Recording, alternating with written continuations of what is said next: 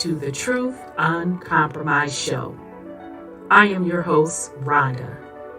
Join us every Thursday at 7 p.m. Eastern Time. Truth is peace. Truth is freedom. To love, live, and be. We are Truth Uncompromised.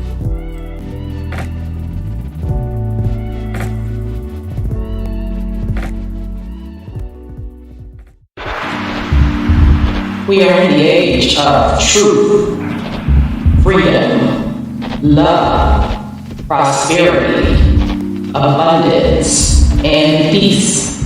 Welcome to Truth Uncompromised.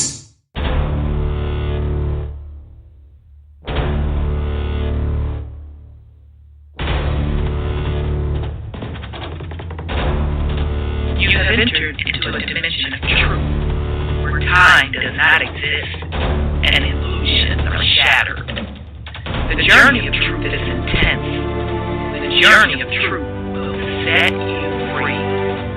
Consider this a warning as you enter the dimension of truth uncompromised.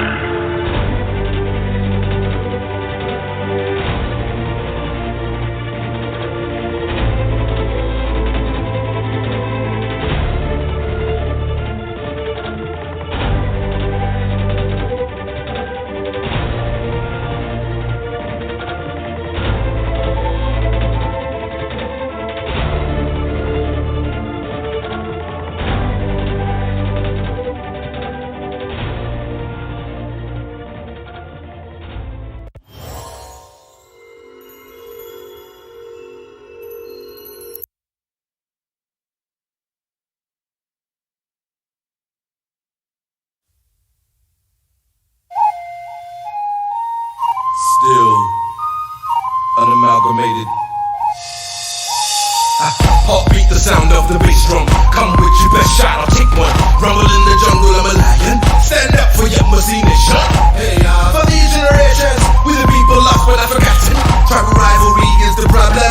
One love, the key for what we locked in. Don't call me a doctor, but I will be your medicine man. We're all from the melting pot, so everybody in the crowd is a Native American. Like me, what can't you see? The enemy is a L-I-E. One family tree, we all. The truth is like smoking, showing so far. The bigger they come, the harder they fall. Bring on the giant, I'm ready to brawl. Don't give it up, flowing in my veins. Like a champion, I feel that I will never surrender. One with the solo warrior, I will remain a contender. One with the solo warrior, I will.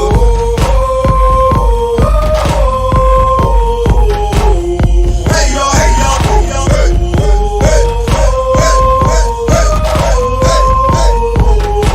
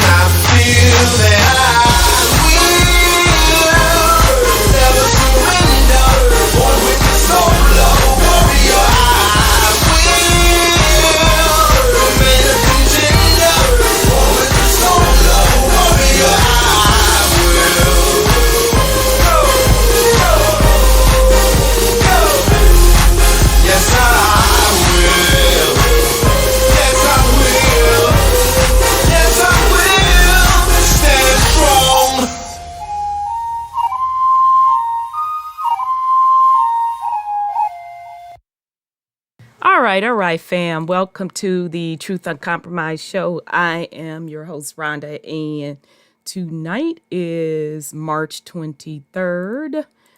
We have a great show planned for you. I know we were out last week. We are on episode 9 of our series, Universal Language Codes and Symbols. So, if this is your first time joining us for this series, I highly encourage you to go back and look at the earlier episodes.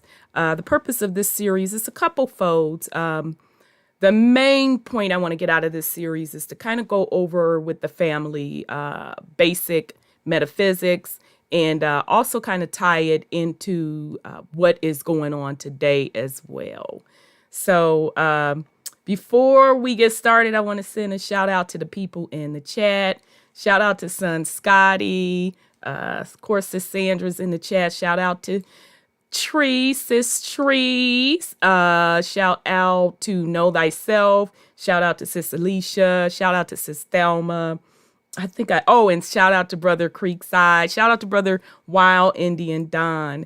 Okay, so before we get started, let me bring on sis Sandra, my co-hostess. So let me see. Sis, okay, there you are. Peace and love, sis. How are you? Peace and love to you too, sis. I'm wonderful. How about yourself? I'm good, girl. Wait, let me hit record. Okay. Recording in progress. Okay, I'm good, girl. Girl, we under a flash warning. It's been flood. Yes, we've flooding. been under that for a long time. Yeah, it's flooding here. Peace and love, brother Sean. Yeah. So but yeah, I'm doing good. Okay. Yeah, you know how it is. Huh? Yeah. So just real quick, I want to send a shout out to the BCU fam. We kicked it this weekend in New Orleans. I had a wonderful time. So shout out to sis Treese. It's so funny. We had to do a bunch of running around, and after the parade, we was trying to get out of there, and it was an adventure. And I told her, because we kept having to get off the bridge. That wasn't the right way. And I'm like, sis, I feel like fucking Thelma and Louise. So shout out to sis Tree. Shout out to sis Ebeneege. Shout out to all the BCU fam. I had a wonderful time. So shout out to everyone. Okay, sis. Yes. What's up? Besides, Ohio had another train wreck. And I haven't even heard that.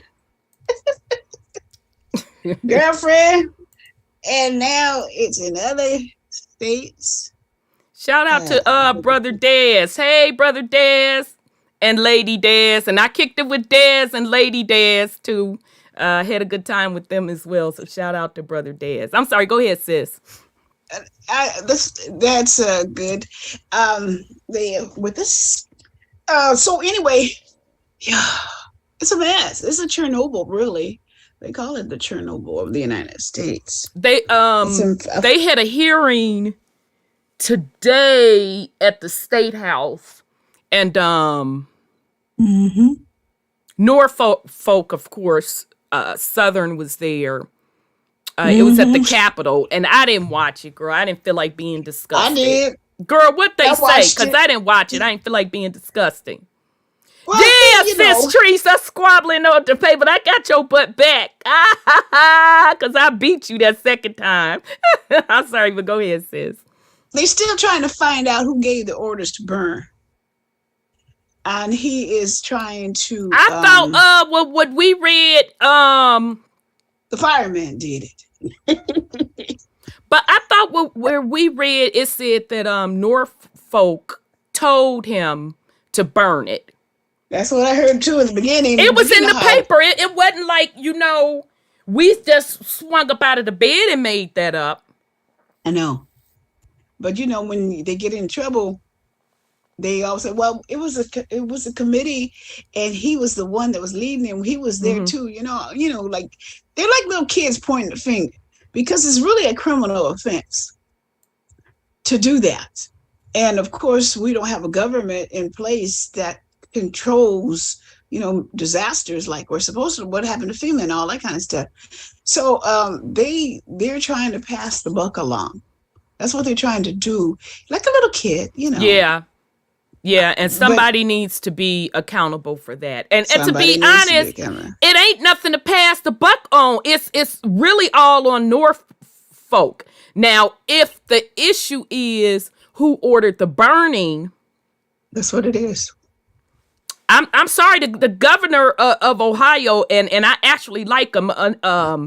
He's a older man, but he's such a little sweet old man, little short old man with his little glasses. I saw him. Yeah, he's such a sweet man. He's been a good governor, but ultimately he's responsible. So it ain't to me. There's no passing the buck.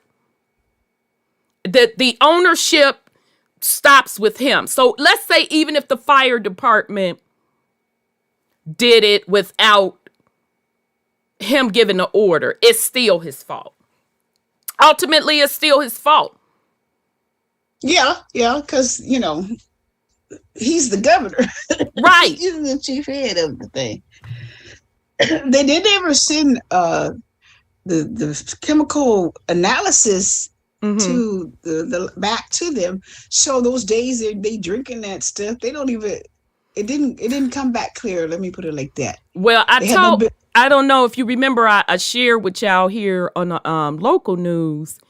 They held a press conference, and in that press conference, girl, they had the governor, that was crazy. the FEMA man, and he was a melanated man, girl. And I'm like, well, goddamn, did your hair fall out on the side? Because his shit was patchy and bald. Okay, Ron, be nice. It's going to be worse from what they found, because a lot of people are starting talking like helium balloons and they're breaking out in rashes and all kinds of stuff. Yeah, so the Frontline lady, when Frontline, not Frontline, was it Frontline? Vice. When Vice TV did an interview with the lady, and she had not gone back to her house, and they showed where the testing people was testing the air in her home, and they were like, "Oh, ma'am, everything seems fine. This, that, and the third." And she was like, my nose is still burning. We're going back to the hotel, because she said what happened was when that explosion happened. And she said, all of a sudden, they could smell the fumes and all that. And her baby, she has a son, got up out the bed saying, "Mom, I don't feel well. And next thing you know, he was throwing up, girl, and his nose started bleeding. And so she packed up that night and left up out of there to go to a hotel. And she said she hadn't been back. Yeah, it has carcinogens in it, and the levels are very high, past normal, whatever the normal may be. And I wouldn't go back. I already said that I wouldn't go back. And Norfolk, them, you finna buy this motherfucking house, and you finna buy it at market value. And I'm gonna keep it stepping. I wouldn't go back. I just wouldn't. I'm sorry. I wouldn't go back. I wouldn't either, and the water is bad, and they were drinking that water like they were idiots without testing that stuff really good. But, it's all political show. They're always trying to say who's better and who's got the best sense, but all of them didn't have any sense because they were drinking it before the test results came back. Well, I know, not the public though. The public wouldn't drink it because they held a press conference with the governor, the FEMA dude, and I don't know who them other people were. Girl, they held the press conference to drink the glass where they gonna turn on the faucet, fill it up with water, and all three of them drinking it. And the governor, poor baby, he all old, his motherfucking cup shaking like this. And I'm like, they gonna kill that man. And they were doing that to say, oh, the water is okay. That's why they held their press conference. And the public, like, we don't give a damn about none of that. Keep shipping bottled water up in here. We're not finna drink that shit. So the public, they are not drinking that water. No, they can't even live there anymore. I think No, the they land can't. is contaminated. Yeah, it's contaminated. It is contaminated. And It they're very much shipping it so. to other states. They're shipping it That's to what I other heard. states. They're shipping. Like Texas got a shipment. That's what and I somebody heard. else. Yeah, and Philly, I'm not sure. Philly maybe have gotten a shipment. And Yeah, because Philly is they, closer. It's not too far from where that happened. They were upset because they didn't know it was coming. And they had said, you're going to take that back. But they're shipping that soil to other states. Well, what good is the soil to other states? Well, they're not going to use the soil. They're going to, I'm assuming. Waste. I don't think they can even put it in a landfill. I think they're just going to store it in industrial waste. Mm-hmm. Yeah, I think that's how they're going to store it. It's crazy. It is crazy. It's really, really, really crazy. And the metals are heavier than the water. So it's going to sink to the bottom and go into the topsoils and stuff. Absolutely. So that's what they said about it. And I absolutely. And you can see it. It's very colorful. Yeah, I wouldn't grow dangerous. nothing out there. Yeah, I wouldn't. Yeah, I don't want to eat the water. Drink the water. I wouldn't even want to bathe in that stuff, to be honest. I would be out of there. That's just the bottom line. Give me my ends for this house, Norfolk. I'm up. I'm out of here. I think it was even killing the birds flying. Yeah, it was. Brother Sean had sent a picture, girl, with the po birds, girl. It was in some parking lot, some store parking lot, girl, and the birds just fell out the damn sky and was just laying dead in the parking lot. And they gonna sit up there talking about it's safe. Yeah, then why are the birds falling out the sky? Well, they gonna find out for themselves because they drank that water. If it hasn't infiltrated in the water at that particular time, they're gonna be some blessed folks. Girl, and you remember that chick, Erin Brockovich? Yeah, she went there. Yep, she was there. I'm like, girl, yeah, go on and dust your 90s heels off and get on their ass and get them people that money. Because that's just... But they need to leave. They need to leave. They don't have any place to go, and they said they don't have any money. That's true. So. Yeah, and that'd be the sad part. And then the banks have tanked. So, Girl, I've been back to back to back doing podcasts. I'm trying to live my life, get caught up on my sleep. And I just knew I was going to sleep good, girl. And I'm like, okay, I'm finna go back to sleep. And I saw that notification come across my phone. I'm like, oh, shit. Yeah, I sent you that, too. That's an investor's bank, a starter up kind of banking. And Obama is on the board. And who? On what board? The board of the bank. SVB. Yeah, he on the board. On Silicon. He was on Silicon Valley's board. And Clinton's money is in there. And guess whose money is in there? Oh, Nuisance. Nuisance has 3 wineries, and he invests in that bank. So that's why he's trying to push them, and they did do it at first. He's trying to push them to give the deposits over the $250,000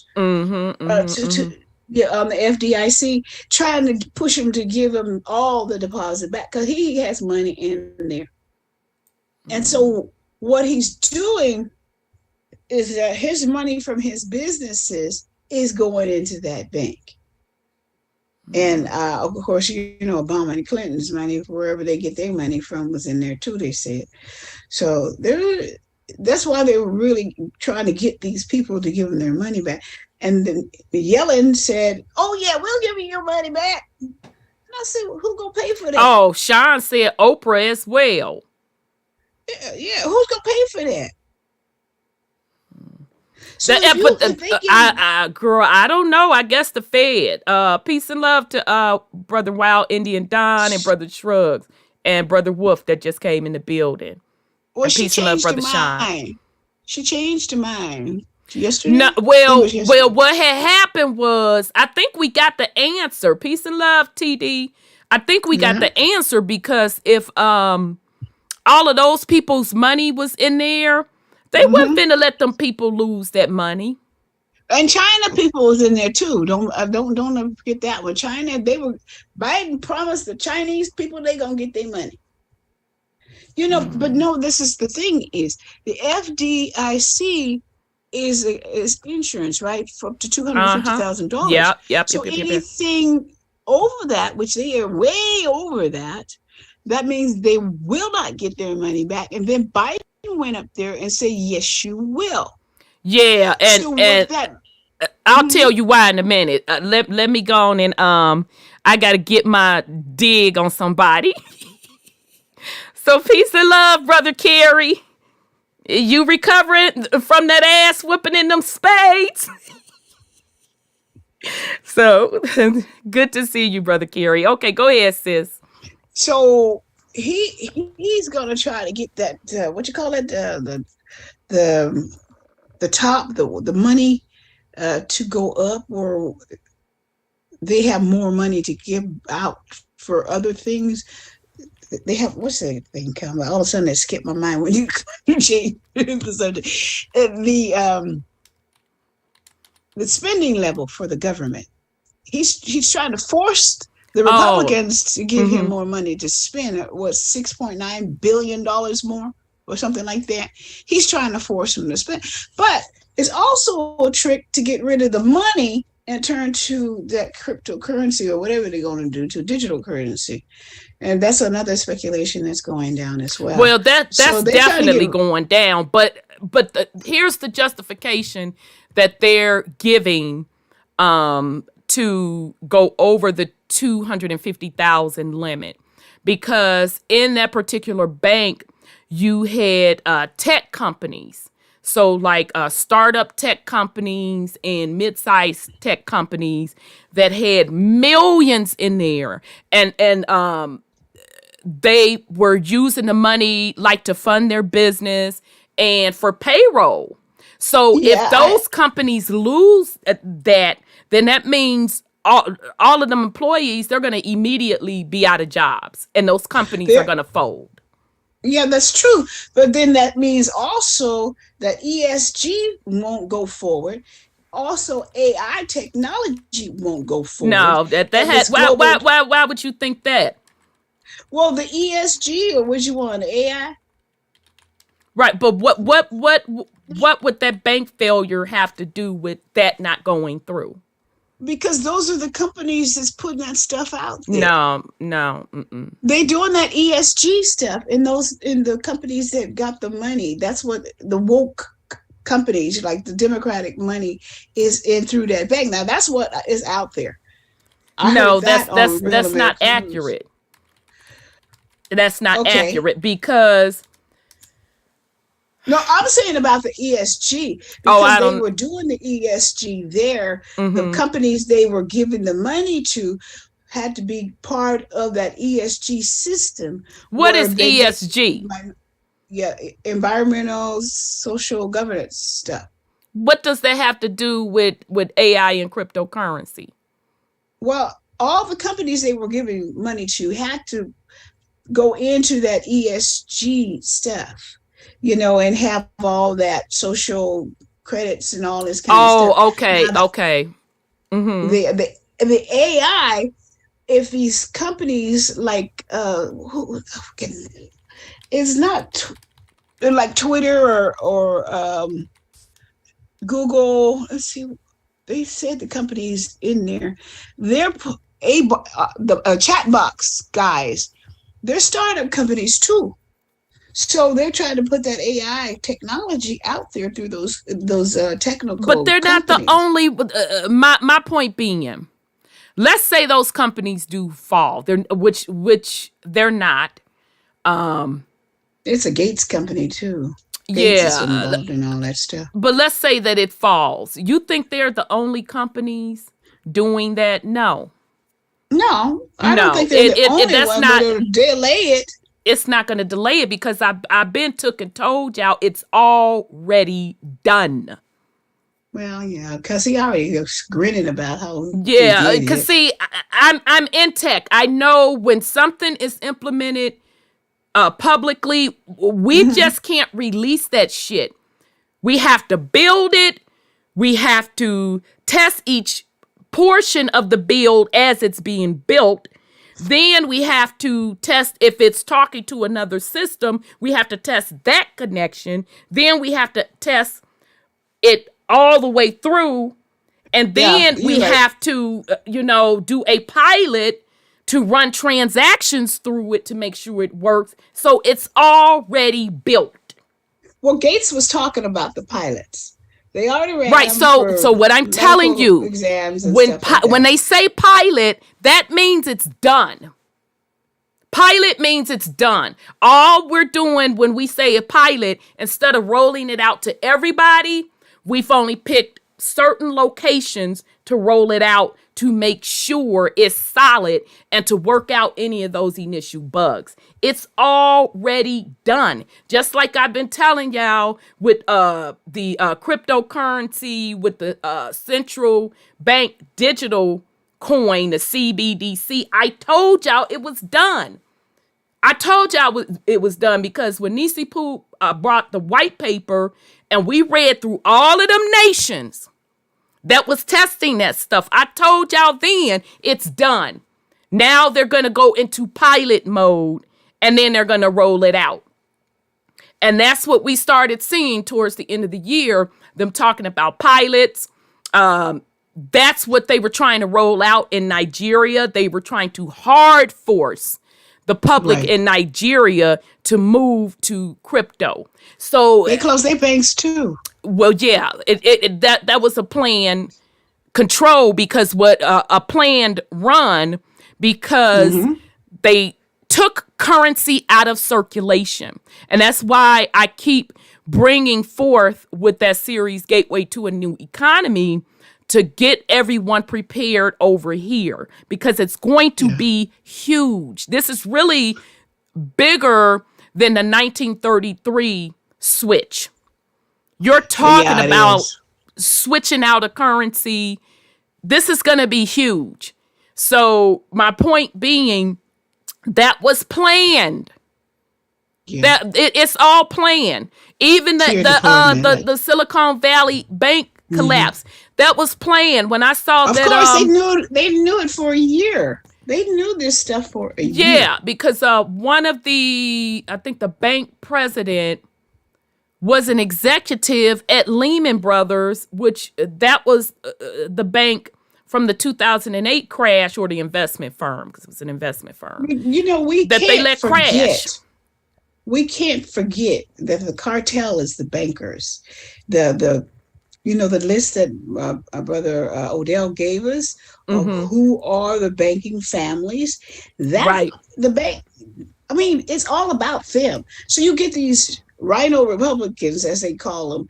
They're the ones who have the banks, and they're the ones who work with the drug cartels and all that kind of stuff. We learn all that. So it's all a show for folks who don't know what's really going down. I agree. Because they're not going to fail. They're going to make this country bankrupt before they go broke. So, like I said, Benedict Arnold is not going to have nothing on them. When it's all said and done, they may get him out the grave and give him an award. Yeah, because exactly, Sis Divinity, she said they are done. Yeah. Again, none of what is going down is a coincidence. It is all planned. And it's not like we have not step by step told y'all what was happening. Literally a year, at least. Well, I've been saying it for years. I've been saying it for years it was going to happen. But I gave you actual details tied with the research. So, FTX. well, Yeah. well, here's my thing with FTX. That was just a show to let you know it's about to happen. Here's why FTX happened. Now, of course, this is my opinion. FTF was purposely crashed for two folds. To number one, say how quote quote unstable the cryptocurrency market is, as far as like the Bitcoins, the Ethereums, the altcoins, how doing investments, how having them sit on these different platforms, just how risky that all is to the public. And this particular FTX crash, with those billions being pretty much wiped out, that is justification for heavy regulations to heavily it is. regulate that cryptocurrency trading market. That's what that was about. Now, I'm fencing to tell y'all what's fencing to happen on that cryptocurrency space. A lot of them altcoins, which are really, that's alternative coins, they're finna go bye-bye. I would say 70 to 90%. It's only going to be a handful that's going to be left standing.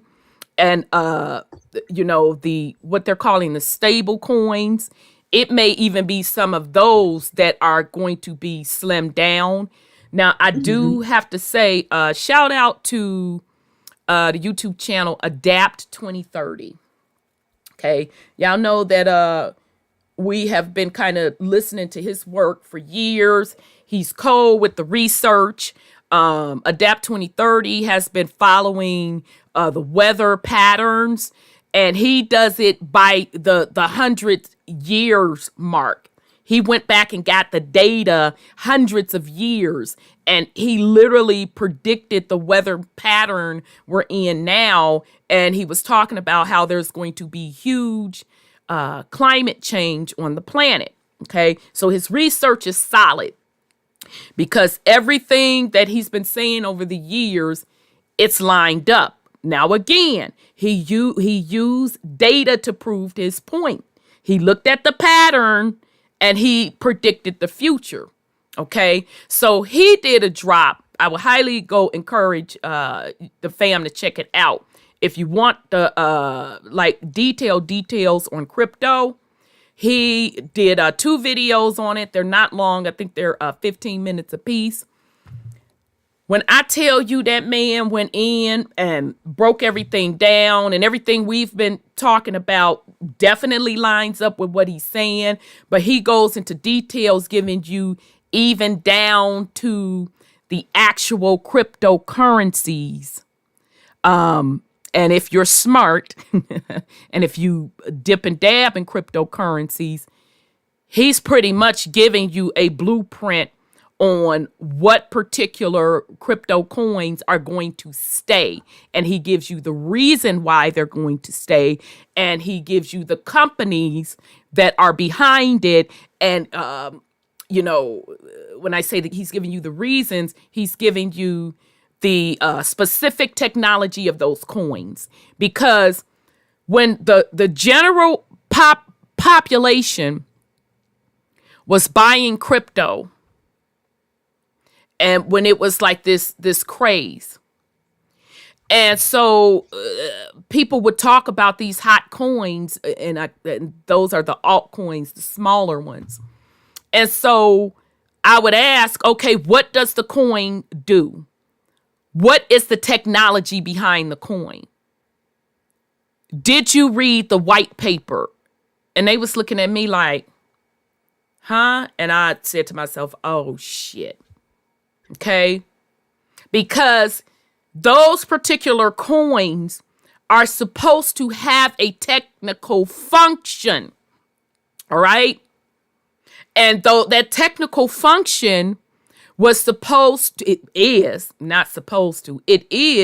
tied to the new system that they stood up, the new digital currency system. So when I tell you this is going to be huge, it's going to be huge. We're talking about replacing the dollar. We're talking about the way you're going to do banking, it's going to be different. You're going to get a digital wallet that's going to be tied directly to the Federal Reserve.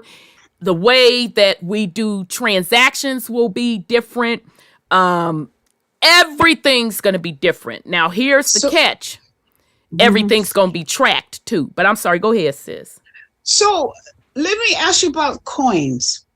They're pushing coins. They're pushing gold. They're pushing silver. Now, JP Morgan, I think it's JP, went to their yard someplace in, I think, Greece, where girl, I got that article. I got that article. We're supposed to be stored, and it turns out they're bags of rocks. Yeah, I'm gonna bring up that article. That's a good segue. I actually saw it. It came across my YouTube feed, and I actually saw that on Brother Junior. Shout out to Brother Junior.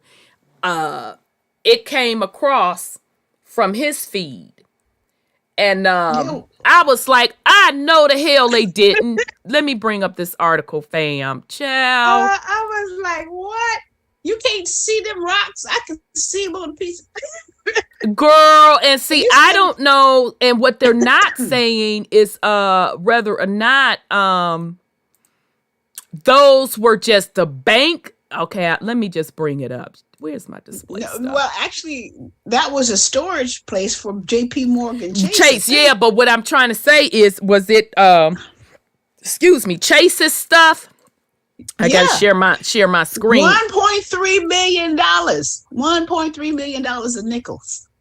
So but I guess where I'm going with that is, were they using it for like their banks, or were they now I didn't go storing into it as like investments? Yeah.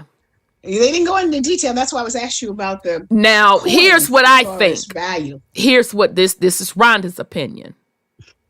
They're taking it out of circulation. See. Well, yeah, they have been. Yeah. Right. Don't you see? We remember over here. Y'all remember when it was a coin shortage, and if you went in the store to use cash, that they had them signs up saying, "We can't give back change." I know I'm not the only one that remember that. Yeah, I remember. And I'm like, oh shit, they taking these coins out of circulation. So they not slick with it. No, they're not. They're kind of klutzy. Yeah, as far as I'm concerned. So here's the story, fam.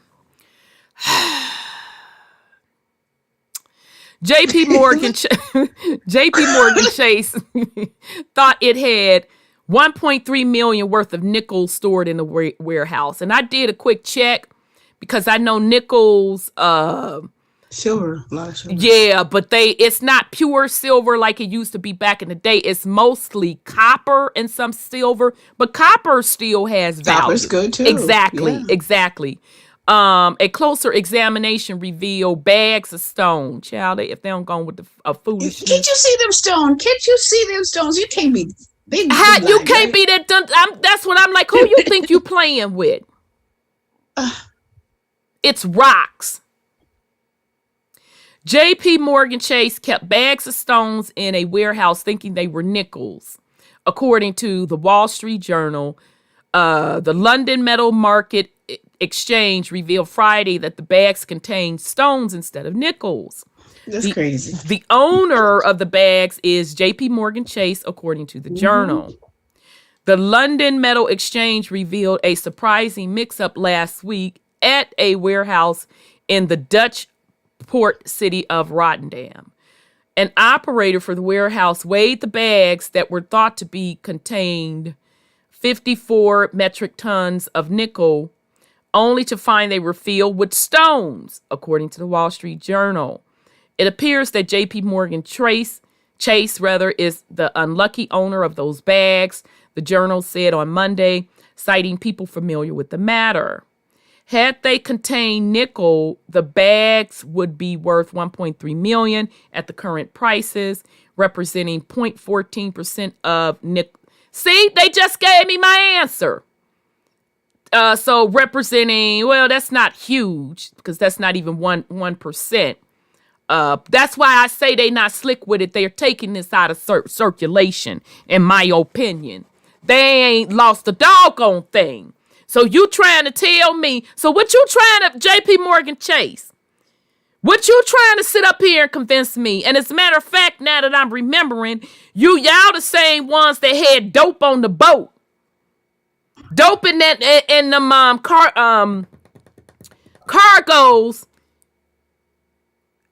that was y'all stuff. They literally had kilos of cocaine, y'all. And they don't know where that came. So I ain't never forgot about that either. I'm like, okay, so you slinging coke, JP Morgan. I ain't forgot about that. So now you trying to convince me that your warehouse with $1.3 million worth of nickels, you don't have no cameras up in there. That's the lie you fencing to stick with. You are a bank. That's what you're trying to stick with. That somebody was able to swap out them nickels and put it in exchange with some rocks, and ain't nobody seen nothing. Yeah, okay then. You could go tell that to somebody else. This is your cover story for you all because y'all been taking change out of circulation. You've been doing it.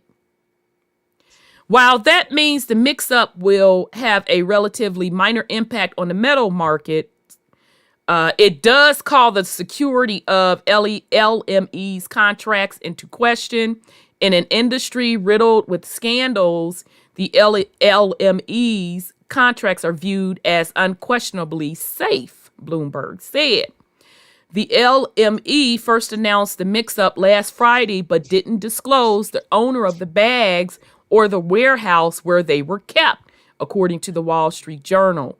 However, people familiar with the matter said the warehouse was owned and operated by Access World. According to the Journal, a spokesperson for the logistics firm told insiders that Access World confirms it is currently undertaking inspections of warranted bags of nickels, briquettes at all locations and will engage external surveyors to assist. In the meantime, based on internal stock checks, all information indicates that the underlying issue, which led to the suspension of 9 warrants referenced in LME notice, well, whatever the hell it is an isolated case and specific to one warehouse in Rotterdam. It's likely that Access World is going to bear the financial burden for the mix-up. How is... Okay. You see them bags? How's that a mix-up? Ain't no little bag. It's like a bed size, almost like a queen size. That's bag. Okay. So let's just be logical about that. Yeah. Okay, ladies, we got our purses, and you know we're serious about our purses. Oh yeah. That would be like you had, your credit cards in your purse, and you had took some money out the bank, this, that, and the third in your purse. And then all of a sudden, all that's gone, and it's some rocks in your purse. Or just some paper. No. Come on now. And those bags are huge. They're huge. Absolutely How could you? You can't even move those bags without those bags breaking. Right. So they're full of crap. Up the time of the mix-up. It's one or the other. Either it was stolen or y'all with the shenanigans and you're taking this metal out of circulation. And I say it's that. They are taking the metal out of circulation. Yes, sir. Yes, ma'am. Brother Shrug says They're going to take all that silver and precious metals, and yes, copper being one, diversify your portfolio. So don't hate on purchasing, but those going to use those as as the the security security for the for the crypto. crypto. I would agree with that, Shrugs. Yeah, I would too. 1000% agree. Because contrary to popular belief, that's how brainwashed they have the public. Actually, the nickels and dimes have more value than the damn fiat note. That's true. They actually have more value. And it's interesting. Now I'm gonna tell y'all how cold the game is. Shout out to Sis Coily. Sis Coily has been telling people for years to buy silver and gold. To get it physically in your hands. Okay? And I've always said that. Buy silver and gold. Get it physically in your hand. Do not buy those silver and gold contracts so in other words, because they did have where you can buy physical silver and gold, but you can have somebody else to store it. And I said, no, you don't do that. Have it physically in your hand. Because all I kept thinking about was the 1933 bank run.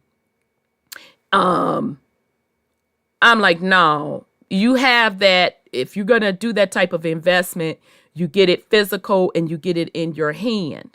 Yes, Creekside. It's because, and I consider the precious metal as a part of the land. It's a part of the land. So that's the real resources, again, is the land, the minerals and stuff in the land, and us. Those are the true assets on this planet. Okay? So it was a lot of people that were like buying a lot of gold, that they were having warehouses store it for them. And it was a couple scandals where they got ripped off. When either the company never really bought the gold. And it was one company that the child, when one of the people went to get one bar of the gold and wind up that the doggone bar was fake. Oh, yeah, that tungsten stuff or something had put in. Yeah. And people lost millions. They lost millions. They put tungsten or something. Yeah. So, again, in my opinion, they're full of crap. I don't even think it was a theft. They are taking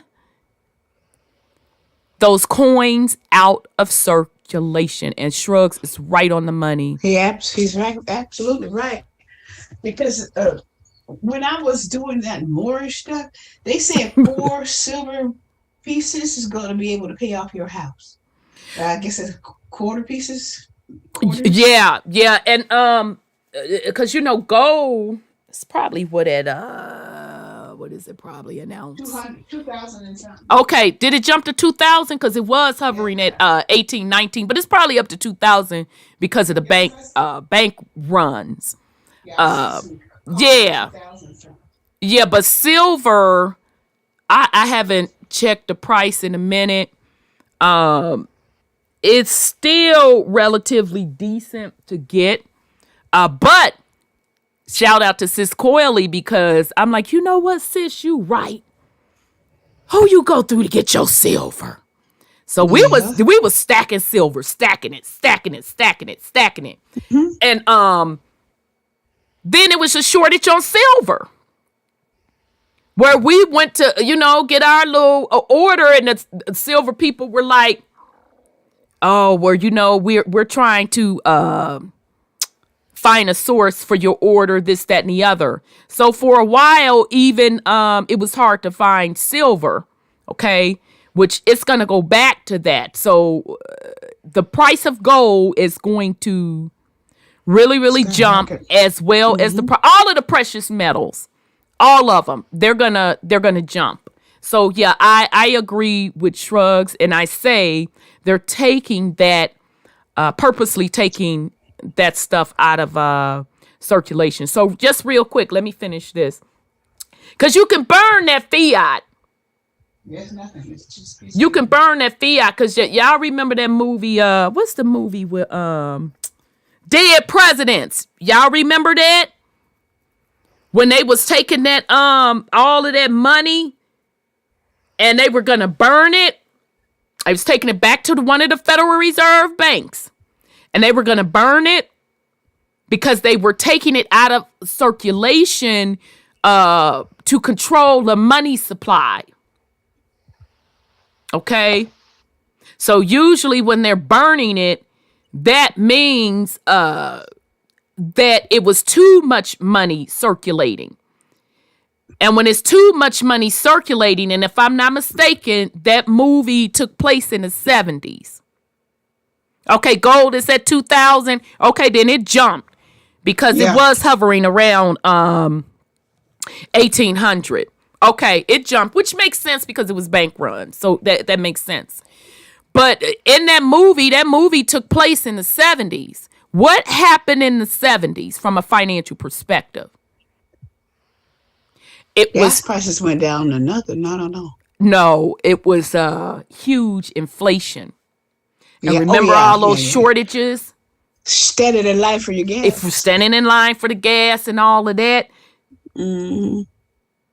So remember the rules of inflation. It costs you more dollars to buy the same thing. We're currently, we should all understand inflation today very well, because your gas is higher.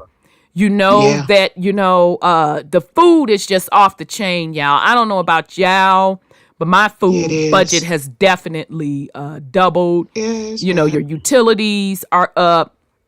Everything is up, okay? So that's basic inflation rule. Let me go back and just say that again. The basic rule of inflation or definition, it costs you more dollars to buy the same thing. Hyperinflation is like it's so astronomical that you're getting less. So, for example, I always use the analogy of, let's say an apple costs 25 cents, one apple. Inflation is that same apple costs 30 cents. Okay, so that's a 5-cent increase. Look at the candy bar. Exactly. That's because of the cocoa and the chocolate and the sugar. I know. That's crazy. So that same apple, instead of 30 cents, let's say it jumped up to 60 cents.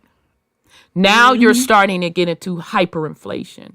Let's say that same apple costs $1. That means the value of the dollar, there's nothing there. There's nothing. What is it, about 25 cents maybe? I don't know. Well, technically, if we want to be really technical about it, textbook wise, they'll tell you probably 80 cents. Technically, the dollar is in negative. It's been in negative for quite a long time. It had no value from the jump. Soon as they went off of that gold standard in 1933, it had no value. The only value it has is the value that the public gives it. It's not backed by gold. They tell you it's backed by full faith and credit. Mm-hmm. So technically, it's been in the negative. Okay. So just real quick, we're gonna finish this. They up there talking about some. They're gonna have to take the hit on this because it was the company's responsibility to protect the stores of metal in its facilities. J.P. Morgan Chase bought the bags years ago and remains an active player in big metals. So they prove my point. If Yeah, they're it's gonna be active, used. yeah, they're taking it out of circulation. And so Yeah, so they Chase and this company, they didn't have no comment. Yeah. Well, if you look at these companies that sell metals, one nickel, and I'm sure it's silver and nickel, is $34 and some change. What do you You mean know, one nickel? one nickel, one buffalo looking nickel is $34 and some change. That's how much you pay for it. What? But Because you of the got to look at silver. the weight though. Is it an ounce? Because gold. I mean, No, I don't know what one nickel weighs, but it's one nickel. no, that's not accurate. Well, That that's what that they that show on that their that has to be a ads. collective.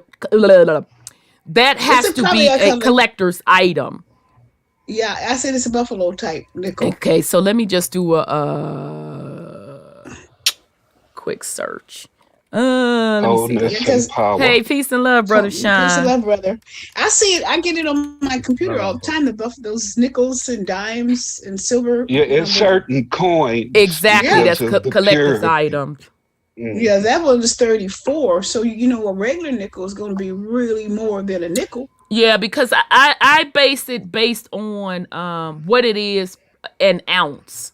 Okay, so I'm looking it up now, and I see prices from 28 an ounce, and the highest on here I see is 31. This is on for silver. Let's see this company. And you have to think those nickels were made of pure silver, where the nickels or the money today is plated silver. Yeah, we were talking about that. Yeah. So but yeah, when you see, because even I'm looking at a matter of fact, I can share my screen so y'all can see it. So y'all know what I'm talking about. For $34 then. Yeah, see, and I'll show you, and y'all will get it. Hold on a second. It's been popping I up. know all what day. you're talking about, sis, but Yeah. what Sis Sandra is talking about, you'd have to look at coins and the years Yeah, coins. on the coins. Yeah. $34. Right, but that's why I'm saying those are collector coins, though. But I mean, what I'm saying is worth collecting at $34 since it's going to go up really high. Okay, since so they're look at stocking the it. screen. Look at the screen. Mm-hmm. Let me see if I can get it higher. Okay, so Yeah, you see that this kinda one? stuff. Yeah, This that's one what is it is. at $28.99.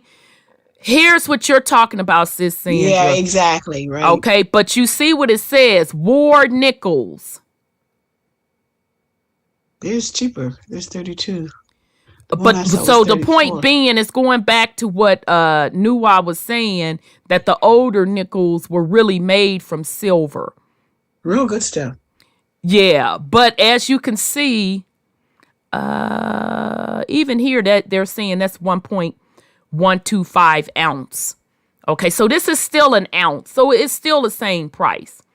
So you can see it's hovering around between 28 and that's 32, but now you're seeing it going up. Like this one is Eagle, because this is a collector's item. This is 39. And then you can see you can get the 5-ounce bars, and this is another collector's item, and that's 39. Yeah, Okay. I get that every day. They say. Yeah. So, and if you're gonna buy silver, this is where you get it from. AppMec. Get it from them. They're reputable. If you're gonna get it, and get it in your hand, and they're a metals company. You could get gold. You could get copper, platinum. Look at a bag of dimes, $36. So when they start doing all their little shenanigans with the money, these things are going to They're going to jump. Yeah, silver is ripe to definitely jump for real. Mm-hmm. Because that's still not a bad price to get in at that $30-something. That's not a bad price. Hey, sis. Yes, sir. So actually, it's not so much that they're trying to remove the alloys. is that there's real silver still out here in the Right. coins. Yep. And That's most probably people true. ain't gonna take the time to look at the dates, etc., That's a etc. great point, Brother Sean. That's a good point.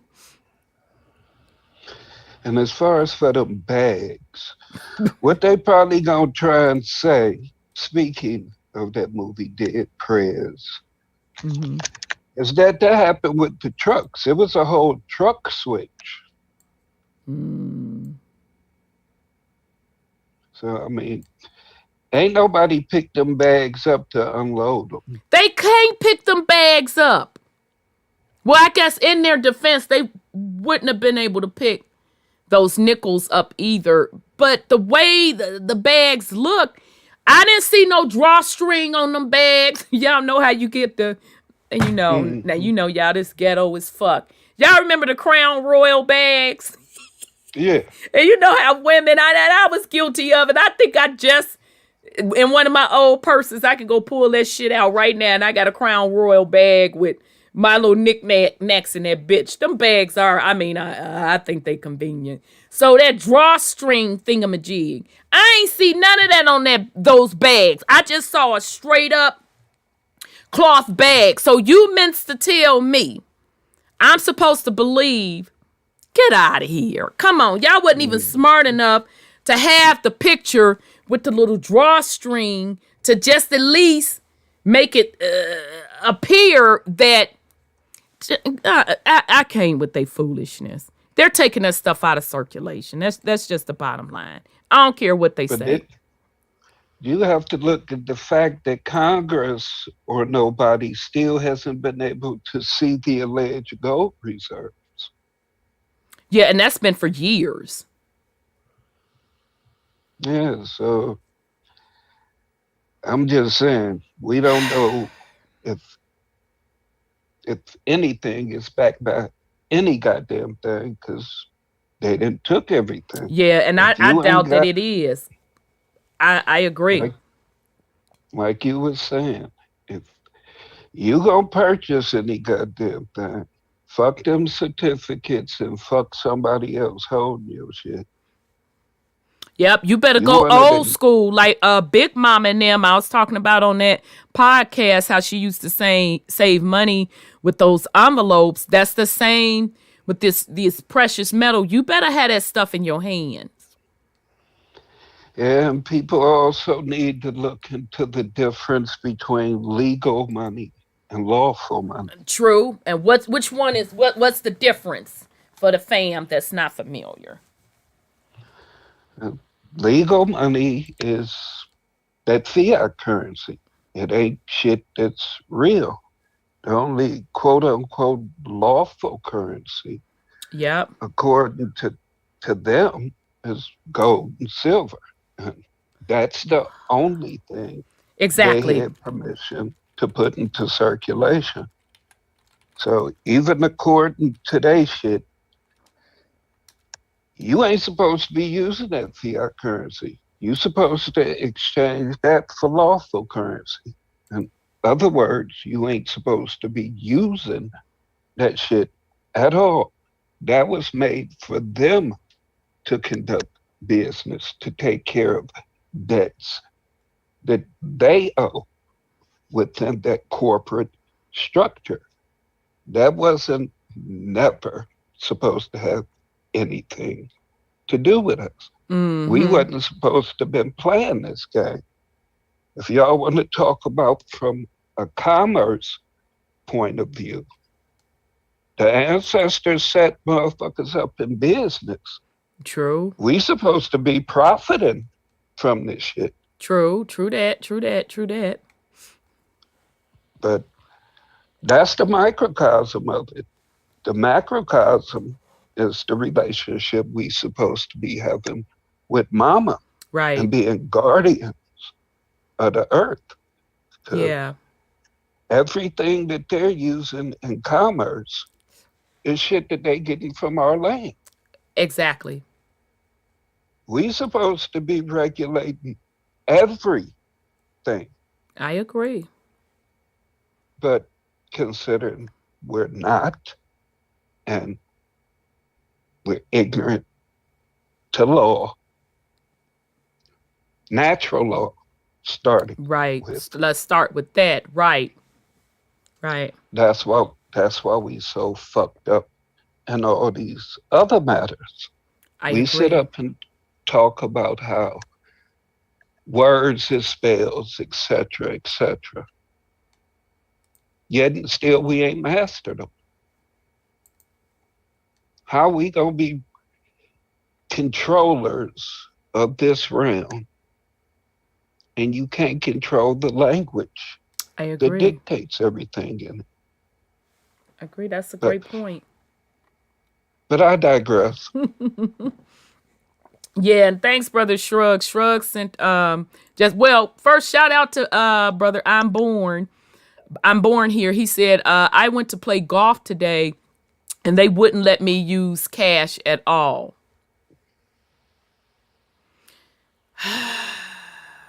Yeah. Brother Shrug sent me something saying, I'll just display it because we were talking about the difference between the coins and all of that. So hold on a sec, fam. Let's take a look at that. Just a second. Shrug's right. You're supposed to know how to balance the books. Exactly. But Just saying, if people are going to participate in the world of commerce, you have to know the rules. I 1000% agree. I agree. I agree. What's the difference between silver coins and silver bullion? There are several factors that make silver a wise investment. It can serve as a reliable hedge against both inflation and economic downturns. So, but JP Morgan Chase don't know what happened to them nickels. Okay, but let's just continue. Once you've decided to invest in silver, the next step is choosing between silver coins and silver bullion. Our guide can help you understand which option is better suited to your goals and investment strategy. What is silver bullion? Generally speaking, silver bullion is privately produced silver fabricated in the form of silver rounds or bars. Silver bullion can typically be acquired at low premiums than silver coins and has a value that closely tracks the spot price of silver. Okay, because I have the bullion. I have coins, but I got some of them because they looked good. Cause they had like the Indian heads and the buffalo. And I actually got, I was trying to get the gold one and it sold out too quick. They claimed talking about something, they didn't get my order. I was fired up, but none the doggone less. I did get the silver one of the, remember when they had the melanated lady as the Statue of Liberty, Lady Liberty, and she had her braids and she had a crown on her head. That was a collector's item that came out a couple years ago. And I was trying to get the gold coin and it sold out. I tried to order it twice. And my orders mysteriously did not get filled. But then I saw it in the silver, so I swapped it up into silver. So those are the silver coins I have. They are the collector's items, but I stuck with the bullion. All right, so this means that as long as you properly store silver bullion, you can reliably track the changes in its value by checking the current price of silver. Okay, silver coins. Silver coins differ from silver bullion in that they're government issued, have a face value, are legal tender, and are guaranteed by a country of issuance. Silver coins that trade at lower premiums are occasionally referred to as silver bullion coins. Well, I don't think it should be called that, but whatever.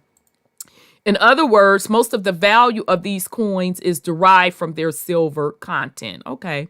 Some example of silver bullion coins are, the American Silver Eagle, the Canadian Maple Leaf coin, and the Australian Silver Philharmonics, Australia Silver Kangaroos. I bet that's cute. And junk silver coins. Yeah, because I think I have a American Silver Eagle one as well. All right, so what is this? Numismatic silver coins. These are coins that sell at premium above the underlying silver content.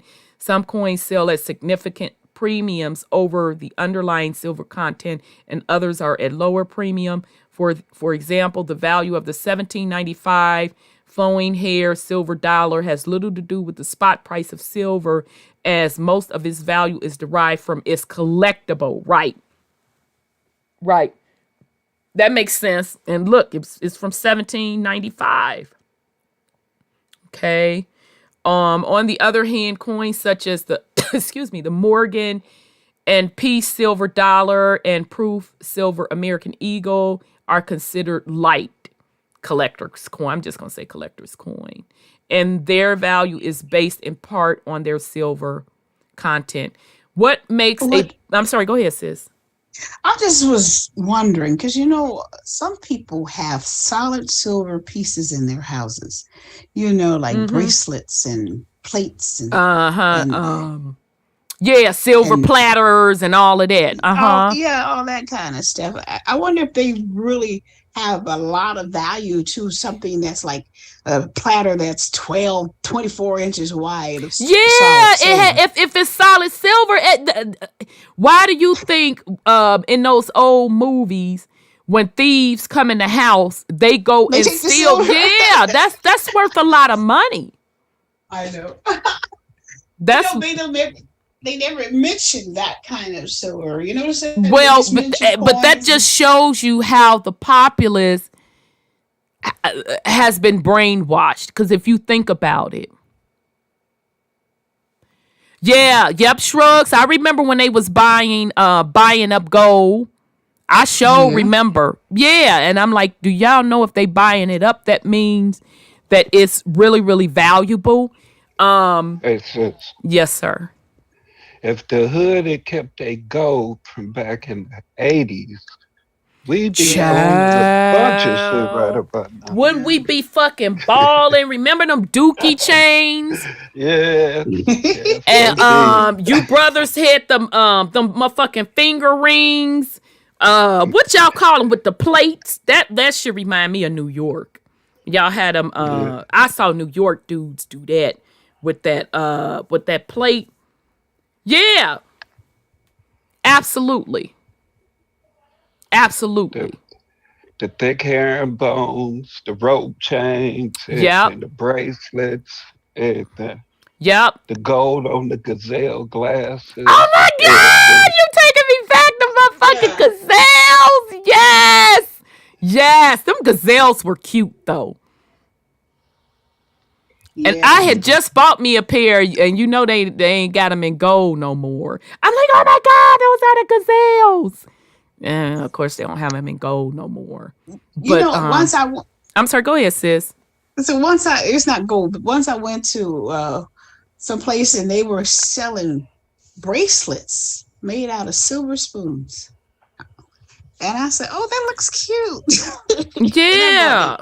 Yeah, so all of that stuff, but sis, back to your point about the silver platters and stuff. Yeah, that stuff was of value. That's why families would pass it down. Yeah. And I remember, antique shopping. You used to be able to go in and swoop that stuff up. What about the silverware, the sterling silver? Yep, that too. So, you would be able to go swoop that up and see my ass is just as guilty because I actually had all that and I gave it away, like the platters and all of that. Mm-hmm. But yeah, that's money. And remember the China sets they used to have with the gold trim? I had and all of that. everything? I had all of that. You couldn't put that shit in the microwave. I had a country ass uncle. We had a dinner. I had the little the nice china, and he wanted to warm his food up in the microwave, and I hear and I run around. I'm like, no, take that plate out. No, let's go. No, shit was sparking, but yeah. Yep, I gave all of that away. That, I even hit the glasses with the gold around it. Yeah. Because that shit sat in the china cabinet. Because I just got tired of looking at that motherfucking china cabinet. Like, this is just something that I'm dusting. I need to let this shit go. But I should have kept that stuff. All right. Couldn't touch it as kids. No, you get the brakes beat off of you. Absolutely. Absolutely. And I didn't even have no babies, but my little china cabinet, it was the same way. That's why I got rid of it, because I'm like, okay, this is just ridiculous, Rhonda. You got to go in here and clean this shit up. You're not even eating in this dining room. And with this china cabinet and a buffet and all that, girl, get rid of that shit. So, but yeah, absolutely, sis. All right, so what makes a better investment? Silver coins or silver bullion? Because the value of silver bullion is based almost entirely on its weight and silver content, you can typically sell it to a range of buyers for a reliable price. The value of silver coins can vary depending on the condition of the coins, its mintage, and other factors. Yes. When you sell silver coins, you'll probably get different offers from various coin dealers. However, the additional, I'm just going to say, collector's item value of silver coin means they can be sold at a premium to the right collector or coin dealer. The right investment will be different for everyone. Whatever your investment decision is, you should always work with a reputable, reliable coin and bullion dealer. All right. So thanks, Brother Shrug. So yeah, fam, there you have it with that. All right. Before I go in, we'll start. Sis, did you have any go ahead on with the fuckery? She done walked away. Yeah, I came somewhere too far from the phone. Oh, no worries. I'm here somewhere. You hear me? Yeah, I can hear you now. Did you have any go ahead on with the fuckery? Oh shoot. Let me get my thoughts off of that gold and that silver. You know, that TikTok stuff. Yeah. You know the TikTok. I just saw that. Kids. Yeah, because they got a hearing, and I just saw it before I jumped on the air. They had the little Chinese TikTok man. He was so evasive. He was so evasive. He wasn't even answering the questions. He'd say, "Well, we don't do that. We make them do." He wouldn't even answer. We're saying we don't. He just kept Child, they don't subject. give a damn. You understand me? They don't give a damn. But what I'm saying is the things is to change the children's perspective of themselves. And that's that gender changing and affirmative stuff, and give them games that are dangerous to kill themselves with, or give them suicidal thoughts. And I heard that TikTok is doing that. But what they do in China, they have another program of TikTok that teaches their children literature and mathematics and the arts and the best stuff, but they teach our children how to do dangerous skits, and that's what they were arguing. Thank you. Because I'm sitting here like having a meltdown. It's a parent's fault, because China don't owe us shit regarding the values and what our children see. Because I've literally been to China. And when I tell you they don't motherfucking play, Everything is censored over there. Yeah. I couldn't even get in the internet and search for basic things. It be basic shit that only would happen over here in America, and they would not bring them fucking results back in America. It brought back Chinese shit. They don't fucking play over there with their censorship. It's not their responsibility. So the U.S. can go on with that bullshit. I don't want to hear it, because you can have the nasty people citing them, OnlyFans them. You got porn just from. So I don't want to fucking hear it. They're not concerned about them babies. No. They're not concerned. They're shut. They want to shut down TikTok because of they want to reel in these social media platforms for their own form of censorship here in America. Now, I'm not disputing, don't get me wrong, I'm not disputing that the babies aren't getting addicted to it. I'm not disputing that. I'm not disputing, harm that it'll cause watching all of that content. I'm not disputing none of that. What I'm saying is, miss me with that bullshit saying it's just a TikTok issue. You are talking about a generation disease, because the millennials, y'all kind of half in, y'all grew up with technology, but some of you are like on the border of Gen Xers, so it wasn't as heavily and prevalent in your world growing up. But these Z's, all they know is, technology, the internet. They do everything there. So you're not going to sit up here and tell me that TikTok is all that damaging, and you ain't talking about the porn industry, none of that other stuff, all of the and no, the S, and it starts with the S, ends with the X, African, trying to talk in code. So just miss me with the bullshit. They putting it on my computer now. I'm currently AT&T porn. You see people, they have it all blurred out, but it's going to be one day it's not going to be blurred. What's their problem? They're trying to desensitize people to looking at that stuff. Sis, folks are already desensitized. I know they are. They're already, you have... Damn, Sean, online porn wasn't it didn't come out in our generation. We didn't grow up with that, right? That pretty much. We didn't. We didn't. But not only. We didn't. No, y'all had the dirty magazines. When y'all looking at y'all daddy dirty magazines? Go ahead. It was the magazines. Oh, and them nasty ass tapes. and the sex chat lines.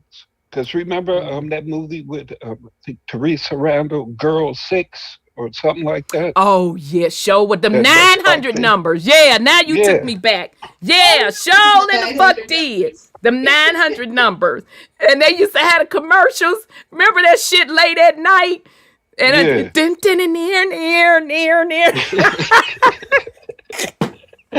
And then they started showing the exposés on it, and they showing you old women sitting up in their house coats and stuff, sitting up smoking cigarettes, talking on the sex line. Exactly. Child. So yeah, that's what we had in our generation. So the millennials is when the porn started going online. Okay, and the tapes. Y'all had y'all nasty magazines. Y'all tapes. The reels actually came first, because remember they used to have an old movie projector. Now that remind me of the boomers with the reels though. Yeah, I know what you're talking about, the reels, and that just sound pornish. It do. Don't you say reel to reel? I can hear the music. One on. So yeah, pretty much that was our generation. So the online porn stuff that started with the millennials, as far as being exposed to it.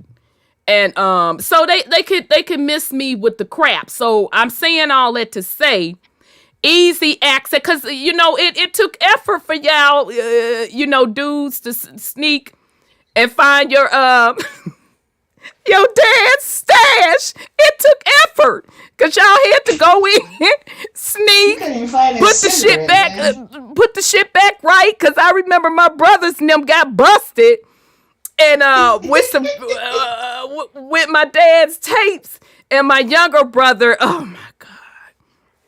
He just always been a shit starter, but that's just usually how the youngest are. They always with the shenanigans. And so Get you busted. he was sneaking watching some of my dad's dirty tapes, and this ninja gonna turn around and sing the theme song music up in the tape in front of my dad.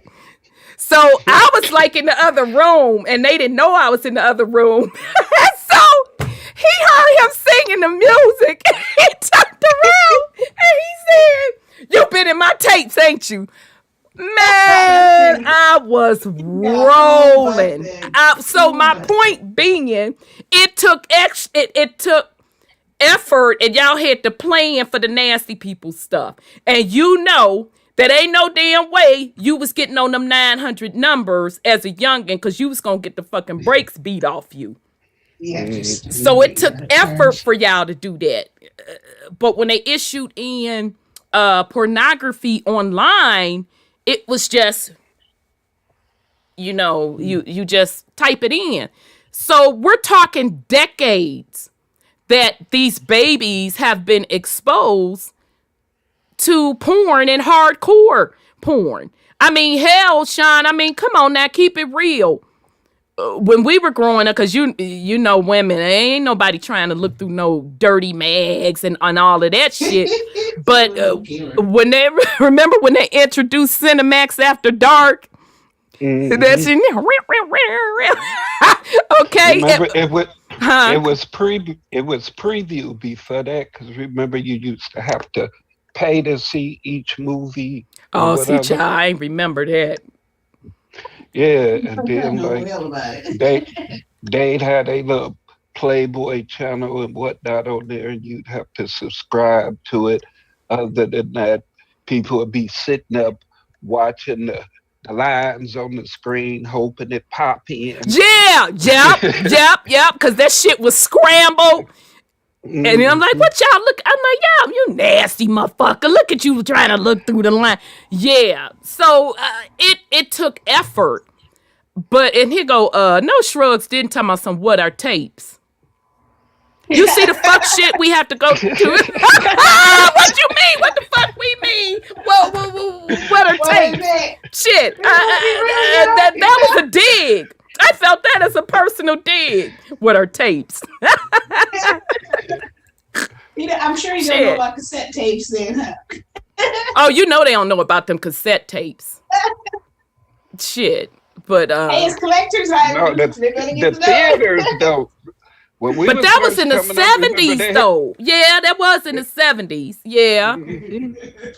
And that makes me scratch thinking about it. I'm like, so, okay, people was going. I'm sorry, go ahead, Brother Sean. And a lot of the movie cinemas we wound up watching general movies in was converted porn theaters. Yeah, yep. Oh, you know what? Matter of fact, and I don't see how anybody went and visit those theaters, because I wouldn't have wanted to sit in them seats and walk on that fucking floor. Oh my God. I'm just saying. Some popcorn, please. Right. If they, eating popcorn, I'm like, nigga, y'all in here jerking off and you eating what in the bodily fluids is going on? Hell no. But yeah, so it took effort. Okay, it took effort, and now people just sit at home and just go online and it's there. So they can miss me with the being concerned with these babies. You're not concerned with the babies. No, they're not. You're not concerned. Hey, Shit. sis, Yes, sir. the main fuss they making about TikTok is the fact that it's gathering everybody's information. And you hit a Yeah. bunch of politicians, Going to everybody, people in sensitive positions on TikTok. You know that they could care less about government business too. what our children are Agreed. programmed. We have to be fully accountable and responsible for what we permit them to have access to. I mean, agree. a lot of times people just being selfish, don't want to put in the time. So you put your child in front of a computer, Yep. a phone, laptop, whatever, and That's the send them on babysitter. their way. You That's just the want them babysitter. to leave Yeah. you alone so you don't care what they do. Right. And it's more dangerous now than it was when we were growing up. That's dangerous because you don't know who's Predators. behind that computer screen. You don't even know what they're accessing. Right. So For yeah, me, parents have to monitor and be responsible with their babies are watching. Now, that's without being said, because hell, we just went through even with when we grew up, and I think we grew up with a stricter background Yeah. big than time. than what the babies are being raised today. And shit, we was still sneaking. mm, And we had to be dun to dun dun dun dun. You had to be precise with your say. And nowadays, so it's in the parents' defense. It's hard. It's hard to monitor. Sis Alicia says millennials know about cassette tapes. We had a lifetime supply of every movie and recorded Michael Jackson concerts. Well, good. Yeah, because I didn't Thank know you. Shrug's going to try to sit up here and act like he a spring motherfucking chicken. Mhm. I know you know VHS tapes. Don't play with me. And then when they came out with the what was it, the DVD, then you had to rebuy all that shit over the DVD. Then we left DVD, and now we're where we're at today. So they can miss me with the bull crap with the TikTok. I'm not buying it. I'm sorry. I'm not buying it. So let's get in general here on all these meetings and C-SPAN with Republicans and all that kind of stuff. What good is it? What good is it? Because it's theater. It's theater. I know. They know that old boy that's in the office there has ties to that country and got money and everything. So what happened to the Constitution about tyranny and a dictatorship, and we stand against all that? I said to myself, that's I won't tell you what I said. But anyway, it's malarkey. They going up there and doing all that stuff. It sounds good, but most of the stuff I already know that they're just finding out. And I know they're not just finding it out. They're just trying to make it legal in public, in the public domain, because they've been doing this stuff. I knew what old boy was doing because he said it himself what he was doing with Burisma. He said it. They have him on film. And that was 2 years ago. I think I saw it on film, what he was doing over in that Ukraine stuff for his son. Well, And so what good is this stuff to know it and then don't do anything about it? well, now that I agree with you on, because the average American, number one, in Americans' defense, they're so stressed out just trying to survive. They're not keeping up with really what's going on. So they're able to get away with it. That's true, but that person is their problem because he's the head of the snake. He's not the problem. He's not the head of it. He's not the problem. But he's the head of the snake as we know. He's not. He's not the head of the snake. That's not even him. If you're following the script, everybody on the planet know that ain't him. The thing is, everybody's playing the character they're supposed to play. Agreed. You forget that most people are well indoctrinated. Agreed. They like what they're doing. They like what they're going through. Right. They're playing their part. Yeah. So, I mean, to me, there's nothing to be confused about, nothing to lose no sleep about, nothing to waste no energy about. We watching, you keep saying it, we watching a show. Exactly. Yeah. So, I mean, you have to look at it from that perspective, and you have to know what you're supposed to be doing while they're trying to distract you. Right. Because you know all this bullshit is a reset.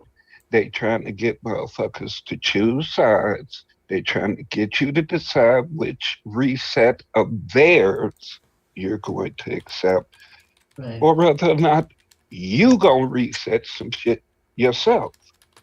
Right. And what you have to reset first is you. You have to get you right. So reset going on. You're supposed to be resetting yourself spiritually, mentally, physically, emotionally, etc. Right. You're supposed to be figuring your way out this shit. The script in there, it's the same script. It's nothing for you to have to figure out. What you figuring out is how to get the fuck out of it. Yep. Shrugs is a mess. Sorry. Well, yeah, I'm glad I did that. Shrugs up there talking about some I remember the mom and pop VHS stores. Yeah. Then they had then they had the curtain you go behind for the good stuff. Bookstores. Yeah. Be kind, rewind. You had to rewind. Oh yeah, because remember they used to charge you a fee if you didn't rewind. Yeah. Yeah. You can take them home and bring them back. Them things used to mess up your VCR too, because everybody ain't clean their heads on it. Yeah. See, you know, damn, we dating ourselves. But yeah. And see, y'all remember when Blockbuster used to, what was the other store? It was Blockbuster and was it Family Video? Not everybody had Family Video though. But remember when they was ready to circulate out the movies and they would put them on sale and put them in that bin? Yeah. I should have known that them bitches was going out of style. Because my mom was like, okay, you know, here's some money, whatever the case may be. I forgot what I got money for. Could have been babysitting. I don't remember. So I goes up there and they had like a bunch of stuff on sale. So I go in there, I'm getting a deal, like snatching up all the movies, this, that, and the third. Only for Hollywood Video. Hollywood Video, thank you. Hollywood Video. I used to clean up in Hollywood Video, but by then I was grown and it was DVDs. And I would clean up. But that VHS shit, I bought all of them VHS tapes and then that's when they switched over to DVDs. So I should have knew that then. That means that your machine wasn't gonna work no more.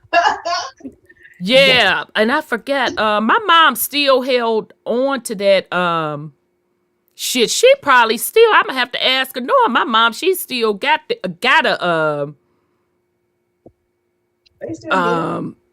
what it was called, a VCR, right? VCR. Yeah, VCR. She probably still got that VCR. Yep, my mom had that laser disc.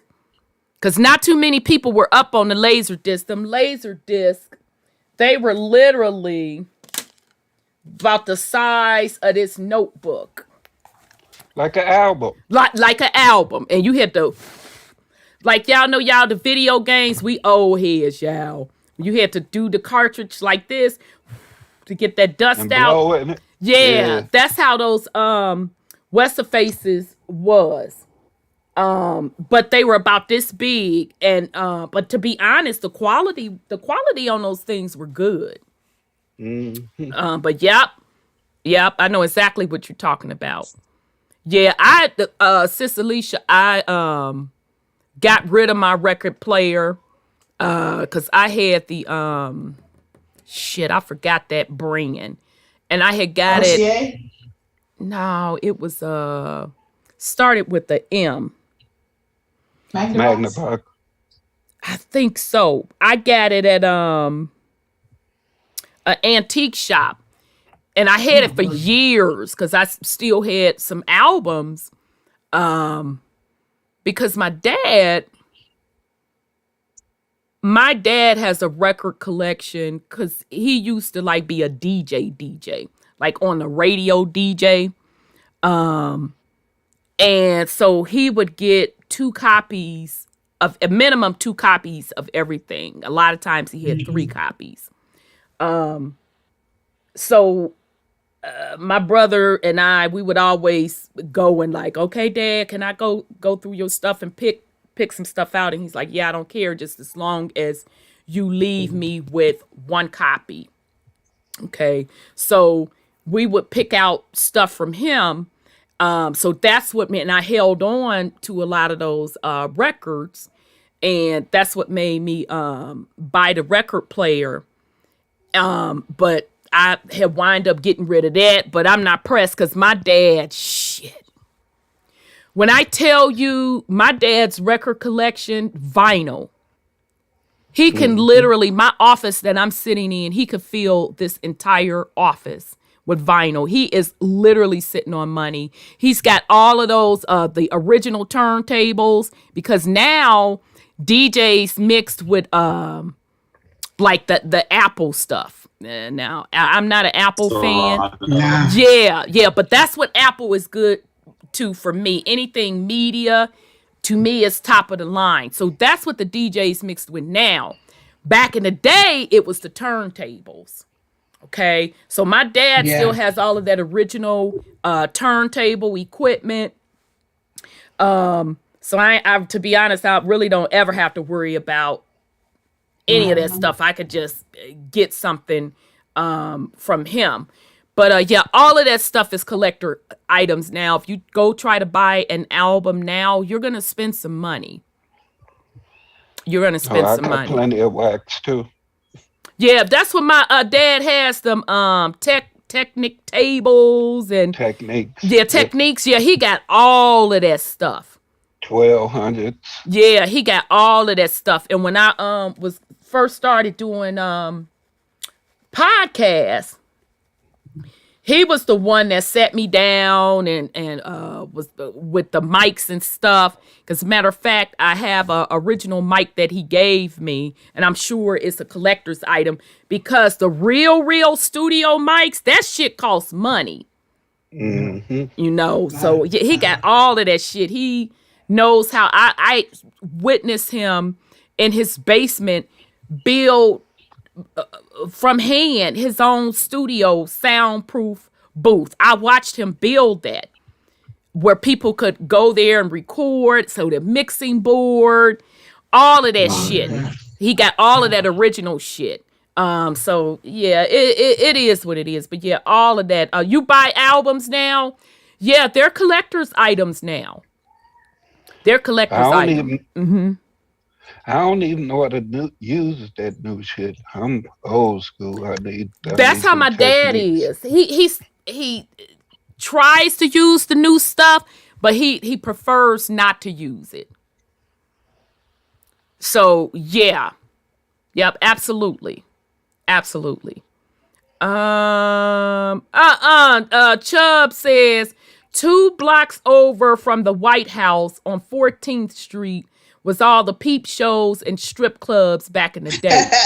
And they were hanging out, I'm sure. And then a few blocks up 14th Street were the hotels and ladies of the night. Ciao.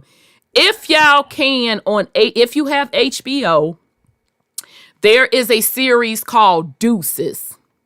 Or The Deuce. My bad. It's called The Deuce. It's about, and shout out to my New Yorkers, y'all already know what I'm fencing to say, because I didn't know this until I watched that series. But The Deuce was about Times Square before it became Times Square as you know it today. It wasn't called Times Square back then. It was called The Deuce. And there it had all of the peep shows, all of the movie houses that played porn, and a lot of tricking was going on there. So it's really, really, really a good series, and it takes you through like all of the transformation of what we know now today as Times Square. So check it out. It's really, really good. I never would have known that Times Square was not Times Square like we know it today, unless I watched that particular series. Because back then, that area, it was the ghetto. It was where the players and the hustlers and all of that hung out. I never knew that. So yeah, it's really a good show. All right. Shrugs, what you say, man? I didn't have any, but I do. Oh no, I'm not gonna read that. You talking to somebody? Okay, I ain't gonna read that out. I ain't gonna read that out loud. All right, sis. I don't know how the hell we got on porn, but you know it is what it is here. Well, we got on TikTok and then we went. Oh, yeah. I called them on their BS. Absolutely. They're full of mess. So now we got drag queens. Hey, did you know that it was Women's Day here not too long ago? Yeah. The entire month of March is actually Women's Month, but a specific day was International Women's Day. Yes. And did you know that they had a man up there as a woman in the White House? Old Biden girl. I mean, it is what it is. They don't know how to define a woman, but they sure know how to define a drag or bio, whatever it is. They know how to define a woman. Here's my thing. And see, what I'm not fencing to do with these people yesterday, today, or tomorrow, I'm not going to go back and forth with you about my gender. There's nothing to discuss. I'm not going to go back and forth with you on the definition of what a biological woman is. Look, listen here, baby. I'm not going to do it with you. You understand me? Whatever you want to call yourself, you call yourself. But what I'm not going to do is try to justify my particular womanhood to you. There's no argument. Okay? So it's just a bunch of foolishness. I don't care what you identify with. I respect your decision. If that's what you want to identify with, baby, knock yourself out. No discussion. Like DG, but what we not finna do, you not finna start, you know how Big Mom and them used to say back up in the day, you not finna talk up under my clothes. Because that's essentially what the fuck you're doing when you're trying to tell me about my biological parts as a woman. You're not finna talk up under my fucking clothes. I'm not having this argument with you. So I don't care. People need to grow up. However you want to live your life, long as you're not causing harm to anyone, do you. Why in the fuck would you come over on my business? I don't care. It's not up for discussion. So it's just something for people to argue about, and I'm not going there with you. I'm going to cuss you out if you come up with your pronoun. My what?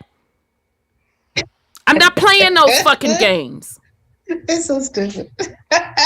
I got better stuff to do with my time than to be sitting up here arguing with a motherfucker with 179 colors in their goddamn hair trying to tell me what my gender is. I'm not going to do it. Go sit your young ass down. Go sit down before I hurt your feelings, okay? I'm not finna do it with you. Oh, Lord have mercy. Shit. Well, I said, unless you're a test tube baby, you got here through a real woman. I know that's right.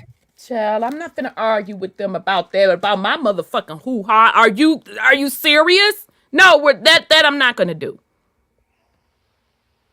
Yeah. Yeah. And he got an award too.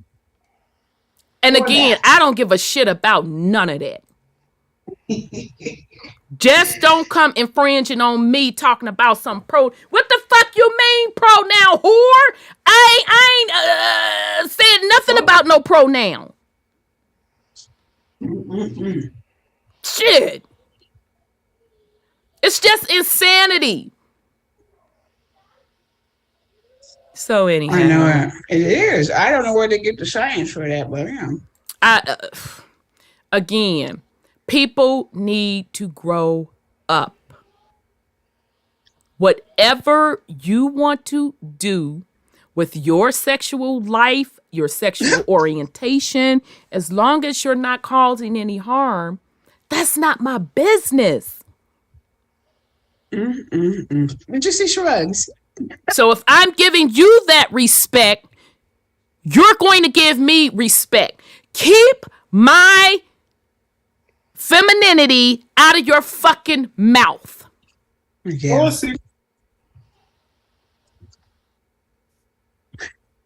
Because for people that's complaining, you don't even like. Okay. All right. Next topic, because I'm not gonna go there. I don't give a fuck. It's stupid. I know. I just it's just stupid. Like, people running around on the planet announcing, "Well, I do this, I do." Okay, well, you know that's your business. You're not harming anything. You're not harming anybody. That's your business. But they're trying to. So I don't have to have these conversations with you. It's your business. You cannot force stuff on people. Leave people the fuck alone. Give them the same respect that they give you. This shit is not hard. Shit. It's not even difficult. Right is right and wrong is wrong. Yep. Nope. Yep. If people say they don't accept it for whatever case may be, that's their business. Go live your life. Long as nobody is harming you, you don't have the right to tell people what they have to accept. You don't have that right. You don't have the right to come in and recategorize everybody where I think it's cis or something. I said, what the fuck is that? Listen, baby, I don't know what that is. Oh, man. I don't identify with none of that. I don't know what you're talking about. It's too much. I told them it was too much. Too much. I can play clueless on this stuff. This stuff is. Child, I don't know these acronyms. I heard women online complaining about folks calling them cisgen. I said, baby, listen, I don't have the energy or nor the time for that, okay? I really, really don't. I don't give a damn. Language is tough enough. We don't need that. Shit. I ain't got time to be breaking down elemental. God damn it, what you want me to call you? That's all. Let's just keep it moving. Shit. Mind your business. Live your life and mind your business. Shit. Yes. Hey, nephew. Peace and love. Hey, peace and love, Aunties. How you doing? I'm good. How are you? Very good. The real issue I found with this issue is when they're blurring the lines in reality, where they want to give, let's say, biological individuals the opportunity to compete with other biological individuals. Now, I'm against that. Oh my goodness. Right, and that's where the real issue is where they're now trying to replace you as a person, as an identity, with now just someone that believes that they're that person. And a school, there was a school somewhere in America where the girls, let's say, basketball team forfeited playing against a non-biological girl that was on another team, and it was a Christian school. It was a Christian school, and that school got basically banned from competing. And that's not right. That shit's not right. In the league. Yeah, well, forcing their ideas on other people. Entire school. Now, the entire school, so the boys' team of every sport, the girls' team of every sport, got banned completely out of that league because one team, the girls' basketball team, didn't want to play against a non-biological. Yeah, that's not right. Literally, this weekend, I don't know how we got on this subject, to be honest. Oh, me and the Women's Day. No. I'm talking about this. Actually, this conversation came up this weekend, and I was sharing a story with them that I worked with somebody that transitioned over to live her life as a woman. Now, I didn't know her when she was a man. Okay. My other coworkers did because I didn't work there when she was a man. So long story short, we had wound up working on a project together, and that's how I got to know her. And so she told me that, she's transitioning over to a woman. And I'm like, huh? I just thought she was an unattractive white woman. Shit, I didn't know. I didn't know. So she broke down and told me, and I'm like, oh, okay. I'm like, okay. And I said, I didn't know no difference. And she was like, oh, you so Klein, da da da da da da da. Okay, now we became so cool that I had to get her ass all the way together, because she was trying to use that as a motherfucking excuse not to do her work. So, I gathered her. I took her right to that conference room and read her right down to the ground. You gonna get it together, or I'm gonna send you home off of this contract. Because, baby, she was trying to use her transitioning over as a woman and this, that, and the third. Child, I'll never forget that. I was sitting there with my water. Yeah, because me transitioning over to a woman, baby, I put that cup down, swung my head around. I said, you say what now? What do that have to do with you getting this work done? Because last time I checked, I am literally a woman.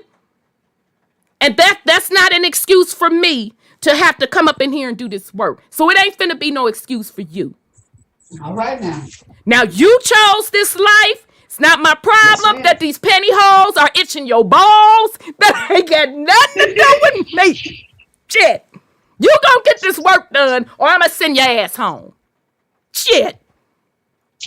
And so she wound up turning it around, and she came back and apologized. You right, because that's what she had the nerve to say. Well, you should understand as a woman. I said, blink 75 times, and I lit her motherfucking ass up. I said, exactly, I do. I do. Because I have cramps. I want to come up in here and kill every one of you motherfuckers. So this bullshit you telling me, you're going to do this work, or I'm getting you off of this contract. And so she came back and apologized. You right, Rhonda, I need to get my shit together, this, and the third. Because she was taking them hormones, that estrogen. And sis Sandra, I could smell it through her skin. Yeah, The that's a other lot. dudes, to show you how this shit is so wild, because we all sat in the same area. The other dudes, they couldn't smell it. But because we're women, I smelt that extra estrogen on her, and she threw my motherfucking cycle off. I'm like, what the fuck is wrong with me? And then it hit me. Oh, shit. It's her and this goddamn extra estrogen. So her mood swings were like all over the place. Baby, I'm sorry about that, okay? They can't adjust to But that. you gonna do this work or I'm getting your ass up out of here. And Lupin throws them into menopause. Child, well, they can't go into menopause because they don't have a uterus. But the point being, I didn't give a damn about none of that shit because I was pissed that she was messing up my motherfucking rhythm and sitting up here motherfucking whining. I didn't want to hear none of that. So we became cool on the real because I had to break it down. No, baby, you messing with the wrong one on that. You want to come again? Okay, so she didn't get her organs changed. Okay, she was just taking the horn, the estrogen and stuff.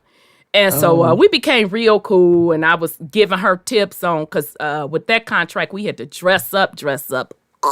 Okay, so I couldn't just come up in there in my jeans and look techie. We had to dress up. So I was giving her tips on what to wear, this, that, and the third.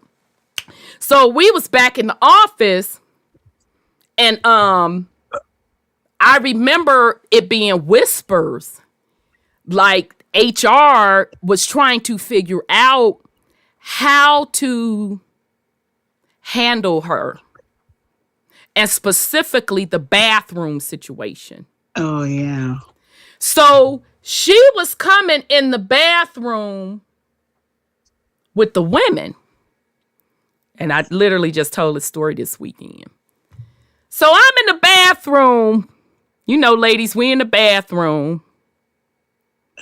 Trying to focus so I won't piss on the seat and down my leg. I'm trying to motherfucking focus. All of a sudden, I hear... And I'm like, I just cut my pee-pee stream off like, zip. I'm like, that's a man in the next stall pissing. That's a man in the now. I'm like, oh shit, let me hurry up and get my shit together. I'm pulling up my drawers, get my let me go to the sink, wash my hand. Then I thought about it, and I'm like, oh, that's my girl. So she finished pissing like a motherfucking racehorse. I can't make this shit up, y'all. I can't make it up. And then she wound up meeting. I'm up there washing my hands because by now I'm nosy. I'm like, I know that's her. And sure enough, it was her. She came to the sink and washed her hands, this, that, and the third. So yeah, that just tripped me out. I'm like, okay, this technically is a public bathroom, and I'm in here trying to do the typical woman's pee, and here it's a whole ass man pissing in the next stall. God, that's Lord have mercy. Child, I can't. Sure. So we became so cool. She just started opening up a little more and telling me about her journey. And then I remember we had a holiday break and she was going on vacation. And so when she came back off vacation, we were like, oh, how was your vacation? It's then the 3rd, 4th, 5, and 6. Oh, it was good. Me and my girlfriend, we went to the mountains. And so how I'm looking now is how I was looking at her, y'all. And she started laughing. Rhonda, why are you looking at me? I said, did you say girlfriend? Oh. And she said, yeah. I said, okay, so if I'm overstepping my boundaries, you could tell me, and you know we cool. Because, I had cussed her ass out a couple of months. So, we cool. I had gathered her all the way together. And she said, no, she's a woman. Blink 75 times. Blink, blink, blink, blink, blink. I still don't understand that. I'm like... They just like to wear girls' panties, I guess. But you taking the estrogen. I know it. And she went and changed her driver's license, because that's why I was getting ready to boot her off, because she gonna take her hot ass down to the DMV to change her motherfucking driver's license name over to the woman name, and she missed a project deadline. And that's how she thought that was gonna work. I ain't give a fuck about none of that either. Shit.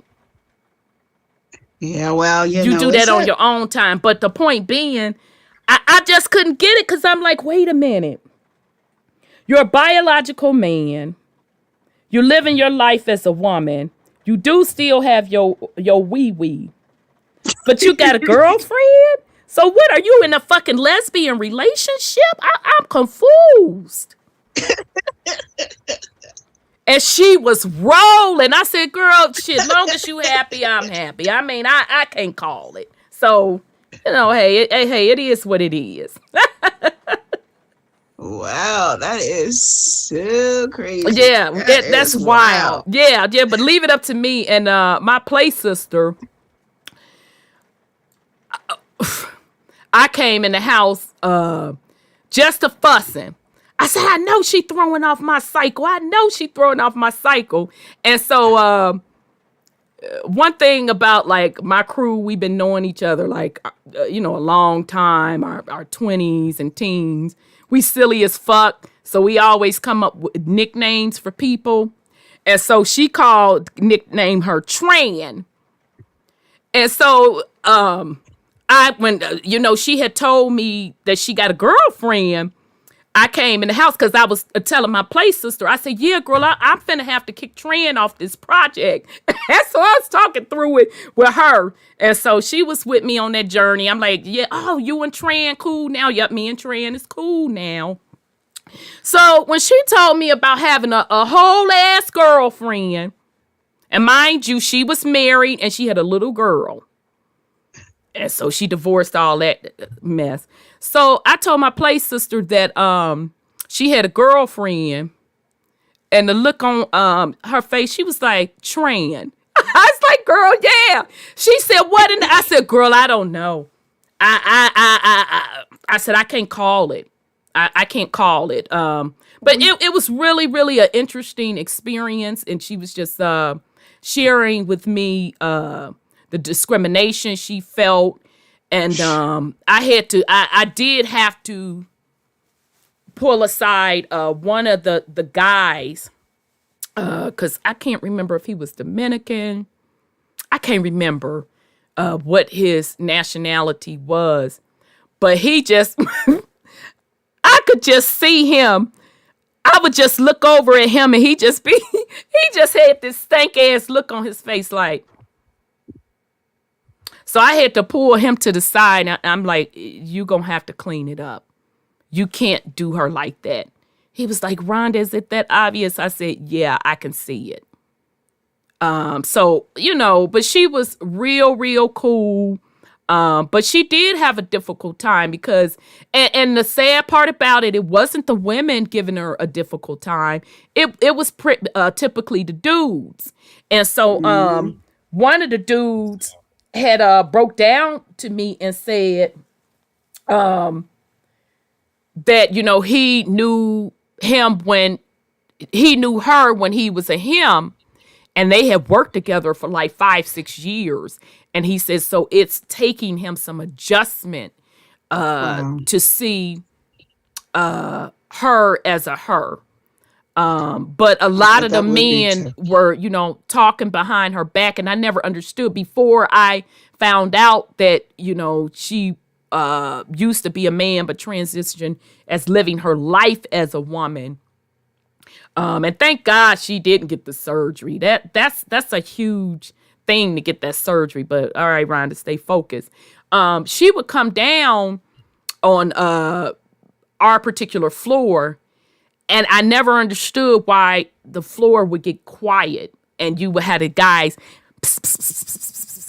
just whispering. I never knew. Guys, men are the biggest fucking gossipers. They're huge gossipers. They want to sit up here and talk about women, Men run their motherfucking mouths.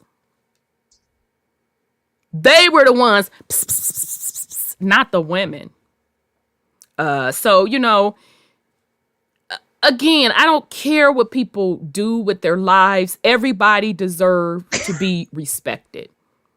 That's not my call to and I'm not the type of person. I'm not going to treat people like shit. It's just not right.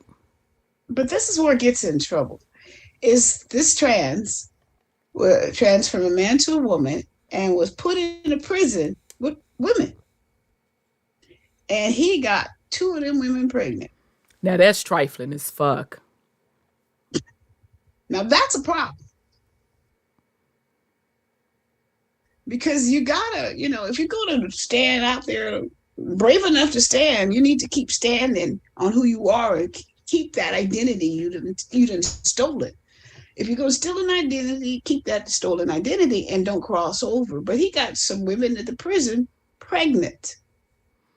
Yeah. And I think he was trying to sue the system because they took him out of the women's part of the jail. Well, they stuck him in the male. Okay. Section. Sis Divinity is in the chat. Sis, you know who I'm talking about, right? I'm going to tell his story. Somebody that we know, they're no longer here. But that particular person was the first person living their life as a transgender. I know what you're talking about. Yeah, okay. I didn't know if you knew that person, Brother Sean. I didn't know if you knew that person. And they were the first ones in the country where that case came up regarding coming out of the men's prison over to the women's prison. And as a matter of fact, what's the Hustler magazine man's name? Larry Flint. Yeah, Larry Flint's old lady that had wound up transitioning. The lady he was married to, she was the one that was trying to fight to get him out of that prison and get him in the women's prison. We literally, so that Brother Sean, no, I didn't know if you knew this person. So Sister Divinity, Brother Sean, and we literally knew a person. He's no longer here with us. That he was literally the first one in the country where that issue came up to get transgenders out of the male population. Yeah, because they can. And the stories he told me, y'all just don't understand. That's why you can't sit up and judge people. You just can't. Can't sit up and judge people. You just can't. Because everybody has their own individual story. Okay? So, all right, all right. All right, we gonna move on to that. So, yeah, just, shit, ain't nobody got time. Baby, live your life, do you. Okay? Long as you're not harming anyone, do you. Okay? But I do say to that community, LGBTQ+, that you all need to protect your image. I have been telling you all this for years. You're looking awfully raggedy. And the older LGBTQ+ folks, and I don't know, maybe you are, and forgive me up in advance if you are trying to do that, y'all need to reel these youngins in. Because they're going to push back a lot of your rights with the stuff that they're coming out with. Because they're going to cause the general public to be so turned off that they're going to start zeroing in on you and taking away the rights that you have gained. I have been telling y'all this for some years. They're starting to do that. I've been telling y'all this for years. You got to get a handle on your community with your Yeah. image, because it's not looking good right now. It's not. You can't say that you want to be not discriminated against. You just want to be able to be allowed to live your life the way you want to live your life. Identify as you want to identify with, but then you turn around and give the public a set identity. Yet you tell the public that men should be able to compete in women's sports. Y'all need to get a handle on your community. Okay? All right. Yes, sir. Why isn't the issue just about people loving each other? What's that? What's love? What's love got to do? Got to goddamn do with it. Because all I'm seeing behind this so-called movement is about sex. Exactly. Yeah. I 1000% agree. Ain't nobody talking about love. No. And No. What's that? This so-called movement is attacking the children. Right. That's true. Now, what grown folks do, how they do it, It's their business. the rest of the world shouldn't have to know that. I agree Right. with that. I agree. Would you choose to call yourself that? I But agree. you can't make the rest Everybody of else the do world that. agree with that. No. I agree. Remember that Curtis Blow song, 8 Million Stories? I don't remember that one. It says 8 million stories in the naked city. In other words, what he's saying is it's 8 million people in New York. So it's 8 million different goddamn stories. Oh, okay. Everybody ain't got the same goddamn story. So that means everybody don't believe the same thing and everybody don't accept the same stuff. The respect and acceptance has to go both ways. Yeah. If I'm to accept you for who you claim to be, can't you accept the fact that I just ain't down with that? I respect you as a person, but all that other stuff you talking about ain't got nothing to do with me. Right. That's your life. I don't care to hear about that. I don't care to hear about that no more than I would want somebody coming up to me telling me how many people they did murder. You know, Right. I cut them up like this. I've done this. It's just certain shit people don't care to hear. And I it has agree. nothing to do with disliking a person or this, that, or the other. Right.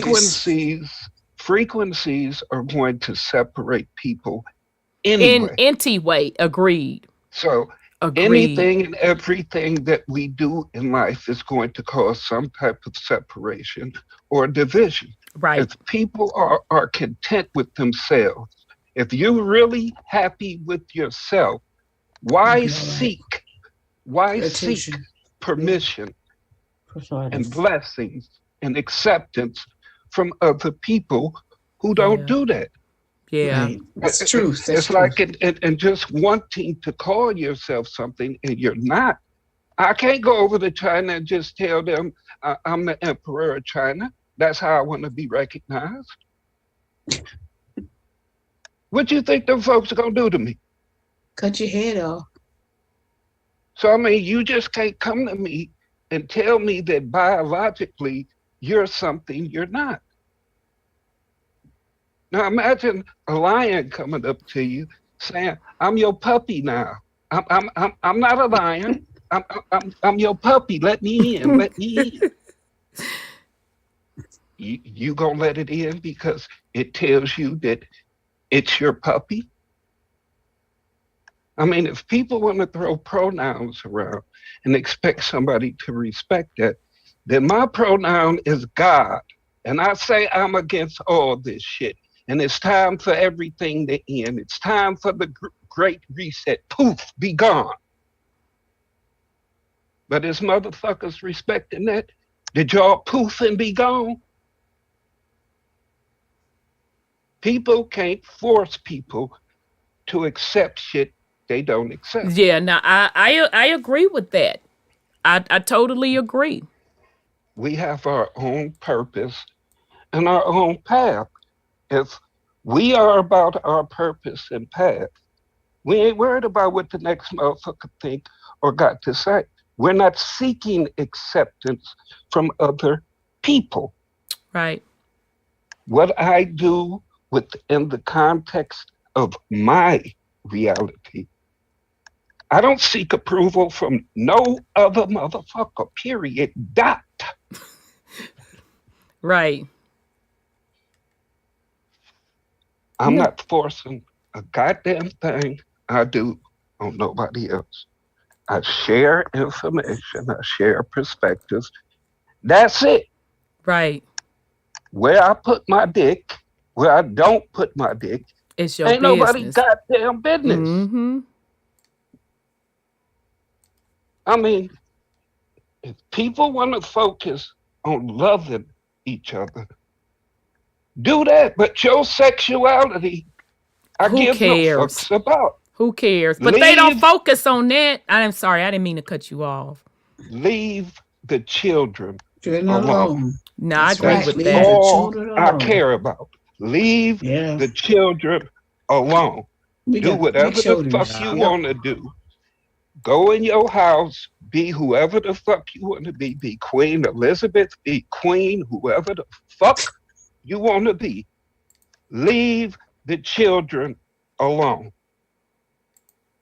That's all the fuck I care about. As far as for the rest of y'all, do what the fuck y'all do. Cause they gonna do it anyway, and to be fair, most have been doing what they want to do anyway. Because Exactly. you So can, just keep doing it. right, just keep doing it and go on about your business, because you can Yeah. flip that even with how sexualized we're sexualizing these babies anyway, even with the straight stuff. I feel just as strong about that as Right.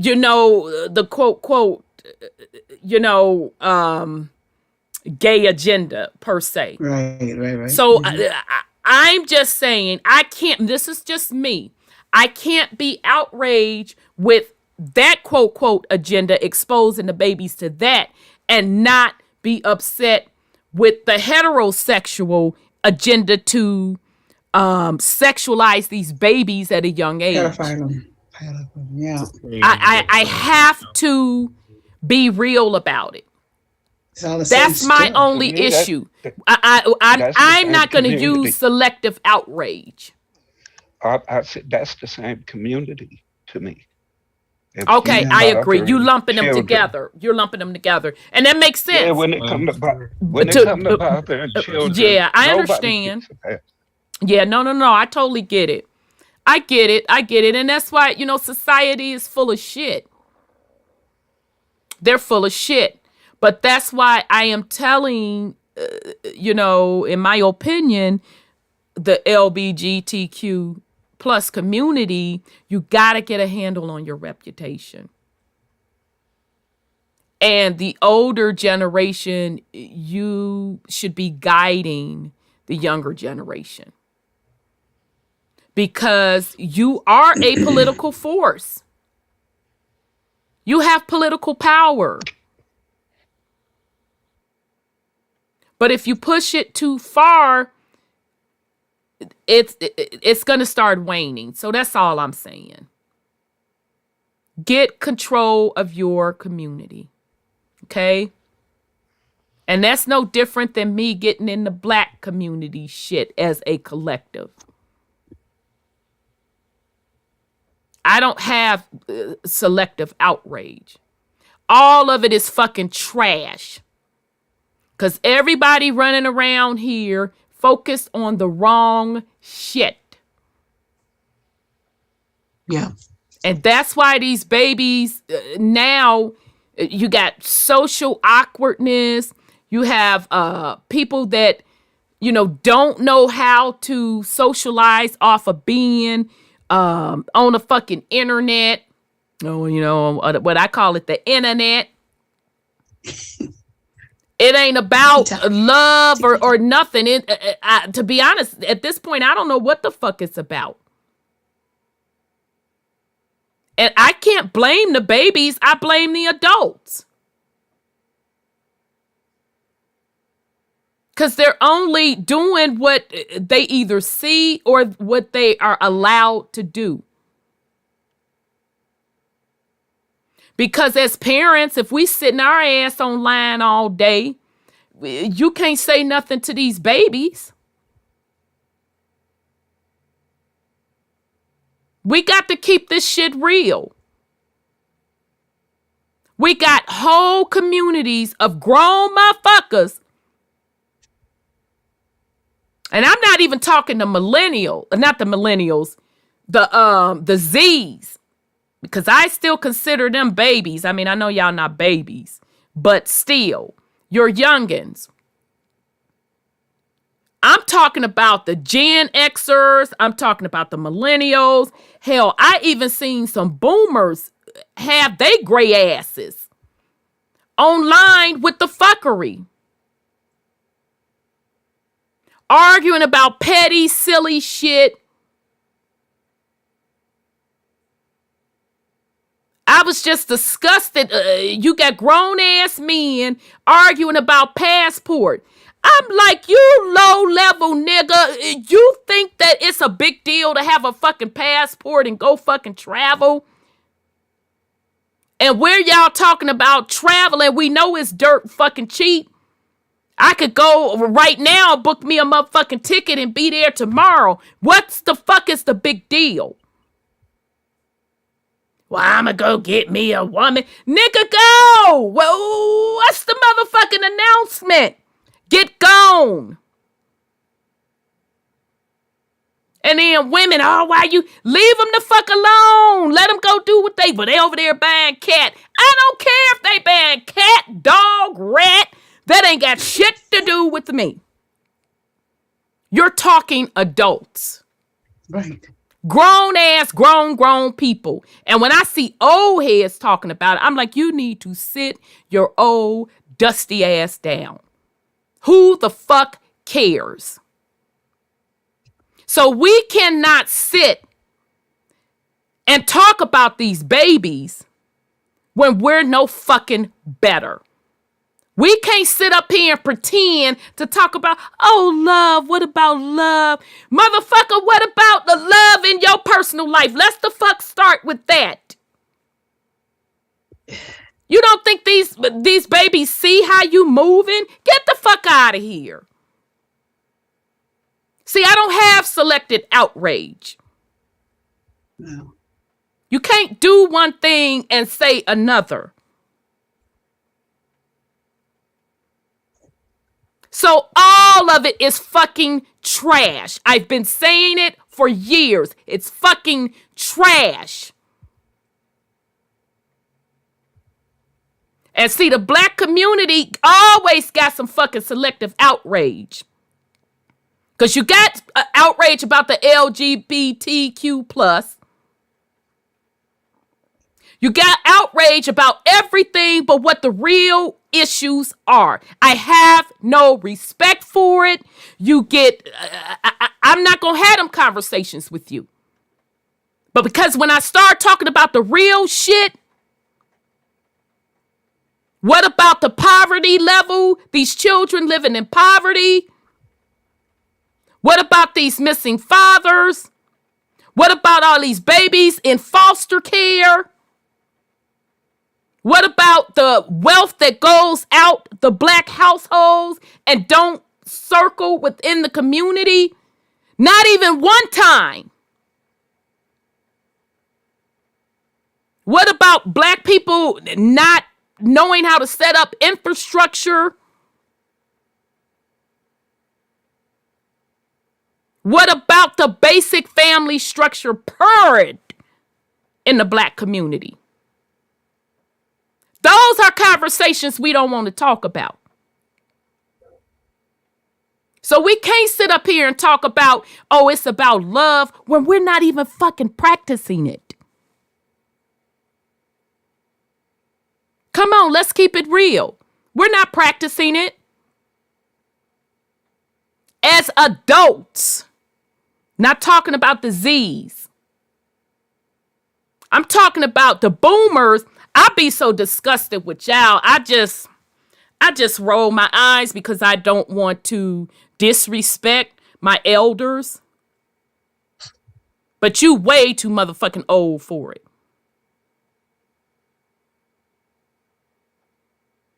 Gen Xers and millennials. We're all on notice. Where the fuck do you think these babies are getting the concept of love and relationship? They're getting them from you. Because you ain't never showed them nothing healthy. So get the fuck out of here. Don't try to have the selective outrage. Because you're not living that life.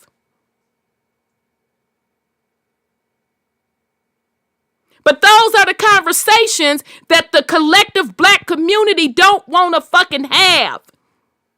And you have these old heads sitting up here talking that bullshit because you done fucked over your life. You want to have a discussion? Let's have a real motherfucking discussion. You know you fucked over your life.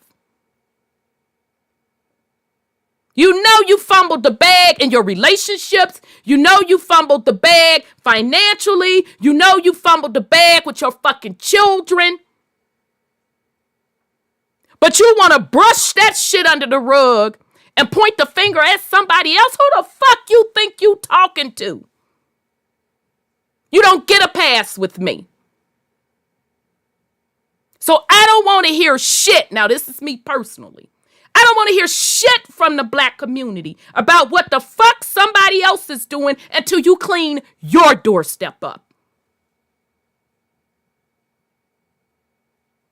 Get your shit together.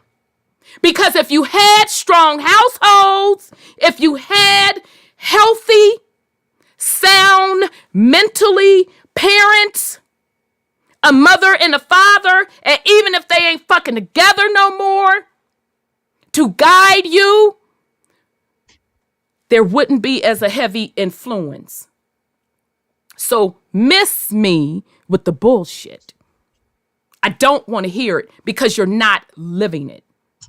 Majority of you are not living it.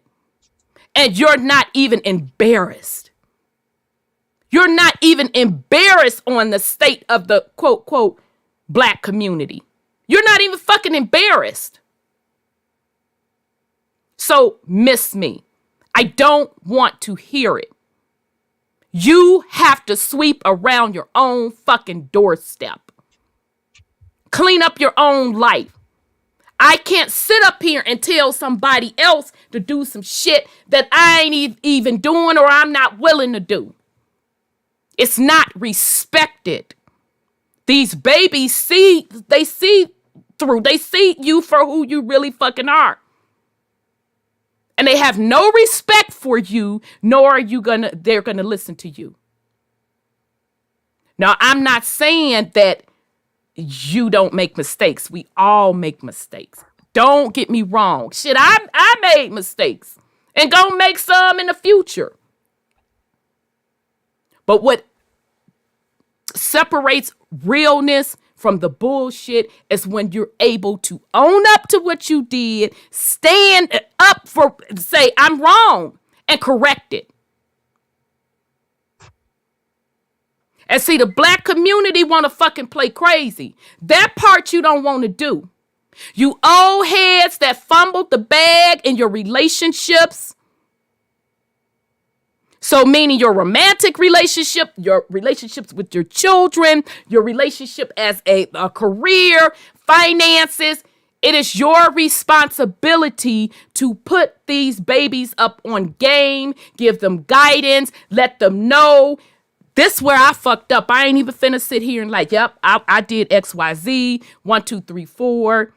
You don't want to go down this route. Here's why. Don't sit up and have selective fucking memory. And you know in your heart and your soul, your own fucking family is not together. You know you fumbled the bag. You know you got work, clean up to do in your own family. What the fuck you worried about what somebody else is doing? You got work to do in your own family. It's the selective fucking fake outrage to me. And this is why we don't have leadership in the Black community. Because across the board, we don't want to be fucking real. We don't want to keep it real. We don't want to say, yep, I fucked up. I did that. I fumbled the bag. I did XYZ. I was wrong for that. We all want to sit back and act like we don't see this shit. Come on, get the fuck out of here. I don't want to hear it. I'm sorry. I don't want to hear it. Exactly, sis Ebenezer. That's what my parents, it was all about raising your children better than you. This shit is fucking unacceptable. To have these babies living in worse conditions than you grew up in, that's fucking unacceptable to me. I'm sorry. It's not right. It's not right. Yeah, parents made mistakes. Yeah, they fucked up. But at least they had enough foundation to put their children in a better position than they had. I don't know how people walk around and you know you have fumbled the fucking bag with your family. And you're okay with that. I don't know how you do it as a mother. If you failed your children. And I certainly don't know how you do it as a fucking father. I wasn't raised like that. I'm sorry. I wasn't raised with men standing around complaining about why they can't fucking feed their families.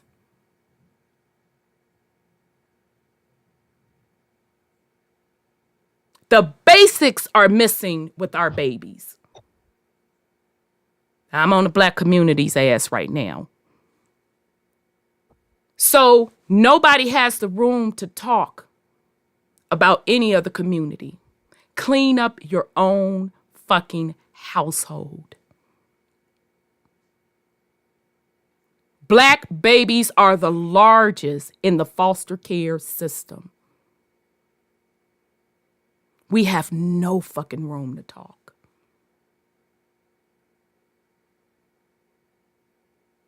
Sweep around your own doorstep. Hold yourself accountable. Because if you can't hold yourself accountable for the fuck shit that you do, you out here faking. Because we're all going to make mistakes. But if you think you could just brush that shit up under the rug, it's not going anywhere. It just starts to stink. And it starts to rot. And you're not going to get a pass. You'll never be able to be true leaders. None of that. That's why the fucking community is in shambles. Don't play with me. Go find somebody else to play with and sell that bullshit too. Get your own shit together. All right, so what's next? I'm done. Shit. All right, nephew. What? Go ahead on with the fuckery. Do you have or At this not? moment, I didn't really have much. I'll pass it up. All right, brother Sean. You have any? Go ahead on with the fuckery. Well,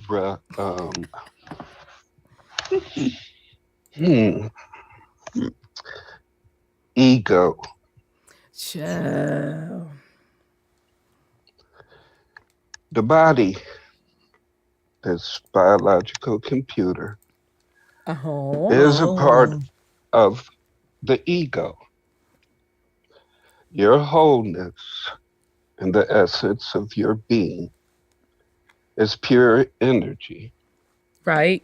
This is just a form that a percentage of your energy is occupying in this realm. I am. That's one of the 99 names of the deity in the Bible. Now, if we are the creator and division and multiplicity of self having an experience, then we really ain't got shit to worry about, right? Right. It's a hologram, right? It's all an illusion, right? But why are they going through such lengths to destroy, to reset, to poison us, to get us to think that we're everything other than what we are? Mm-hmm. If there isn't some type of reality or actuality to us being here. If we created this and they simply overlaid something on this, are we really supposed to be fleeing? Or are we supposed to be removing shit? I agree. We let everything and every being outside of self, which according to them is still self, but we let other aspects of ourself determine who and what we are. Mm-hmm. Yet, if we're that same being, allegedly and supposedly, on a higher dimensional realm, with all this technology, and everything is so wonderful, why do we keep coming back here fucking with our quote unquote primitive selves? Mm-hmm. Why are we interfering in what's supposed to be a natural process if everything and everyone is supposed to follow universal law? Right. And not interfere? Why is this the only place motherfuckers breaking and violating universal law? On a regular basis. Right. Obviously, it's something about us in our pure and organic form. Ego, body, identity free. That's feared. If we are all one source being, who do we have to identify ourselves to? If we are all that is, why the fuck do I need a name? I don't run around calling myself by my name. Mm-hmm. I mean, it's just so much fuckery Right. and all of this shit to keep you down a rabbit hole for era after era after era after era after era. And you never find out who the fuck you really are and what your purpose is for being here. Right. Now, as a soul being, if you have a soul, what's more important? This hologram, the skin suit, or your soul? Right. Which are you supposed to be here working on?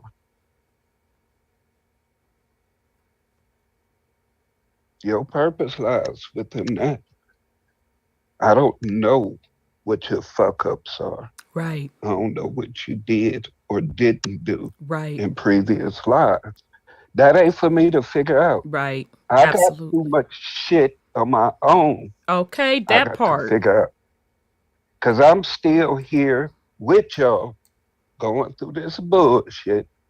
So obviously, I got more work to do my damn self. And figuring out your shit for you ain't Child, part of my plan I or can do purpose. it. I know that's right. Therefore, you ain't forcing shit on me. If I ain't got a contract with you, I ain't creating no contract with you. I'm done with this shit. I'm gonna take care of what I need to take care of. And that's it. You got to figure your shit out. Agreed. You did it. If it wasn't in this life, you did it in another one. Figure that shit out. Right. That's on you. Quit bringing everybody else into your misery that ain't got shit to do with it. Right. I digress. No, very well said. All right. So now that we off of the aunties and unc moment. Shit, y'all. Sorry. Shit. Let me give this quick update and then we're going to get into the main topic. Child, it's always something. I know last time we were on the air, we went over some reparations stuff.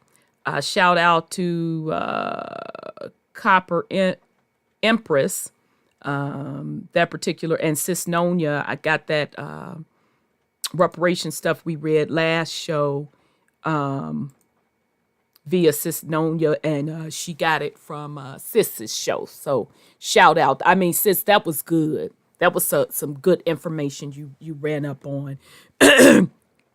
So this came across, okay, this is out of Cali, all right? Because remember, we've been saying that Cali is going to lead the country with this whole reparations discussion, all right?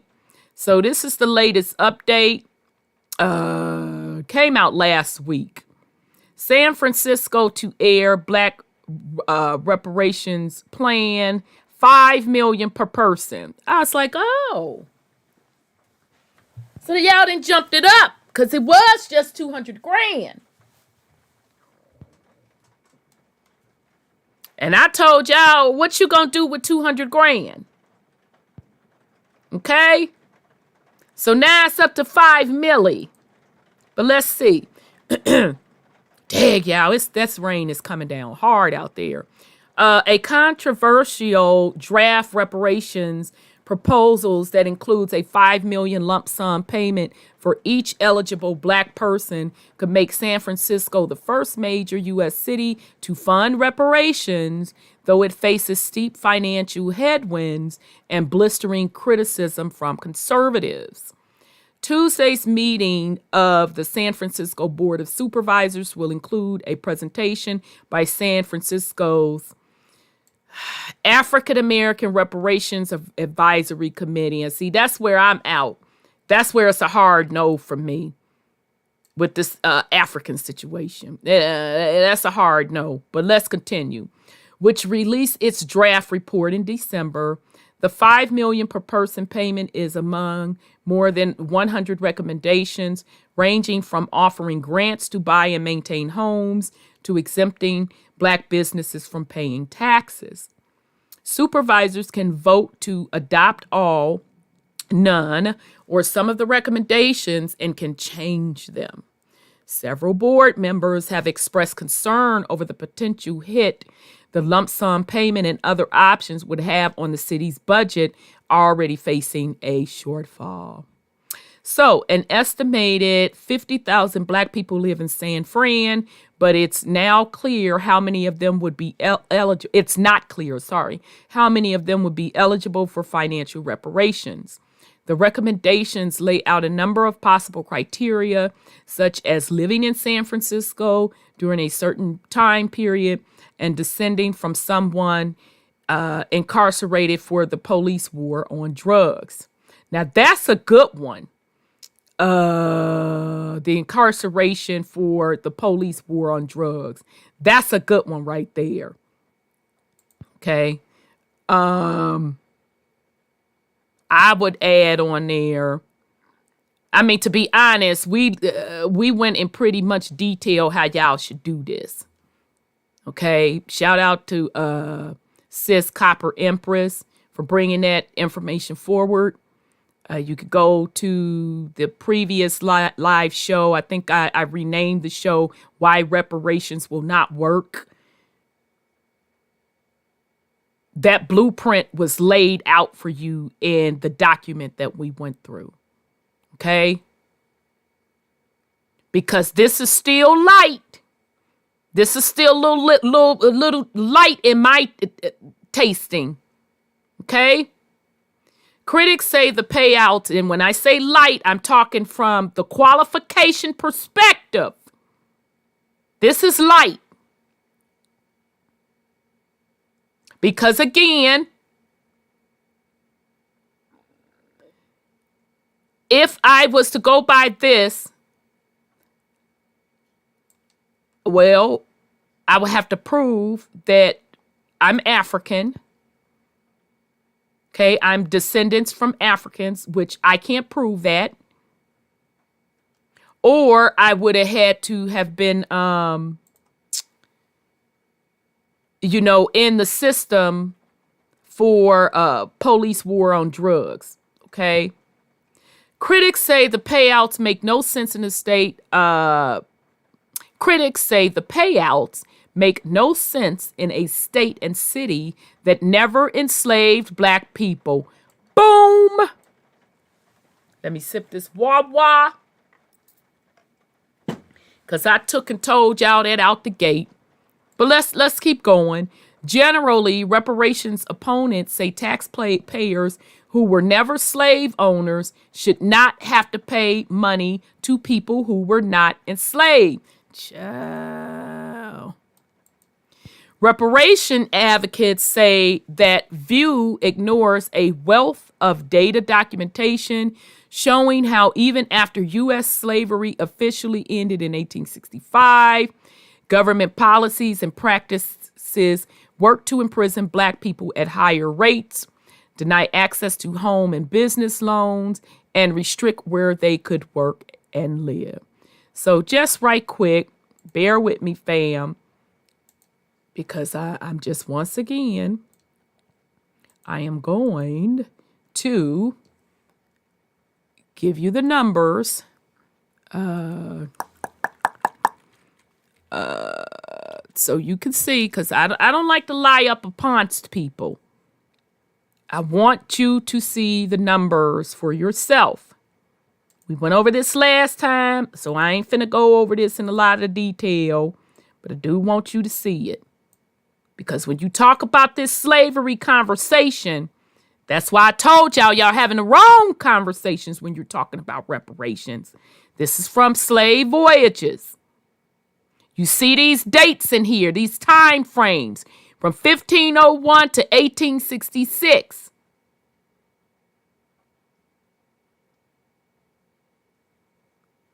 The U.S. has the lowest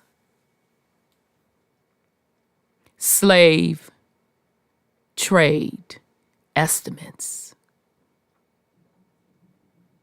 It has the lowest, fam. This is by their own records.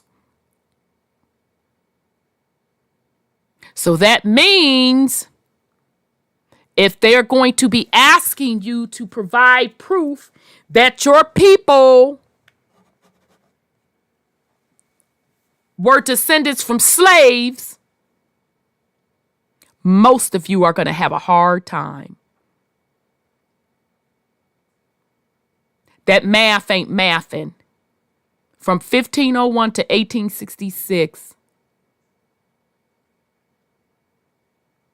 by their own records, 305 people. I'm sorry, 305,000 folk. For the proof too, for California, not too long ago, maybe about 10 years ago, maybe, they start changing and not putting designations of race. Yeah, I'm hearing the Z's talk about that. Because I remember, I don't know where I was, fam. And this youngin said he didn't have it on his birth certificate. I clutched the pearls. And I said, tell your mom to give her a copy of her birth certificate. They don't care. Because more than likely it has it on there. And the person came back and said, it does. I said, that's your proof. Yeah, that's what I told my kids too. It doesn't matter. Yeah, that's your proof. And that's why we keep telling y'all, you're not going to get out of this conversation unless genealogy is involved. So those of you that mouth are watering and salivating over thinking you finna get these ends based on your people being an African slave. And I don't have no dog in that fight. Your heritage is your heritage. That's none of my business. I'm just putting you up on game. You're going to have to prove it. You're going to have to prove it. Because by these records, but this is their records. This ain't Rhonda's records. You see these numbers. The biggest one they have through 1801 to 1825. That's at 109,000.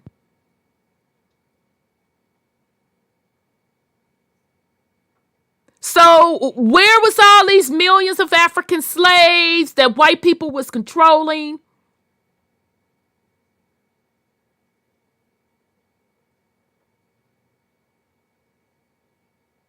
And this is still not guaranteed. These numbers mean that folks are from Africa. This could have simply been a lot of this Europeans coming over. And by the 1800s, you definitely talking about, white people really didn't start coming over to like the 1850s. But if you want to lump them in this 1800 number of 109,000, but if they want to say it was all black people, then a lot of that was black Europeans. Okay. So nonetheless, yes, nephew. I wanted to add with the Portugal and Brazil numbers. I saw a anime that showed basically the route that they were taking from Africa brought them to Portugal and Brazil. Basically, first was the land that was closest, which makes sense. It was the first, and they had to navigate their way up to the Americas that we know, the North Americas. But it was the first landmass that they saw. And that's mostly why they dropped off the majority of the cargo there. And see, here's the cold game. Even with that, though, nephew, just because they came from Africa, don't mean they were Africa. Because no, that was Huh? That was the route. That was only the route. Like, Right. when That we was say only the Africa, we have route. to- Route because like, you have. the way I'm sorry. Go ahead.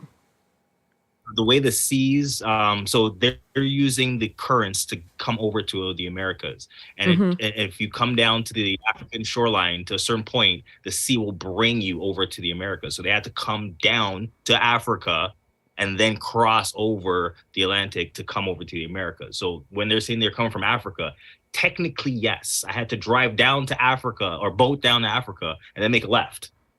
You know what I'm saying? No, I totally agree. I'm not. I agree with you. Where I'm going with it, this how cold this game is. But see, when you start doing research and like for example, you look at those different companies that they set up, the Black Europeans set up. Okay, what is it? The African Royal Company. I think I'm saying that right. The African Royal Company, which was a trading company. And you go look at the charters of those countries. I'm sorry, not the countries, those businesses. It clearly lays out what they were trading, who they were trading with. And Europe was sending their own people over to them African shores to work. That ain't nothing Rhonda made up. It's in the records. The ship manifesto. The ship had to document everything that they were doing. Exactly. It had to document. Everything on that ship manifesto is there. Okay? And a lot of those Black Europeans who was going over there were either going over there on a contract or they were prisoners and were shipped over there. Remember, they were expelled out of Europe. They were expelled out of Europe. Exactly. Okay? So you can't even say that these folks that they said came from Africa are really from Africa. Folks were getting shipped all over. They left Europe, but then they just came to America. So that's why I say you're going to have to prove it.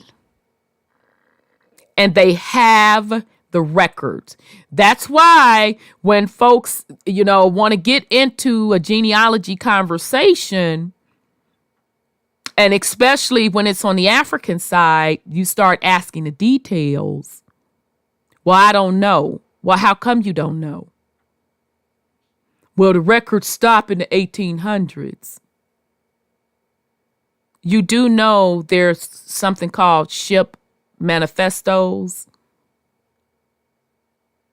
You do know if you're saying that, let's say Britain was the slave trader. You do know that you can go look at their records, pull them ship manifestos, and start looking at that stuff.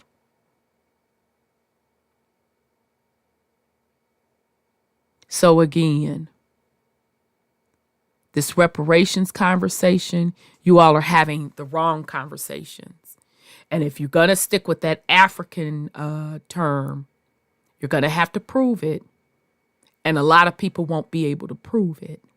Therefore, you don't qualify. Okay?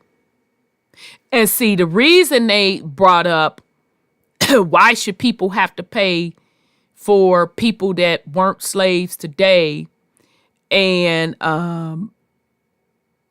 why should the people that have to pay it weren't the ones that enslaved you?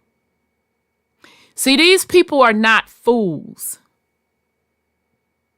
Yeah, they know who did it. They're telling, exactly, nephew, they're telling you one thing, but they already know that during these time periods that the biggest, quote, quote, who they're calling slaveholders was black folks, black Europeans.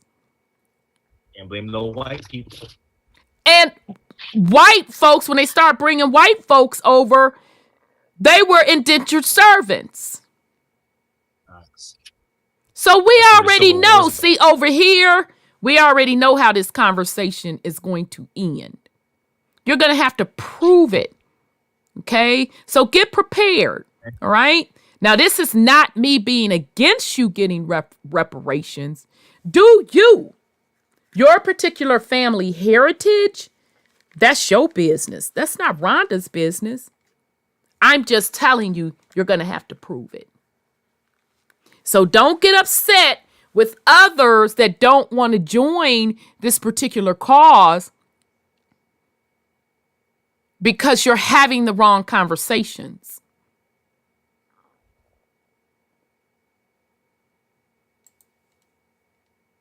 I wouldn't qualify for any of this. Well, number one, I don't live in San Fran. Number two, I can't find no African in my records. So I wouldn't qualify anyway. All right, so let me hurry up. So okay, they gonna be the first one. Don't feel bad, sis. Huh? Don't feel bad. I don't qualify for shit either. That's the story of my motherfucking life, though. I can't get a tic tac up in this bitch. Shit. All right. So they're saying, okay, so San Fran could even fund reparations before the state of California, which in 2020 became the first state in the U.S. to form a reparations task force. Okay, this is why I keep telling y'all it is important who you have sitting at the table to negotiate for you on your behalf. And I say again, none of y'all that I've seen so far qualified to negotiate on my behalf. Because this, what y'all submitted, I don't think so. The idea has not been taken up at the federal level. Black residents once made up more than 13% of San Francisco's population, but more than 50 years later, they account for less than 6% of the city's residents and 38% of the city's homeless population. Shit.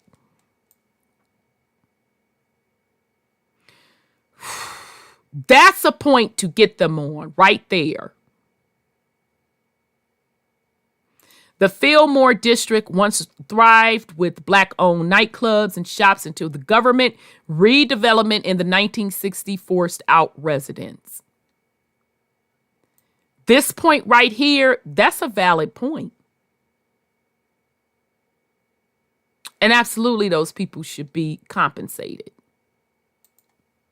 Justin Hansford, professor at Howard University School of Law, said no municipal reparations plan will have enough money to right the wrongs of slavery. That's where y'all going wrong. I keep telling y'all. Because the numbers can't justify that. So if you keep that in there as a main talking point, you're going to disqualify. Okay? You can keep it in there as a point, but it shouldn't be your main talking point. The main talking point, we laid all of that out. Go look at the last live. Crystal clear. Okay? So to right the wrongs of slavery, but he appreciates any attempts by city officials to genuinely, legitimately, authentically make things right. And that includes cash, he said. Okay, so again, this is just Rhonda. I, by no means, if your lineage is African, do you, boo. I have no skin in the game for your family heritage lineage. I'm telling you for me. I'm not signing off on nothing saying that my lineage is African when it's not. I don't give a fuck that it's 5 million. I don't. And the reason I don't, because I understand energy. And I understand that if I was to cut a deal like that, I'm setting up the future generations with that label for hundreds of years. That ideology. You not finna get that up out of me, okay? It's not gonna be on the census records that I'm African American. None of that. Now, I don't know what the rest of the fam is doing. I advise them what they should be doing. And in melanated households, some of us know the deal, and some of us are we African American. Well, you keep putting that, but I'm telling you now, you in my family tree, goddammit, and I'm putting American Indian. Okay? Because I got the records. If you're going to try to say you're sorry, you have to speak in the language that people understand, and money is that language.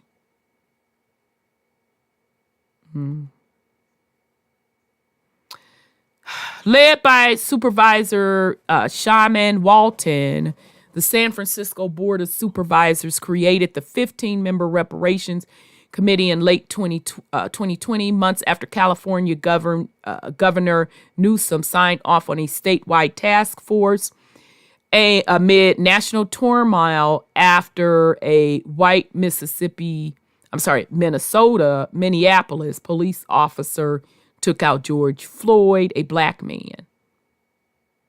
The hearing was scheduled for February, but was postponed to Tuesday. The committee's final report is due in June, and there's no time limit for San Francisco to act on the recommendation. You see what I'm saying? See, y'all couldn't sit at the table. Let me tell you something, baby. I wouldn't even allow you to sit down at a restaurant and take my order. Because you gonna fumble that bag. You gonna bring back my order with pork, and I'm gonna wind up getting sick. You gonna bring back my order with something that I'm allergic to. How you gonna put this together and not put timelines on it?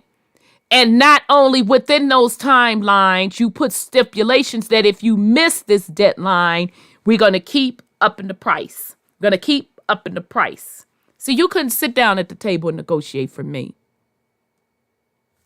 At Tuesday's hearing, the board could direct staff to conduct further research, write legislation, or schedule more meetings.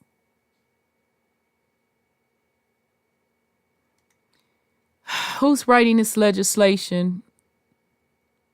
I hope that they're saying that the Reparations Committee is writing the legislation. Okay, because again, I think it was his legislation, the California legislature. Okay, so again, y'all can't sit down. Reparations Committee, you can't sit down for me because I would hand them the legislation. And we're going to negotiate from there.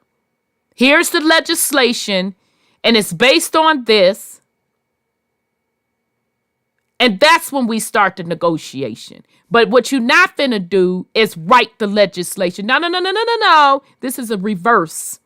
I tell you what the legislation is and let the negotiation begin. But let's continue. John Dennis, chair of the San Francisco Republican Party, does not support reparations, although he says he supports a serious conversation on the topic. He doesn't consider the board's decision of $5 million payment to be one. This conversation we're having in San Francisco is completely unserious. Well, damn. They just, you know what I'm saying? They just, and I knew it. I knew they was going to say this. I knew it. See, I told y'all, I don't be playing. Because when you sit down and have serious conversations like this, and you throw out numbers, what is deriving those numbers? How are you coming up with those numbers? So Blood said they just threw up a number. There's no analysis. Right. How are they going to come up with it? You know, one thing I was doing this week was listening to Curry Mail, and he had an ancient map of the Americas. Mm-hmm. And do you know Russia was attached to that? Being the Bering Straits. And the European was attached to their part over there. It was separate. They couldn't even get across over here, they said. That's what he was saying. So that means all the people that says they're Russian and whatever is part of the Americas too. So Whoa. Back up. Start over again. I see it. You're talking about and shout out to Kui Mayo, brother Kui Mayo. I'm sorry. Go ahead. Mayo had an ancient map of the Americas. He got it in the book. You know, he always have this. He's good with those finding good sources. Yes. Mm-hmm. And I was reading the map as he was talking. Do you know Russia was attached? And if you look at what her name said, the governor of Alaska. Sarah Palin's dizzy behind. Sarah Palin. Yeah. Wait a minute. She said, I can see Russia from my back door. Right. Okay. And when I was looking at some diving pictures and stuff like that, do you know the Alaska continent touches Russia almost? It's like just a few feet. Oh, yeah. Apart. Yeah. Uh-huh. Yeah, and so on that map that Curry Mayo had, Russia was a part of the Americas, not a part of Europe. Oh, I see where you're going with that. Okay, that's why I had to have you back it up. Okay. Yeah, it's not part of Europe at all. Well, if you want to look at it from that aspect, remove the water and every fucking thing is connected. So they try to do that too. So I guess that makes everything America, right? Right, because you got So now we're gonna be the Moors and everything. They got an M and an R, and it proves that the Moors did it. Well, you know, they have to name the people because they're not comfortable saying you were here first. And why do they have to name people? Well, yeah, I don't know. That's just their problem. Why are we so stuck on names? If these places change names with every new conquest, then the people are named after that conqueror. Then who the fuck are you originally if every goddamn time somebody take control of the area, the name change, and then the name of exactly. Exactly. So whoever writes the history or who controls the writing. Right. And Sis Nonya said, she points out a good point. She said Russia is a part of Europe. It's Greenland that's a part of us. Because Russia, Asia, all that stuff is over there together in the. So they just named it. They just changed the names. Yeah, they changed the names. But thing I keep trying to figure out, people keep trying to tie these biblical names and all these other my names nerves get to bad. This place. Right. All that information is coming from these same people. It's not like that's something that somebody then went off into the astral realm and came back with. You digging up they goddamn sources.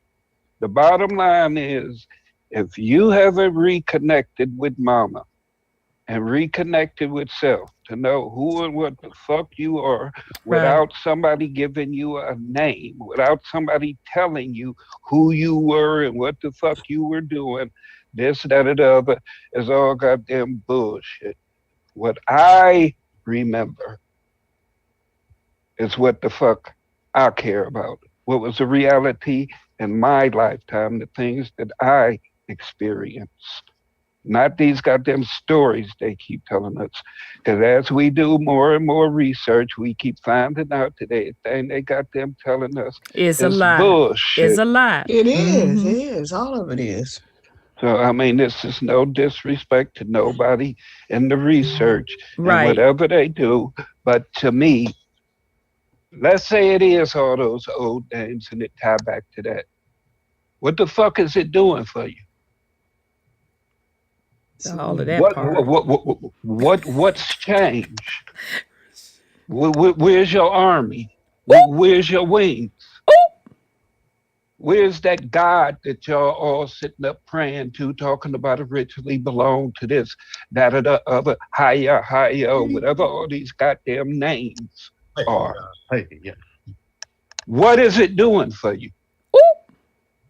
What has it changed? Okay, it got your Patreon and your PayPal jumping and this, that, or the other. Well, But I what know. Well, has it damn. fucking done for us on the motherfucking whole? If your shit is all this, that, or the other, and it's the holy grail and proves all of this, that, or the other, why ain't motherfuckers bowed down? Wow. Yeah. Damn. Let me see. God damn it. Why don't the explosion work when I, God damn it, want it to work? All that information and the maps don't mean shit. Somebody fucking drew them. How about doing some astral traveling and go see what shit look like for your motherfucking self? How about putting in some work, some real work, like they put in? We sitting up reading all this shit, which is spells, shit that they've encoded. We own language and codes. Right. A lot of things that people are sitting up calling tribes and identifying themselves with were actually language groups. Exactly. That's true. Exactly. So since languages rule every goddamn thing, instead of just coming in touch with names and trying to pronounce them and trying to figure out what they mean, this, that, or the other, why ain't we mastered the shit that we do have at our disposal? Come on with it now. Now, we talk so much about the devil and evil this and evil that, and English is a satanic language. So that means your every thought, your every word, your speech, everything is all fucking satanic. Now, how do you feel about being the devil? Ooh. Now, it's either we go get to this higher frequency shit with a reset, and we reset shit. We determine the language, the frequency, the codes. We write the script, every bit of it. When you make a computer program, you have to write up everything. That's right.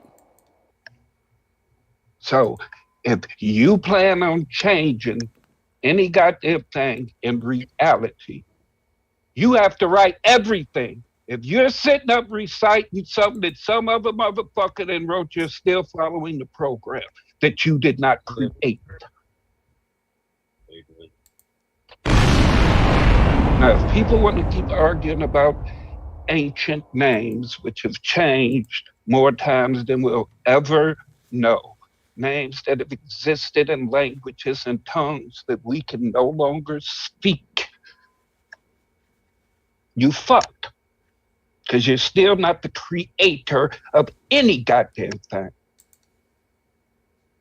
And if we're supposed to be better than our ancestors and build upon what they did, if the shit that we keep reading about led to their goddamn failure, what good is it gonna do us? Come on with it now. They were more in tune with it at the time, frequency-wise, etc., etc. We ain't nowhere near that frequency. No. We're nowhere near that inner or overstanding. No. But we sitting up playing like we're gods. We're sitting up playing magic. Come on with it now. While motherfuckers using our own shit against us. And I'm not talking about pale people either. Exactly. Throughout this universe, on these other dimensional realms, these beings that they keep trying to show you as pale, them motherfuckers look like us. And they in on this goddamn fuckery too. Right. While we sitting up waiting on all type of motherfuckers out the sky, out the waters, waiting for motherfuckers come out the ground, we just waiting on motherfuckers to just manifest from every motherfucking where. and save us. Yep. Ain't a motherfucker gonna save you. Every motherfucker that you keep looking up to and respecting as a motherfucking God wants your shit. Mm.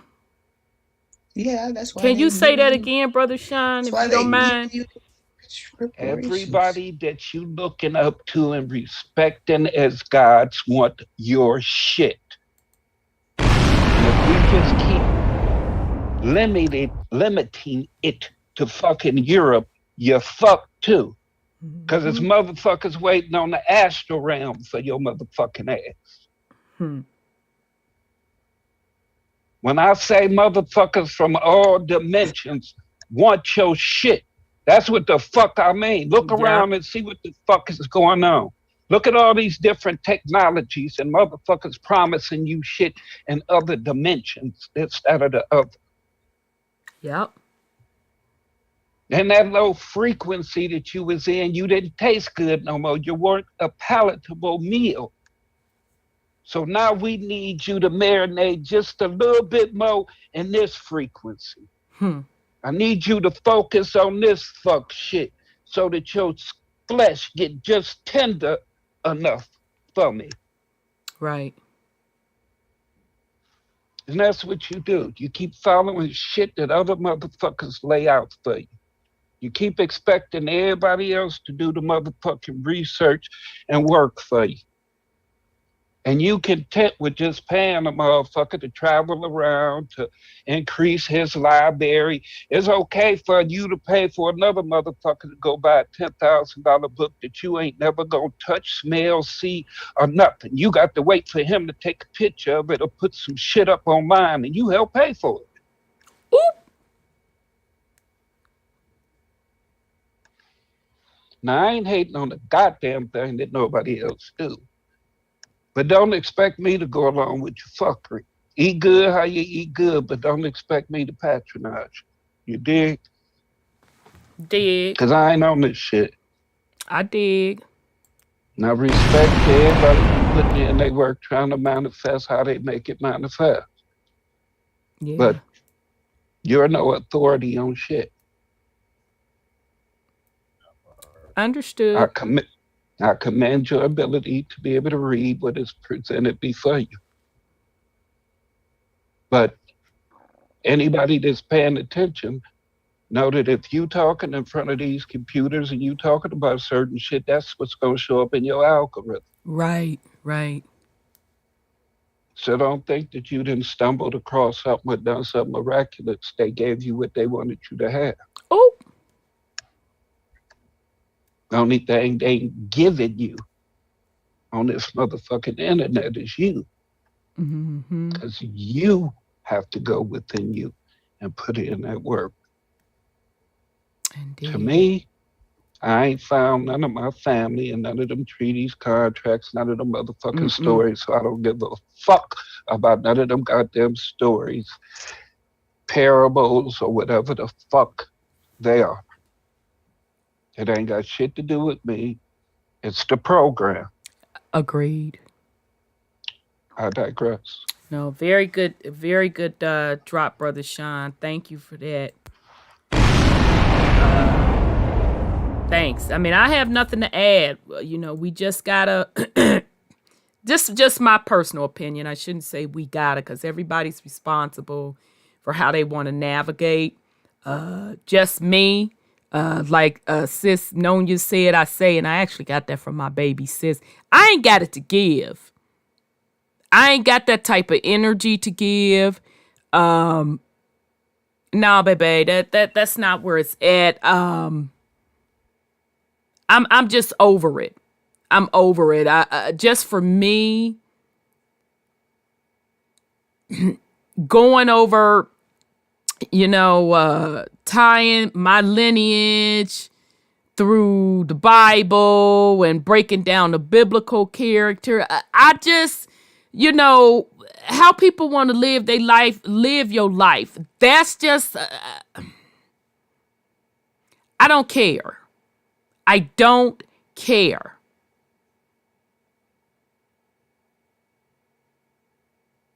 Because that, for me, this is just Rhonda's stuff, how I move. I don't see where it's brought us anywhere. Now, I get frustrated because it's a huge disappointment to have so many intelligent people in this small space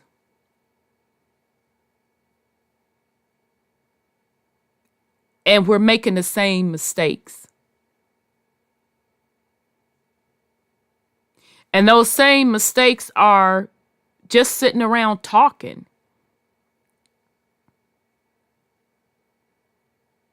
And I don't understand why that's fucking acceptable. And I'm going to be real honest with you. That's why it's not fucking respected.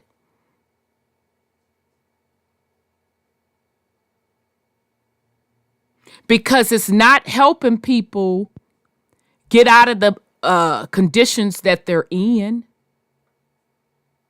What is it bringing you? But just more data and information to say to folks, well, I know this and you don't know that. I know this. But meanwhile, you have a whole collective community that's fucked up. And if we really want to keep it funky, you know, and I know, and you know, and I know, and I know. Some of those very same people that are put before you, that you allowed to be put before you, they're not living anything that they talk about. Their life is wind up being a wreck. They're not successful in any other thing that they do, but getting on the internet.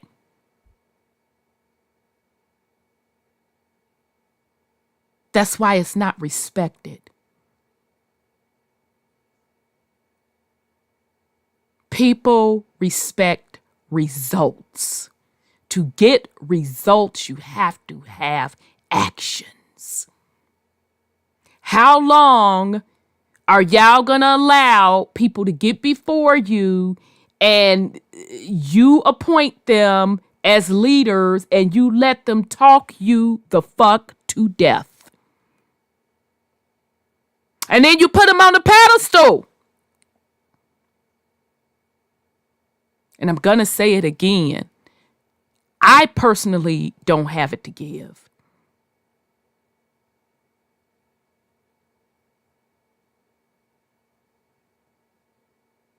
I think it's a travesty to have grown ass men that are more concerned about who's got better scholarship when you have black babies dying in these fucking streets.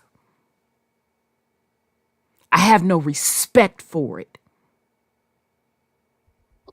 I have an issue with grown men sitting on the internet arguing, and you have black children and women in fucking poverty. I don't respect it. Where is your actions? Where are the results?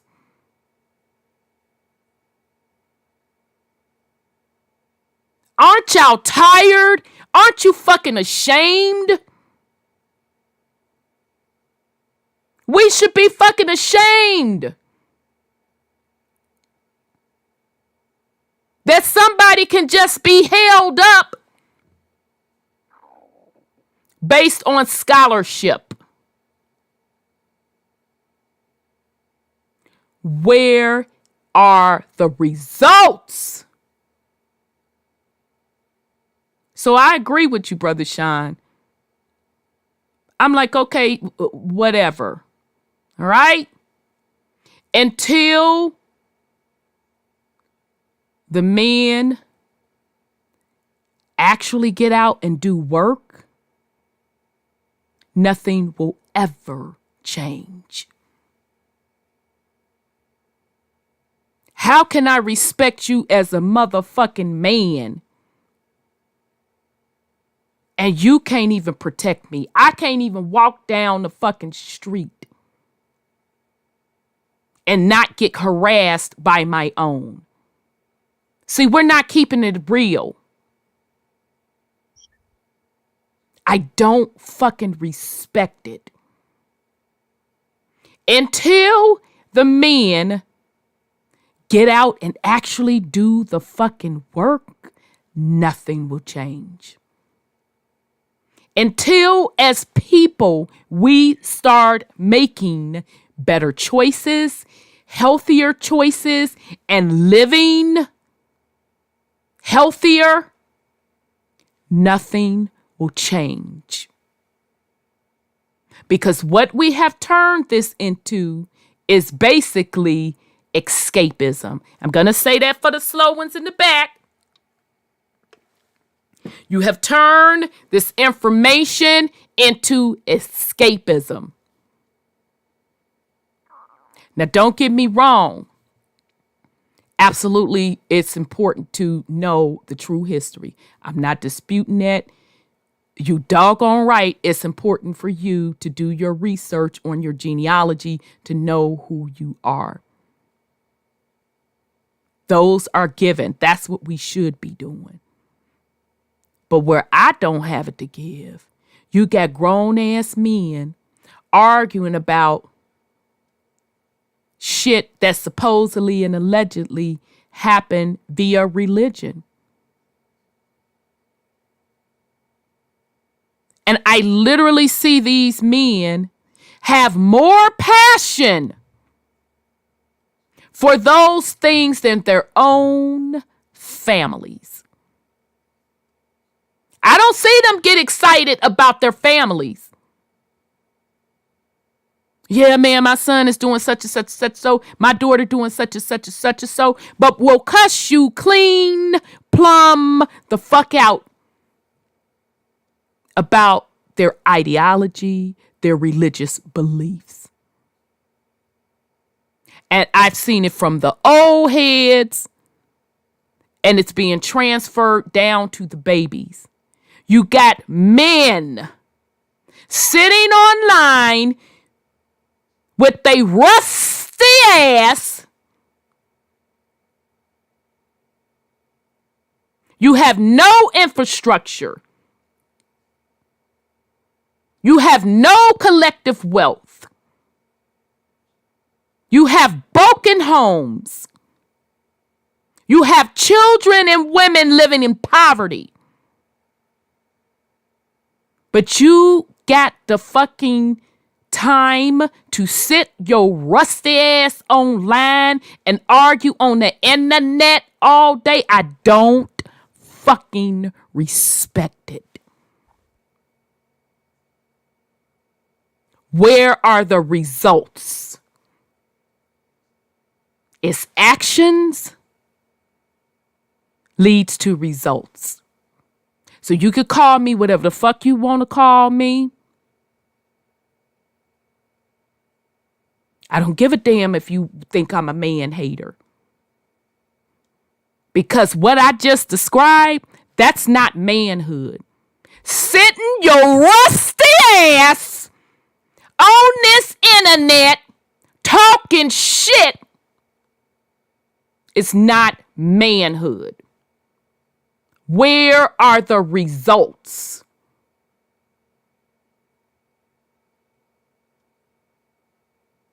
And then you get your ass on this internet. You don't even spit life game to these babies on how to create wealth, how to keep wealth, how to build up communities. You ain't even talking about that. And you want to fucking think these babies respect us? You want to look me in the motherfucking face as a man and demand for me to respect you, nigga, and I'm in poverty? No, I cut your fucking throat and cut you off and step over you. Yeah. So stop playing. Go play with somebody else. I don't have it to give. All right, so let's get through this article. Shit.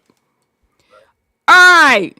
So California's task force continues to deliberate recommendations, including monetary compensation. Its report is due to the legislature on July 1st. At that point, it will be up to lawmakers to draft and pass legislation, often a time-consuming process.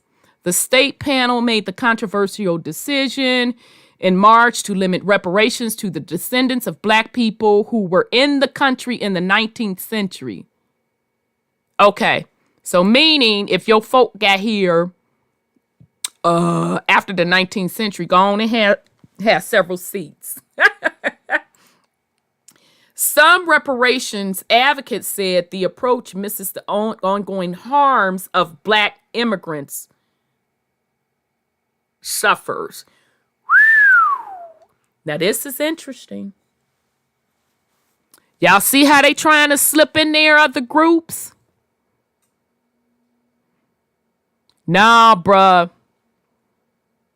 Immigrants, no. And see, I don't even support this all the way because it's raggedy. It's put together raggedy to me. And I do know there was some back and forth going among immigrants getting the reparations. And I agree with the group. No, you don't get reparations, baby. You just don't. Because your people didn't build this country. You didn't build it. And they're really being generous, to be honest, to even put it up to the 19th century. So I am in agreement with the people that said immigrants don't get it. You're right. Now, I support you on that, baby. I even support you going on your African lineage. I'm just telling you that a lot of you more than likely aren't going to qualify. Okay. Well, immigrants can't get it because once they become quote unquote citizens, their status is white. Oh. So that automatically disqualifies them. But yeah, immigrants, I'm sorry. Go ahead, Brother Sean.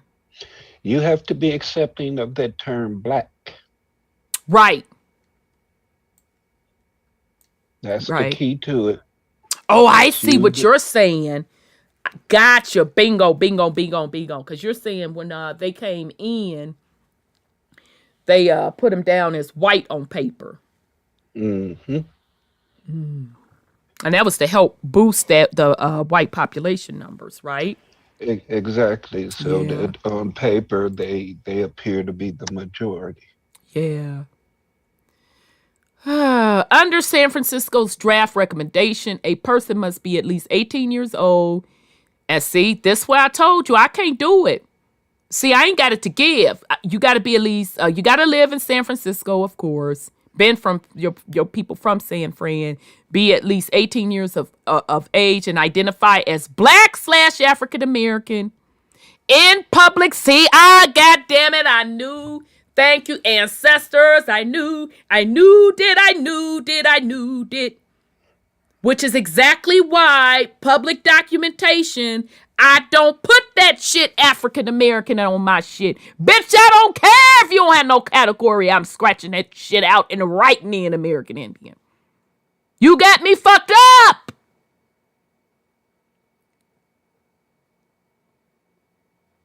So you have to identify as Black/African American in public documents for at least 10 years.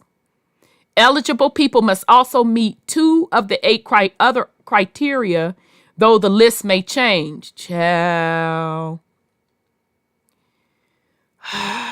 Those criteria include being born in or migrating to San Francisco between 1940 and 1996 and living in the city for 13 years, being displaced from San Francisco by urban renewal between 1954 and 1973, or the descendants of someone who was, being a person incarcerated by the war on drugs, or their descendant, or being a descendant of an enslaved U.S. person before 1865. Baby, child, child, that made me fucking scratch. Let's go back to these numbers right quick. They say before 1865, right?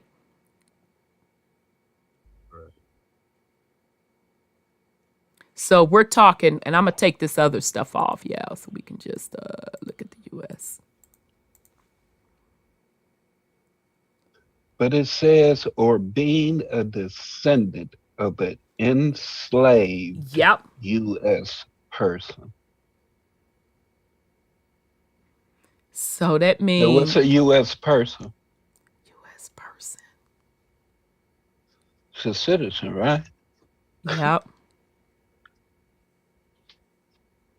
That ain't got nothing to do with the free indigenous people, right? True. So that would that's the category. I'm sorry. Go ahead, Brother Sean. So you literally have to fit their definition of a being. And they know that they lied about a whole bunch of shit, created a bunch of shit.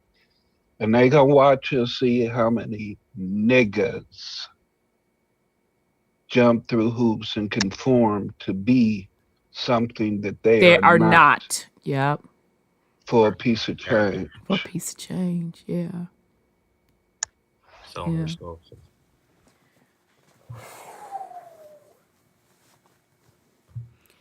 All right, child. So they said before 1865. Well, at least in that aspect, it would be so that's pretty much everything. So that makes sense. But still, you see how low these numbers are. Okay. So you got to go get them records. And we talked about this. The Chicago suburb of Evanston became the first U.S. city to fund reparations. The city gave money to qualifying people for home repairs, property down payments, and interest or late penalties due on the property in the city. In December, the Boston City Council approved of a reparation study task force.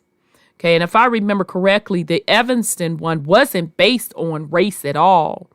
The Evanston one was purely based on those people's ancestors being eminent domained out of their particular land in Evanston. Okay. Which I think that's a claim, but it don't have to be tied to you taking on an African American title. So again. Yeah, that's truth, because there was freed Black folks in New York before the Civil War. You know, they were walking the streets of New York, and that's when that, what's that guy's name? They started those big fires in New York and burned it down. So the Black people, they say that. I think they was resetting it, but go ahead on. Yeah, well, I'm saying they were free at that time. They were walking the streets at that time in New York. So what happened in California? Having a Black Wall Street. Black Wall Street. Yeah. So where did they start talking about this slave stuff? That Greenleaf was with Grant taking pictures of so-called slaves they brought over here in New York. But that's probably just a few, because they had newspapers out. They were catching runaway Indians in the West and trying to enslave them in 1883. So, 1865, huh? Yeah, but I mean, in their defense, I see why they said that. Come on, move zoomy thingamajig. Shoot, so I can get back to these records. Because that's the large. So that's everything from. Really, that's everything, to be honest. Yeah. So that was smart on their part. But because the numbers are so low and you have to Yeah. prove that your folks were enslaved. So that means Yeah. those of you that are looking for enslaved ancestors, you have to go to Really hard to reach. those slave rolls. Yeah. Slave schedule is what I'm trying to say. Slave schedule. My bad. You know, T. Christopher Nisi Poo said that they were considered chattel. Do you know, this is something I wanted to bring up about this chattel stuff. Did you know a judge here recently talked about an embryo is considered a chattel according to an old slave law? That means your babies are chattel property, or we're all chattel at the time of conception. And I said, slave law? What are they talking about, slave law? But I thought we were under the Constitution of being, free God. people. Yeah, I know it, but No, I'm just, I'm saying, oh God, because shout out to Brother Odell. Sis, Brother Odell went over that extensively. yeah, I know he did, but I'm just saying what they had posted on the ticker about this judge ruling, and I'm like, whoa. They're coming out with well, it. exactly, because that's what I was gonna say. I mean, we know behind the scenes with their de facto system, shit, y'all making me itch. I didn't get frustrated because I itch when I'm sleepy and I'm frustrated, and now I'm getting frustrated. I'm probably sleepy too. So nonetheless, it is what it is, fam. I'm not even gonna go there because I don't want to scratch myself to death. I ain't got it to give tonight on that. Damn, it was a comment and I wanted to say something. Oh well, shit, I saw something in the comments and now I don't see it anymore. Okay. So basically in December, the Boston City, yeah. Okay. Oh, that was I'm born. That's what I wanted. I'm born here, brother. I'm born here. Wouldn't matter because most people would give it back buying material shit. Gucci. So again, we're not having real conversations. Because we're not mastering self. We're not practicing discipline. And when you don't work on self and work on discipline and be serious about your family and family legacy, it wouldn't matter how much money they give you. You'll lose it in one generation. Now, of course, that's none of my business. Don't get me wrong. I'm just keeping it real with you. I posted a video earlier this week I found on a young man's channel, Ken Billions. And I got so excited because when I looked at the video, it was a melanated man. He pulled out the family trust.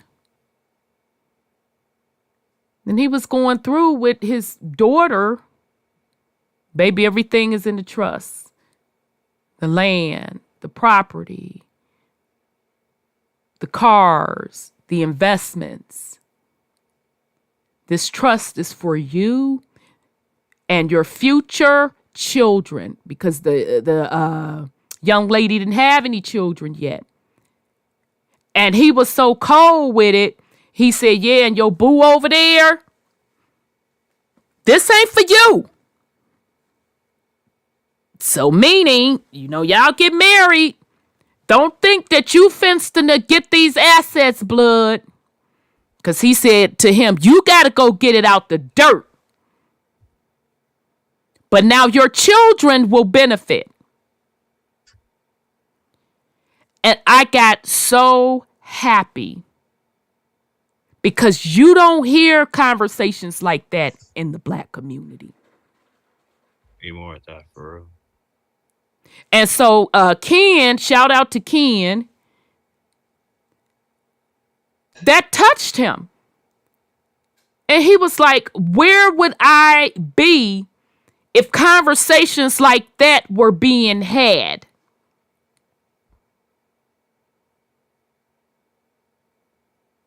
So that's where the frustration come in for me, because people focus on the wrong shit. They're having the wrong conversations. Everybody want to sit around and pretend that they got to wait on somebody to do something for them. You're responsible for fucking feeding your family. You are.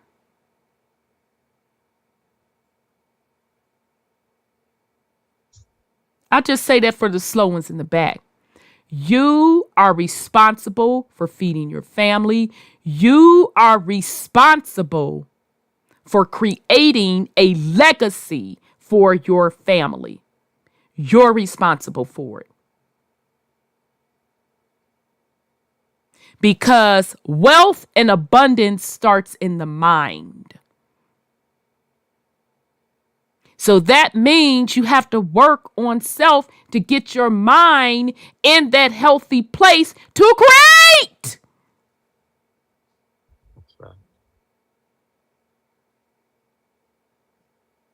So if you can't see it, you can't do it and put it in action. That's why nothing ever gets done.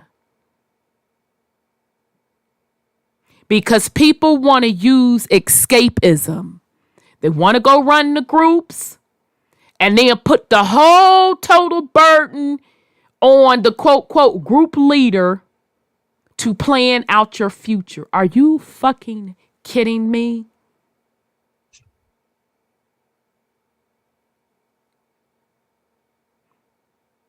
Now, me, if I was a mother, but I'm an auntie, that don't fly with me.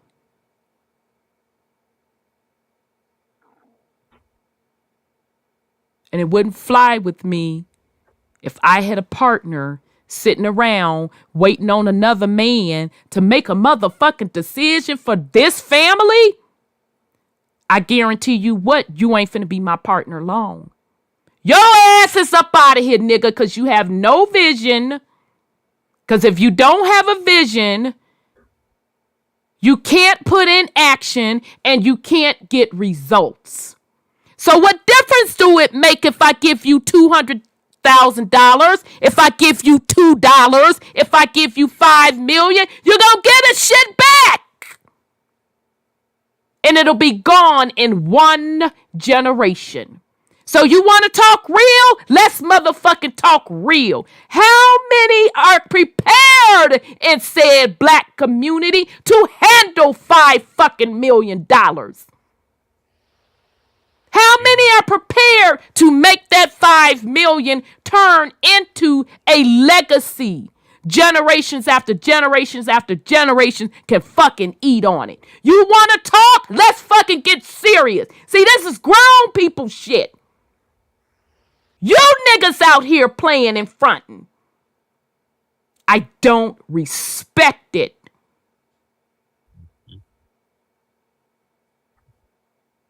Hey, sis. Yes, sir.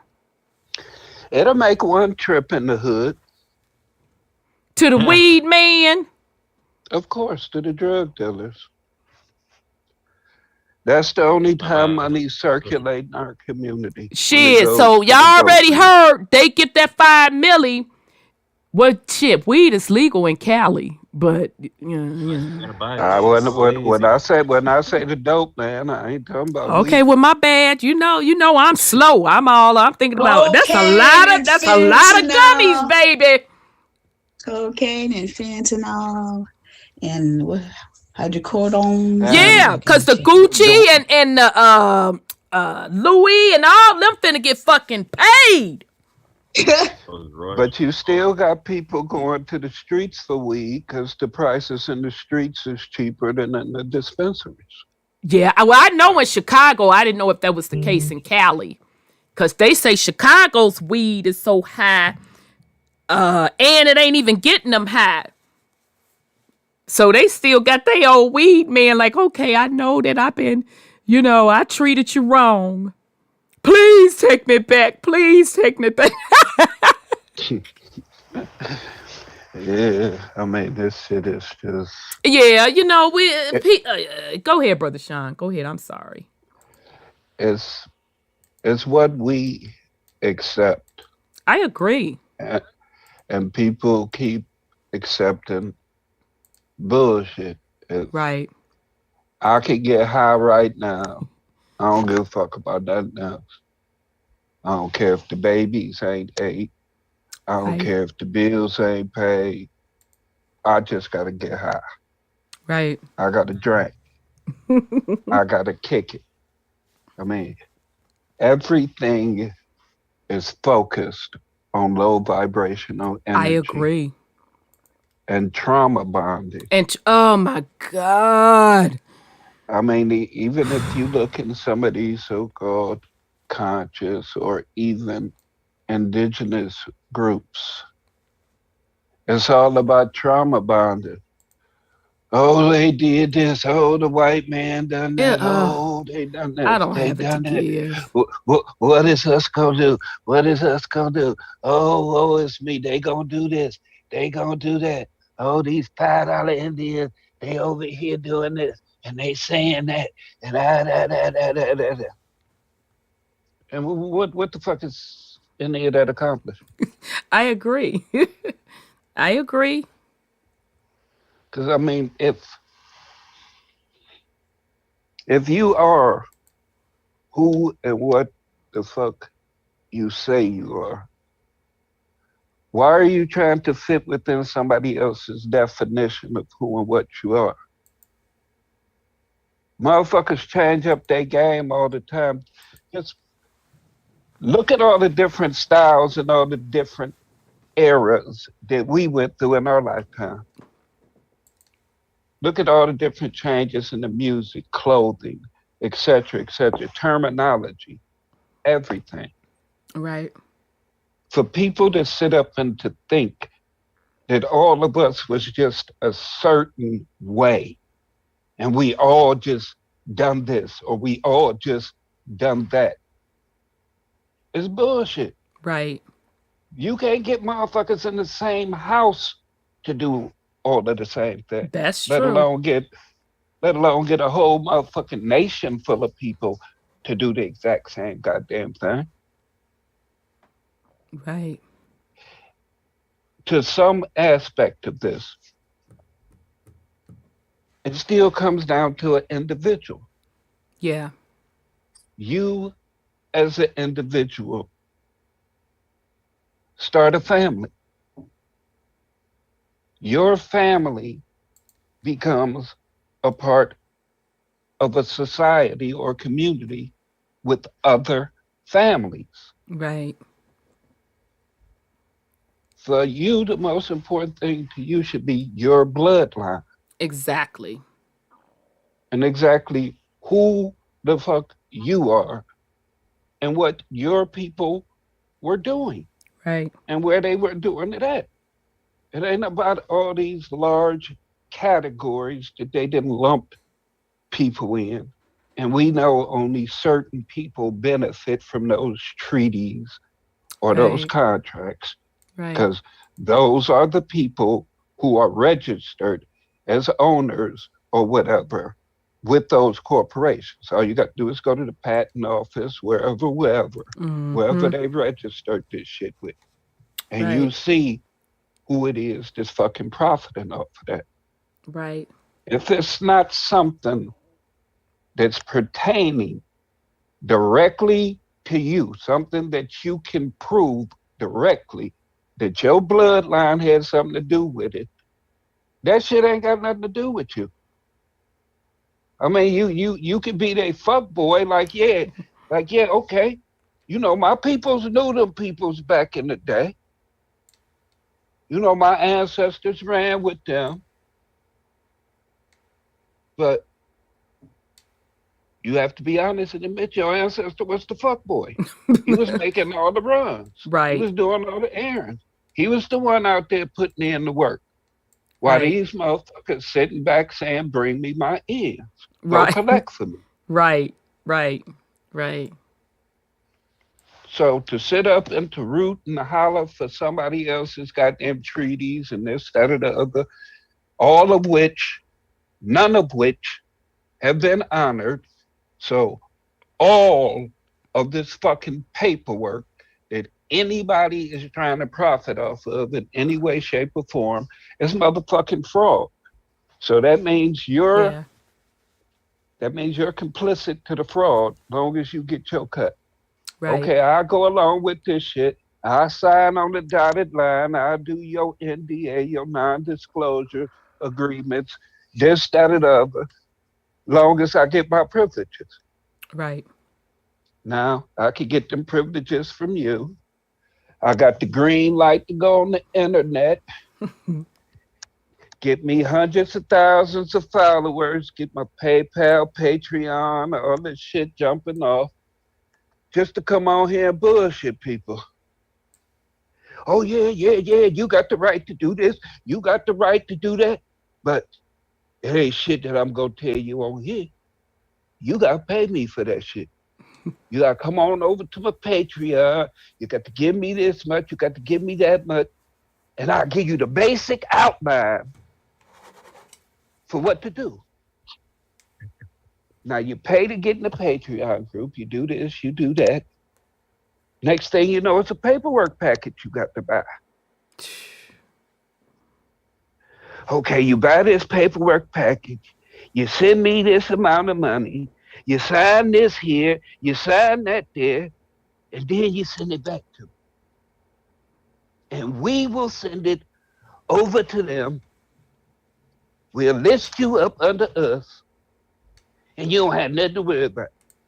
You can drive without a license. You can run red lights. You can do whatever you want to do. But when they get you, don't call me. Right. You didn't file the paperwork right. You missed something. You must have missed a class or something. Let's go back and look. Oh yeah, you missed the live on the 31st.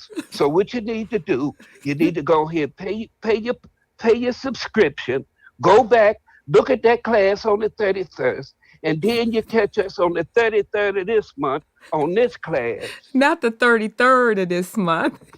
Yeah, the 33rd of this month on this class. And then we will show you the other process where you go about, where you have to do this and you have to do that. But meanwhile, you still locked the fuck up now. Right. Baby, I can't do it. Also forgot to that was like that girl that called in once. You forgot to take the zip code off the letter. You were supposed to say that you're living on the land, that you're live living on the land. If you don't do that, then that's where they get you there. I mean, I can't do it. I digress. Yeah, I ain't got it to give. But yeah, remember, what's her face? And I hope that she's doing okay, because I haven't heard from her in a minute. Went in the courtroom. And sis, I hope you're doing well. But she learned a huge lesson, and much respect to her, because she didn't have to come on here and tell us that, but she came on here to tell us that as a warning. And I'm going to say this, and then I'm done with the atheism, because we ain't got to a damn thing with the regular lecture. We'll get back to it next week. So, she was hanging out with the Moors, sitting in one of the court sessions. Let's be clear. That case didn't have anything to do with her. She was hanging out in the courtroom where another Moore was on trial. She was tape recording. So the judge asked her to stop tape recording. And she wouldn't do it. So they locked her motherfucking ass up. Contempt of court. Yeah. And so basically, nobody was concerned to get her out, but who? Her family. Totally messed this woman's life up. The family got her out, and I think she was on probation. Don't quote me on that. But it really, really, really messed with this woman's life, and she learned a huge lesson. That nobody was there for her. That same, group that she's sitting in court supporting them and quote, learning, and you get locked the fuck up.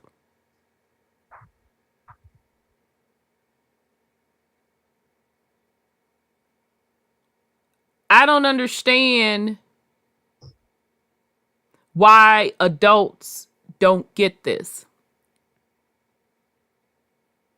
I don't understand why the group in the Americas right now, which are melanated people, living in the conditions that they are, for the most part, a huge part of the population. And this is what you choose to put your energy in. Something's not right. It's this that's not right. If you do not change this, nothing's going to change. I don't care how many lectures somebody else do, how much research they lay out for you with the applicable sources. I don't care what mosque you go to, what temple you go to, what church you go to, what spiritual retreat you go to. If you don't put in that work on self to get this in order, you can't create. And we don't want to get real as adults to say, I got to get my shit together. I got issues. I got trauma. I have to get my mind right first. I got to get it right. Huh? You don't hear I am with that. You Right. hear everybody running around talking about I am when you talking about God shit or high vibrational shit. But when you're talking about who fucked up or who responsible for this or who should be taking care of that, you don't hear not a motherfucker saying I am. No, not a pin drop. Matter of fact, you get cussed out just over all the issues I just went over tonight. It's getting better. I am glad it's getting better because it used to, oh, fuck you, Rhonda, fuck you. You ain't nothing but a bed wench. How did bed wench come into, nigga, this what's wrong with the community and you sitting on your ass talking on the motherfucking internet? What do bed wench got to do with it? What you think my hoo-ha is doing? But you conscious. You want God shit. Get the fuck out of here, nigga.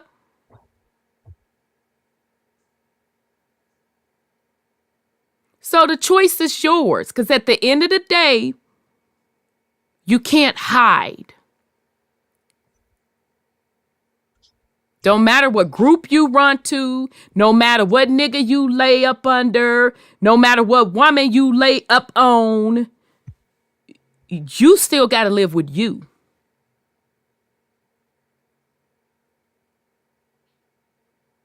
And if you don't have your mind together, you don't have your mind healthy, you cannot create. That's why you can't get shit done. So I'm done, shit, I'm done with it. I'm scratching, I'm itching, I'm tired. My eyeballs are dry. I'm finna wrap this stuff up. Shit. So, with I am, sis. I'm like, I'm tired. It's a lot. Hey, sis. Yes, sir.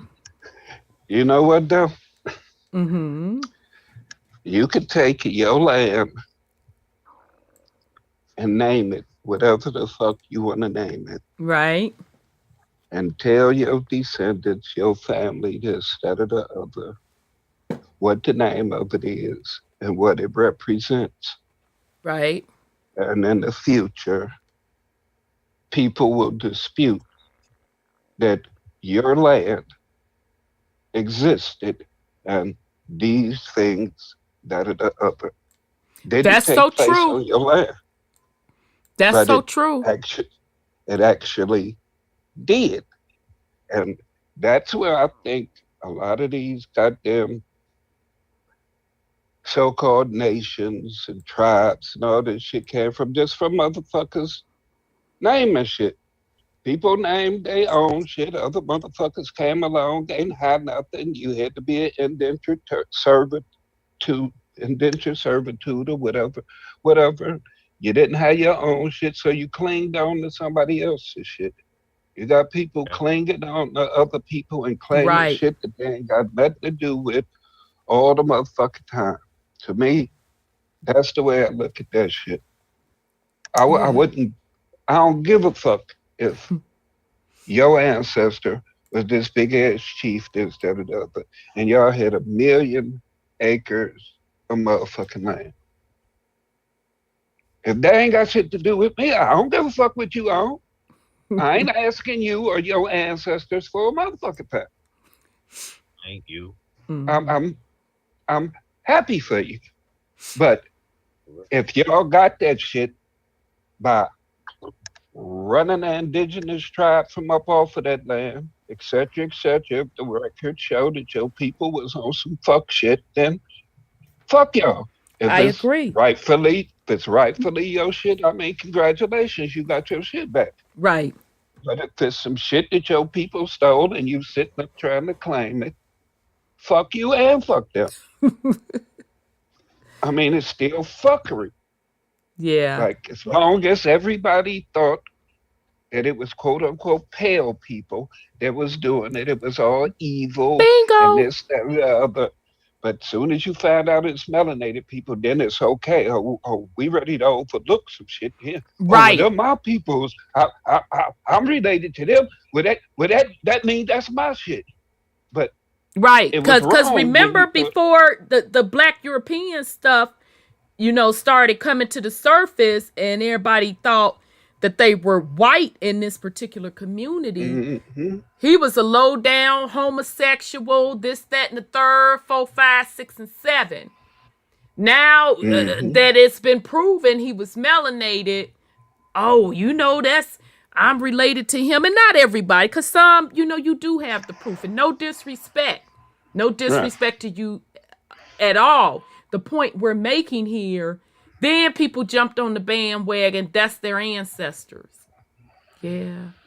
But he was just a dirty motherfucker 3 years ago. Right. Now you're okay because it's your relative. Yeah. But all you doing is claiming that goddamn karma and shit because somebody got the tone for that shit. Exactly. And I told y'all that a few years ago. Like, y'all keep fucking around here, running around with these titles, and you don't understand the karmatic energy that's associated with it. That's why I stick to my bloodline. You understand me? That's why motherfuckers swapping the identities with your ass, and then you sit up and accept a bullshit ass story. They trying to get away from them names and the frequencies and shit for a goddamn reason. Absolutely. Shit, I'm trying to shake off all the fuck shit my ancestors did. I'd be damn if I take somebody else's stuff on. And I'm only shaking that out and saying that was some fucked up shit. Let's clean up this energy so the next generation don't have to repeat that cycle. So I'm damn sure ain't finna take what the fuck I look like taking on Jesus, Jesus, them shit, Moses, them shit, Abraham, them shit, Anunnaki, them shit, Inky, Binky, Linky, and Stinky. God damn it, I ain't got it to give now. Come on now. I'm just trying to clear up what Charlie and Annie Mae them motherfucking did. All right, because they ain't made me none of the good shit. I ain't had none of them good times that they talked about. All that shit that they done back there, how they came up and how they was living at a party and yachting and all this type of shit. I ain't getting no parts of that. Because I'm going to tell you something. If my family did link to that royalty, my feelings would be plumb straight up hurt. Mm-hmm. Well, I ain't got a damn thing. Where them ends at? Exactly. So I don't want your karma. I ain't get to have none of the good times. Right. So I definitely don't want the bad times. No, I'm good on that, bruh. And if they was involved, they was straight plumb out the fuck wrong. I'm not upholding it. That part. So shit, I ain't got it to give. People need to grow up. You got to be accountable for the things that you do in this realm. That's the way the realm is set up. Okay? It's just the way it's set up. Yes, the realm has been infiltrated. Don't get me wrong. But even with that infiltration, there are still certain basic rules. And what you put out is what you get back. And everybody want to skate around that. You think you can do your dirt and hide your hand. There is no hiding. Everything you fucking do is recorded. The universe is the best motherfucking investigative reporter that we would ever know. Oh, so Rhonda, you say you didn't do such and so on such and so date? Let me pull this record. The record said that is a lie. You did it on that date, da time. That wasn't me. That's a mistake in the records. Oh, so Rhonda, you say that's a mistake? Here's the motherfucking footage. That ain't me. So you're trying to tell the Akashic Records Committee, bitch, that ain't you. That's what you're going to stand before this committee and say? Exactly your story. Because as you're standing in front of this committee lying to our fucking face, you know the records are updated that you are a bald face, or as my grandma used to say, a bald face ass liar, right? You know that's going in the records too, right? So you're not getting away with anything.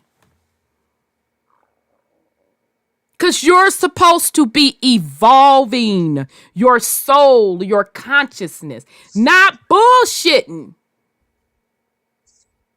You down here bullshitting and playing instead of working on the business that you're supposed to be working on, which is you. Shit. And if you running away from you, why the fuck do I want to be bothered with you? I'm trying to get that Baltimore you. I love the way Baltimore people say you're. I think that's how they say you're. They be having me rolling with their you're. Shit. So again, if you don't want to be bothered with your, why the fuck do I want to be bothered with your? Come on now. Shit. All right, let me wind it down because, child, I'm scratching and I'm tired. So, nephew Nuwa, you have any last words for the family? Might make you scratch, but it was about your accountability concept. My thing is the Moors, these individuals are still giving these individual praise and all that. But if I remember correctly, they were the first to introduce slavery back in the Arab.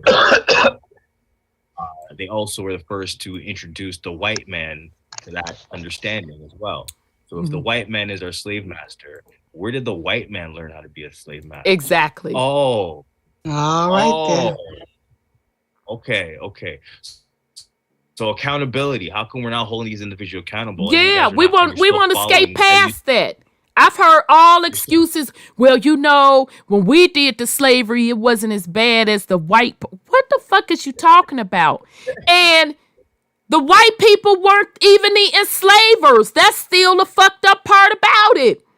And white people, when we keep telling y'all that, most of y'all, you're taking on that title of enslaver. And I'm like, are you fucking kidding me? You want to argue with me about your people not being slave holders? Yes. I'm like, you motherfuckers are dumb on this planet. And see, this is where my nerves get bad. Because I'm looking around saying, you know what, Universe, Akashic Records, pull my shit. God damn it, pull it up. Let's go through what the fuck I done wrong.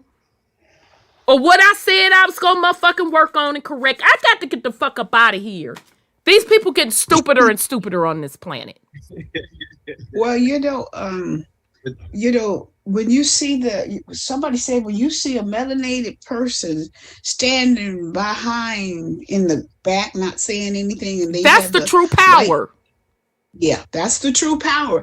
And they the ones that's wacky, because the country is really wacky, because I see a lot of our people now standing in the back while the European out there fronting with that crazy stuff they putting out here lately, all this changing and all this. I said, so that person is the true power. The Secretary of State, he's melanated. He looks like a Moor. And this game is so cold. Shout out to the Mud Flood community.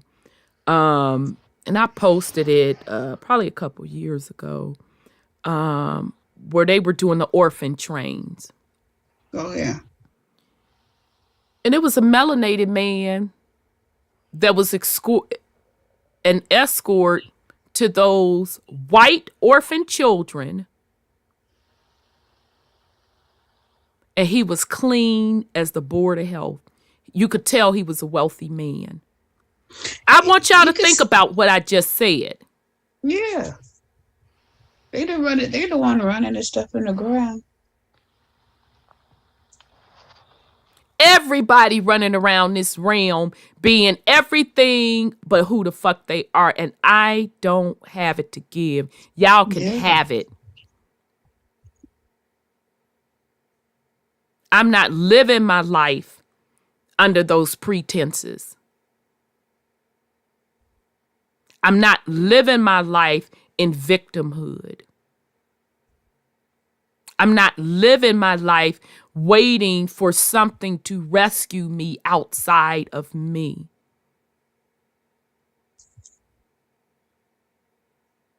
I'm responsible for my life. I'm responsible for my decisions. I'm responsible for what I create. That's adulthood. That's adulthood on the physical level, and it's adulthood on the spiritual level. See, we don't want to have these real conversations because most people are broken or sick at the soul spiritual level. And no amount of anything is going to fix that. No amount of money,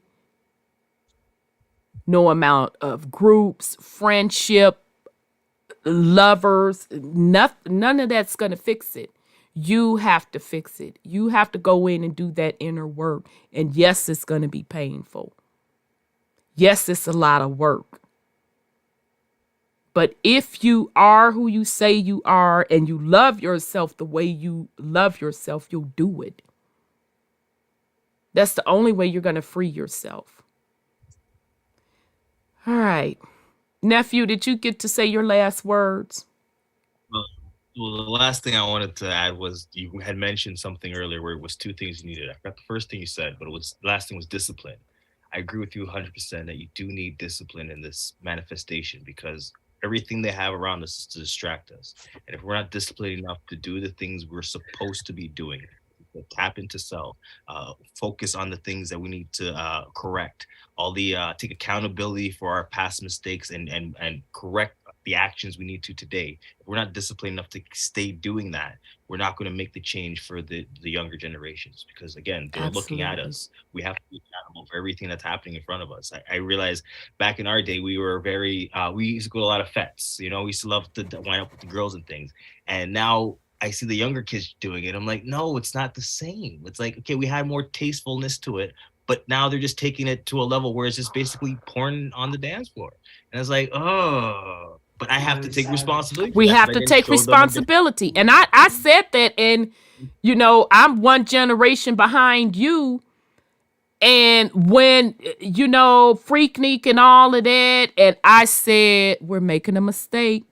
We're making a mistake. You just old fashioned, blah, blah, blah. I'm like, well, first of all, I can't be out here in these squeets twerking and shit. Yeah. And one of my aunties and uncles run up on me and I got my ass tooted in the air. I was going to get my ass beat down right in front of that crowd.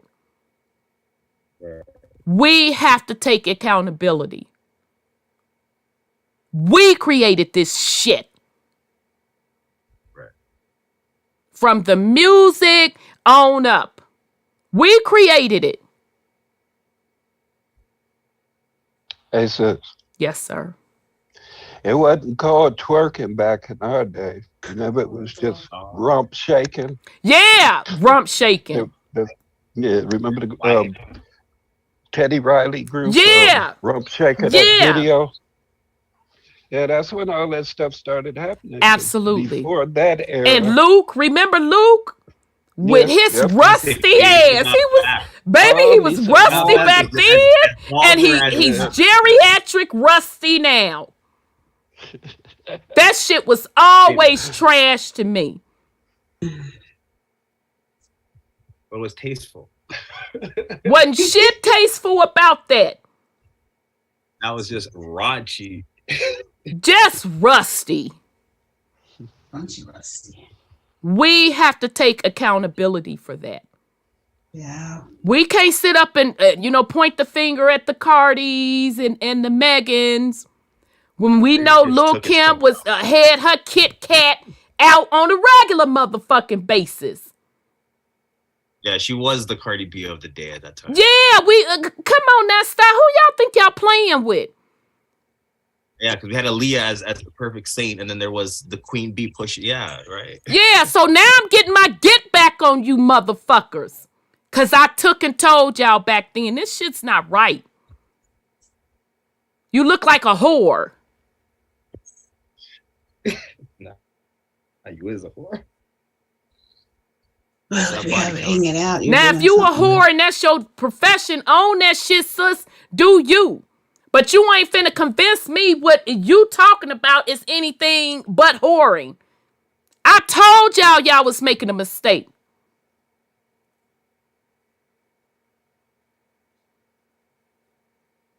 So who y'all fucking think you playing with? We were there. And we can see the results of that. So get the fuck out of here. Go play with somebody else. Shit. All right. Sis Sandra, you have any... I'm sorry, go ahead. I'm sorry, nephew, go ahead. Lastly, I just want to thank the family for coming out again. We did miss you last week. I'll say that myself. No. But I do thank you for, tapping in when you can, because again, you yourself, family, Auntie Sandra, Uncle Sean, everyone that tunes into the panel, everyone that's tuning in right now in the chat. Thank you for at least giving your energy towards that change, because again, we're one person away from touching someone that's going to make the difference. So we have to do what we can now. They'll see our examples through our actions, and then they'll take note. We can't be talking no more. They don't care what we say. Exactly. Yeah. With that, Thank see you. y'all next week. Give thanks. Thank you, nephew. Love you. Yes, Hot and Trina. Trina, I ain't gonna sit up here and lie. Trina, I just thought of VD when I saw Trina. I ain't even finna sit up here and lie. I just straight up thought VD, and no disrespect, Trina, but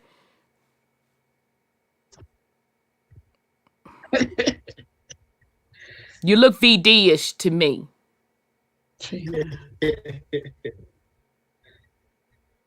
And ain't nothing worse than the old horror.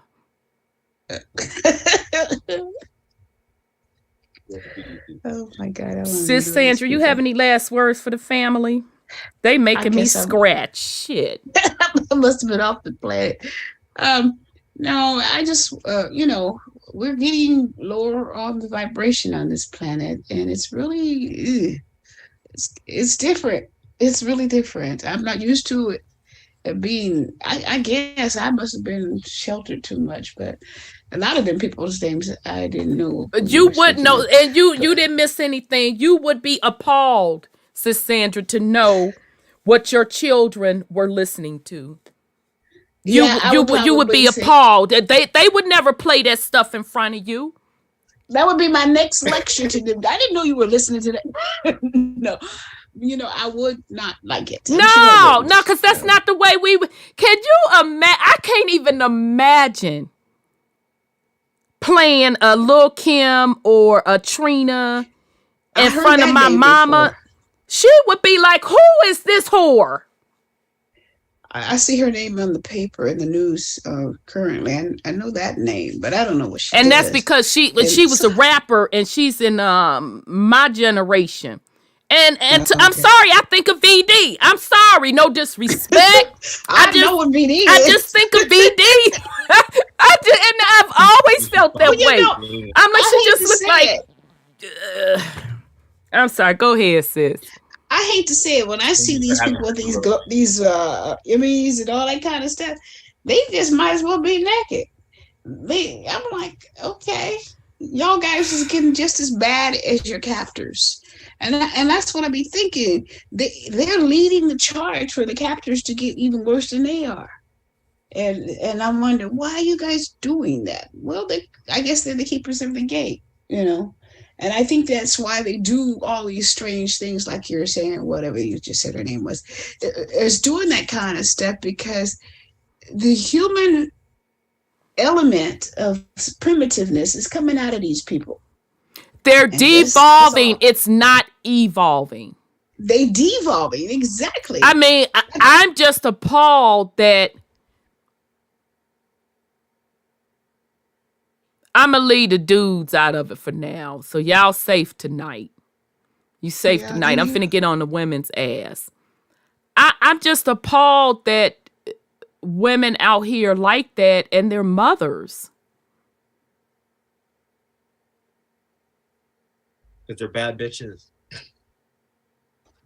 Because I'm still trying to understand how the fuck Sierra show up at that motherfucking award show with her ass out, and you're married to a multi-fucking millionaire. And she was wondering why everybody thought it was bad for her to I was do it just like disgusted. I'm like, I'm sick of you thirsty ass people. Sus, you a mom. Sus, you a millennial. Sit your motherfucking ass down. Put some on it first. I was appalled. I'm like, you're literally married to a multi-fucking millionaire. I think what he like $50 million. I don't know. Now, personally, I wouldn't even go to that motherfucking award. What the fuck I need your award for, bitch? I'm a multi-millionaire. I don't get it. I don't either. They have to be seen as. Have new music coming up. So showing the crack of your motherfucking ass at pushing 40 is where it's at. Yeah. And you're the mother of two. I just want to make sure Rhonda is motherfucking clear. Because I don't want to lie. I don't want to lie on nobody. And she knows her grandkids can see that, right? Child, you think they thinking about grandkids? They ain't even thinking about them. And When you don't have a soul, what do you expect? Yeah, that's true. They're not caring You about think nothing. she made it to where she is without signing on the dotted line or No, I being totally in agree. a I totally bloodline? agree. Yeah, and we know that's the backstory of it, but I'm using that as an example of Oh how yeah. people are devolving.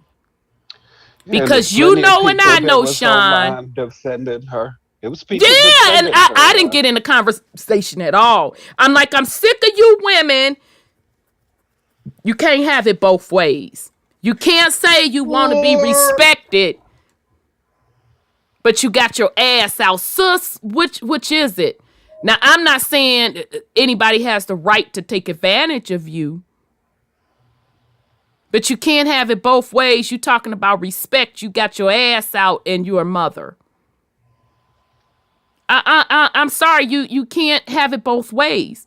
And women need to stop being fucking hypocrites. And it's not about, let's be clear, it's not about living up to a man's standards, because I put my foot on a man's neck for fuckery. It's not about that. It's about you being a hypocrite. Yeah. I think it's pretty bad. I was like, wow. It's bad. People are devolving on the planet. There's no fucking way I could have did it as a teen. I couldn't have do it in my 20s. I couldn't do it as a baby. I can't do it right now. My mama had to cover me with the diaper. We can do that. My mama be getting the get back. I know you mad. Getting rounding up the ainies. So you out here selling ass. Well, I'm just on OnlyFans. Not that's still equivalent to selling ass. I don't care. So you selling ass. Bought my clothes. Shit. But the thing is, Sierra has never been known for her vocals. She's not some Grammy. No, she was known for her dancing. vocalist. She's an incredible dancer. Exactly. So it's always been about her physique. Period. She gonna lose it one day, so I guess she better should use it. I guess she ain't got to lose it. I mean, she gonna get old. That's what I'm talking about. Well, they still got surgery for that. Yeah, they don't care, child. They don't care nothing. They don't care nothing about that. You see Madonna's geriatric, nasty looking ass. Yeah, she does. Nasty. Had that botched booty. I said, bitch, pick a struggle. Are you weightlifting or you got a BBL? Because I'm confused up in this bitch. You look a mess, sis. Yeah, she's on the nasty side too, Madonna. They don't care. And not like I said, they're going into their primitive stages instead of. It's devolving. They're devolving, and they're going to give them the AI brain so they can have some brains, because they don't have any now. So I agree, Shrugs. I've been saying that for years, and and everybody in the world, everything in nature don't get to breed, tighten up. Exactly, because it shows. Yeah. It's some weak ass genes out here, and I'll be like, oh. Modern medicine. And they're the ones they select to be the ones of the public to represent this country. This country it's bad. It's bad. Don't nobody care about, anybody's lineage. Shit, they don't even care, to be honest, what type of person the person really is. No. Just breeding. Just breeding, and what your booty look like, and what your tits look like. He rusty. Did you have the small itchy? She whoring. Okay. And you link up, have children, and you think what's gonna happen? Get the fuck out of here. I don't have it to give. I don't have it to give. Don't come on my doorstep with them excuses. I don't want to hear it. I mean, turning off TV. You hear me? I can't look at it anymore. And I know I get frustrated. I know I get frustrated with the younger generations, but I also understand that shit started with my generation. So this is their version of the 2.0 of fucking degeneracy. We got to keep that shit real. During my generation, my sister had to sneak her second set of clothes out the door. We all did. We couldn't go out like that. We all did it. Put it in the motherfucking book bag. But let me tell you something. I didn't do it. I didn't the do it. moms and them. I didn't do it either. Because see, I know my mom. We nicknamed her a military police baby, and she would roll up on that school. You never know when military police. Let me be up there squazzed up in some motherfucking shit tight. Baby, she would beat the brakes off me. No. Yep, that's what my mother would do. She chases if she had to. No, you better not run. You better not run, or you're gonna get a double beat. So no, we were. My sister now said, I didn't do that. I said, yeah, okay, sis. Yeah, you did. Yeah, that was our mild cutting up. It was. Absolutely. Oh my God. But now anyway. you look at these prom pictures. I'm like, what pimping whole ball is this? I had the younger cousins hollering. They're like, Auntie, what you mean that's prom? I said, I know you lying. Prom? She looked like a hoe and he looked like a pimp. This prom? Well, I was looking at some dresses from some kind of store. And I said, is that a nightgown or is that a dress? And I'm looking at it. Is that a dress or is that a nightgown? Because it's cut all the way up past, right to the hip bone, the upper hip bone. And I'm like, and so the leg, all of the leg is hanging out. I said, those are not dresses, are they? And then the back is hanging out. I said, why don't they just go naked? They on their way. But this is a new generation, and I just sit back and go, ooh, okay. Yeah, it's just devolving at this point. I was blown away that was prom. I'm like, they're babies. Don't y'all want to like dress up in like gowns and nice suits? Well, my granddaddy used to say, you better sit like a lady. Well, you have to look like a lady to sit like one. So anyway, it was not my culture, my generation. Yeah, and again, I'm not excusing Generation X. Don't get me wrong. Because that whole pimp hoe culture, it goes back further than what we see today. Because Gen X started to take on that mentality. And I'm like, y'all making a mistake. So you gonna call me whatever the fuck you want to call me. But that's just too much for me. Well, they're not vibrating up.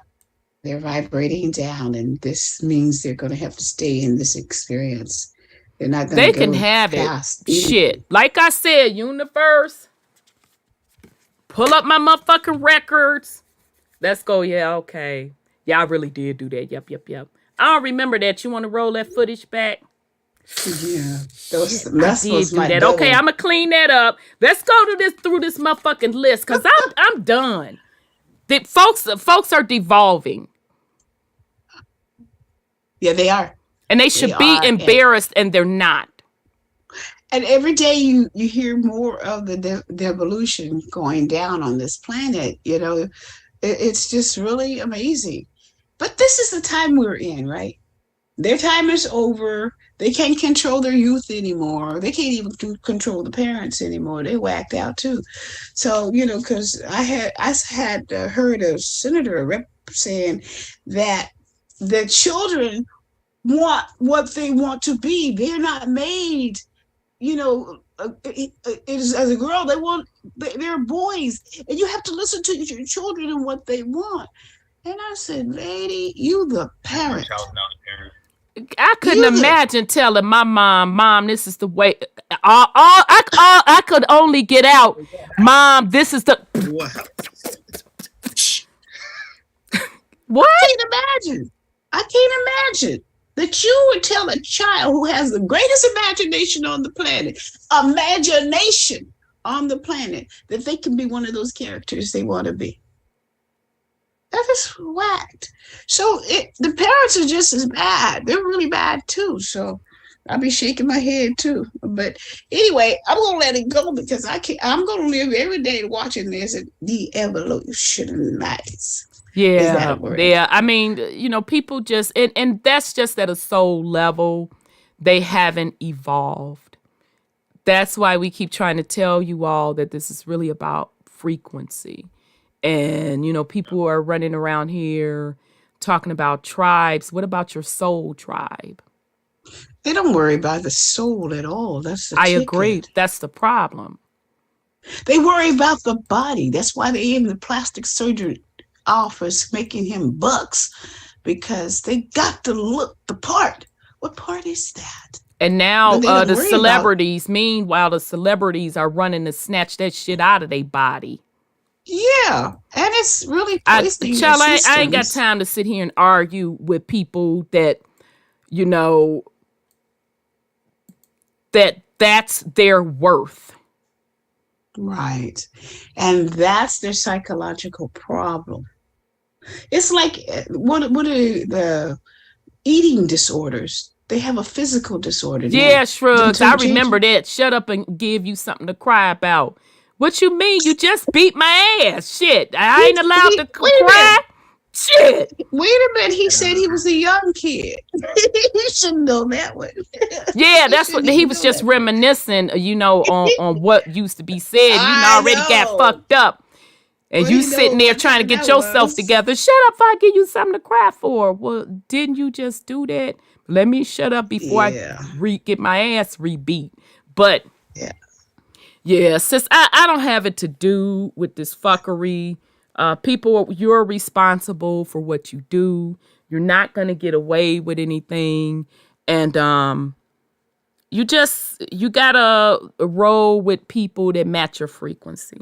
Right. And if That's they don't true. match your That's true. frequency, it's okay. It's And there's gonna okay. be lots of people gonna be Yeah, it's gonna be lost because lots that's not. So lots of people gonna be it's lost. okay. And you have to be an adult, not only in the physical, but more importantly, spiritually. You have to be an adult. Mm-hmm. And that's what people don't want to do. They want to put it on everybody else but them. So I'm done with it. It is what it is. But Shit. decency is priceless. You have to be decent and You in don't have to order. be decent, because if They should if be. you did exactly, you think people should be. How many people do you know that's decent? Let's keep this Not shit too all many. the way the fuck Not real. too. Not too Not many too are many. decent. Mm-mm. We have I to be agree. honest. Not too many are decent. And that's okay. I don't fool with them. No. And I don't feel guilty about it. Ain't nobody gonna make me feel guilty about it. That's not my lane. Yeah. All right. Brother Sean, you have any last words for the family? Well, your wholeness is in your soul. You're Yeah. not incomplete. You're not broken. You're not less than. You're none of those things that they attribute to you until you believe that. Your flesh, this skin suit, Mm-hmm. is what's actually going through this experience. It is a sentient life within its own right. Mm-hmm. There's brains in a group of organisms that agreed to comprise this skin suit, all with the vested interests in your soul energy. Every aspect of your physical self is striving for your energy. It wants attention. Whether you're talking about your sexual energy, whatever type of thoughts you have, the desire to eat, etc., etc. All that has to do with the body. Your soul doesn't need any of those things. The body is the beast. It's the ego as well. Right. It's running on programs. As we sit up, talk about languages, codes, etc., etc. Every illness and every low vibrational thought and action you have are outside programs. Mm-hmm. You voluntarily gave up your right to program and to make decisions for your skin suit. You've been so distracted. You let other people tell you what's best for your body, your soul, your mind, your heart. Everything that you're trying to manifest is because somebody else told you. Because somebody else told you you should do it this way or that way. And you never took the time to find out who you really are. Right.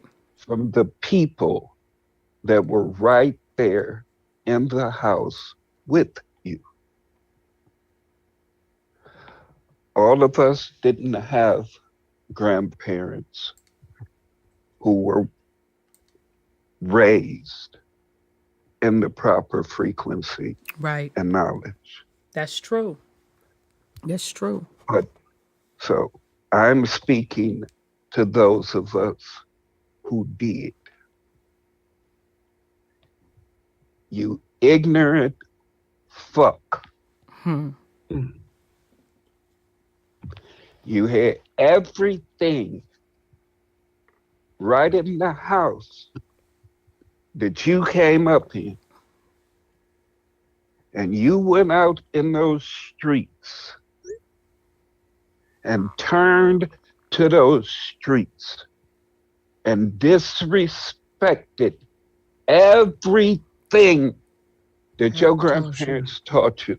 Yeah. You disrespected every bit of love that your grandmama put in every goddamn thing that she cooked. You disrespected all of that to chase after somebody else's dream, who was actually dreaming to be motherfucking you. Mhm.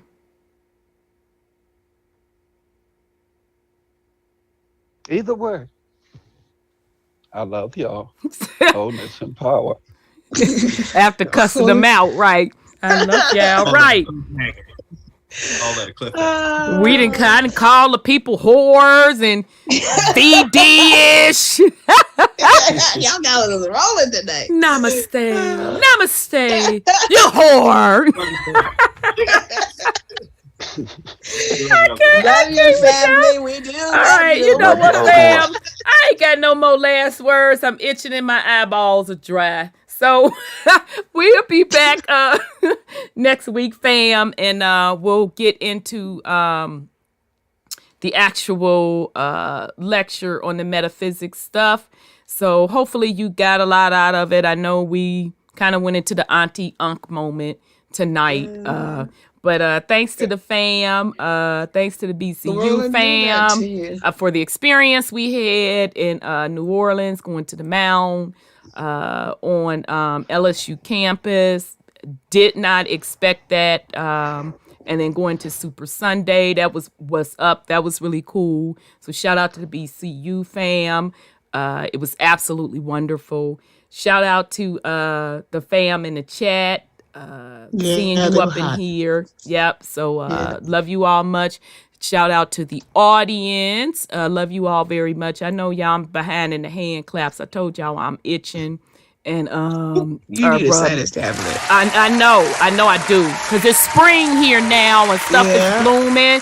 God damn it, 1 minute I'm in You thermals. cold. And today is 70 and my daffodils leaned over and I don't know if I'm gonna get apples this year because it froze when I was on vacation. So god damn it, I'm itchy. So Yeah. shout out that's to what you need. everybody. So thank you to my host, my panel. So thank you to nephew. Thank you to brother Sean. Thanks to sis Sandra. Thank you all. So You had a good time. So with that said, fam, we will be back next week. We'll get into the topics. I do want you all to that the financial stuff that I'm putting up there. I will highly encourage you all keep up on it. Okay? Because what's going on is huge. It is. So I'm not putting out that stuff just to be putting it out. I'm putting it out so you can be aware and you won't be blindsided. Okay. So with that said, fam, thank you all so much for your support. We will be back next week. And we are Truth Uncompromised. We're going to rock out with some music, family. Night all. Love y'all. Now, while I'm trying to find the music, y'all, here it is.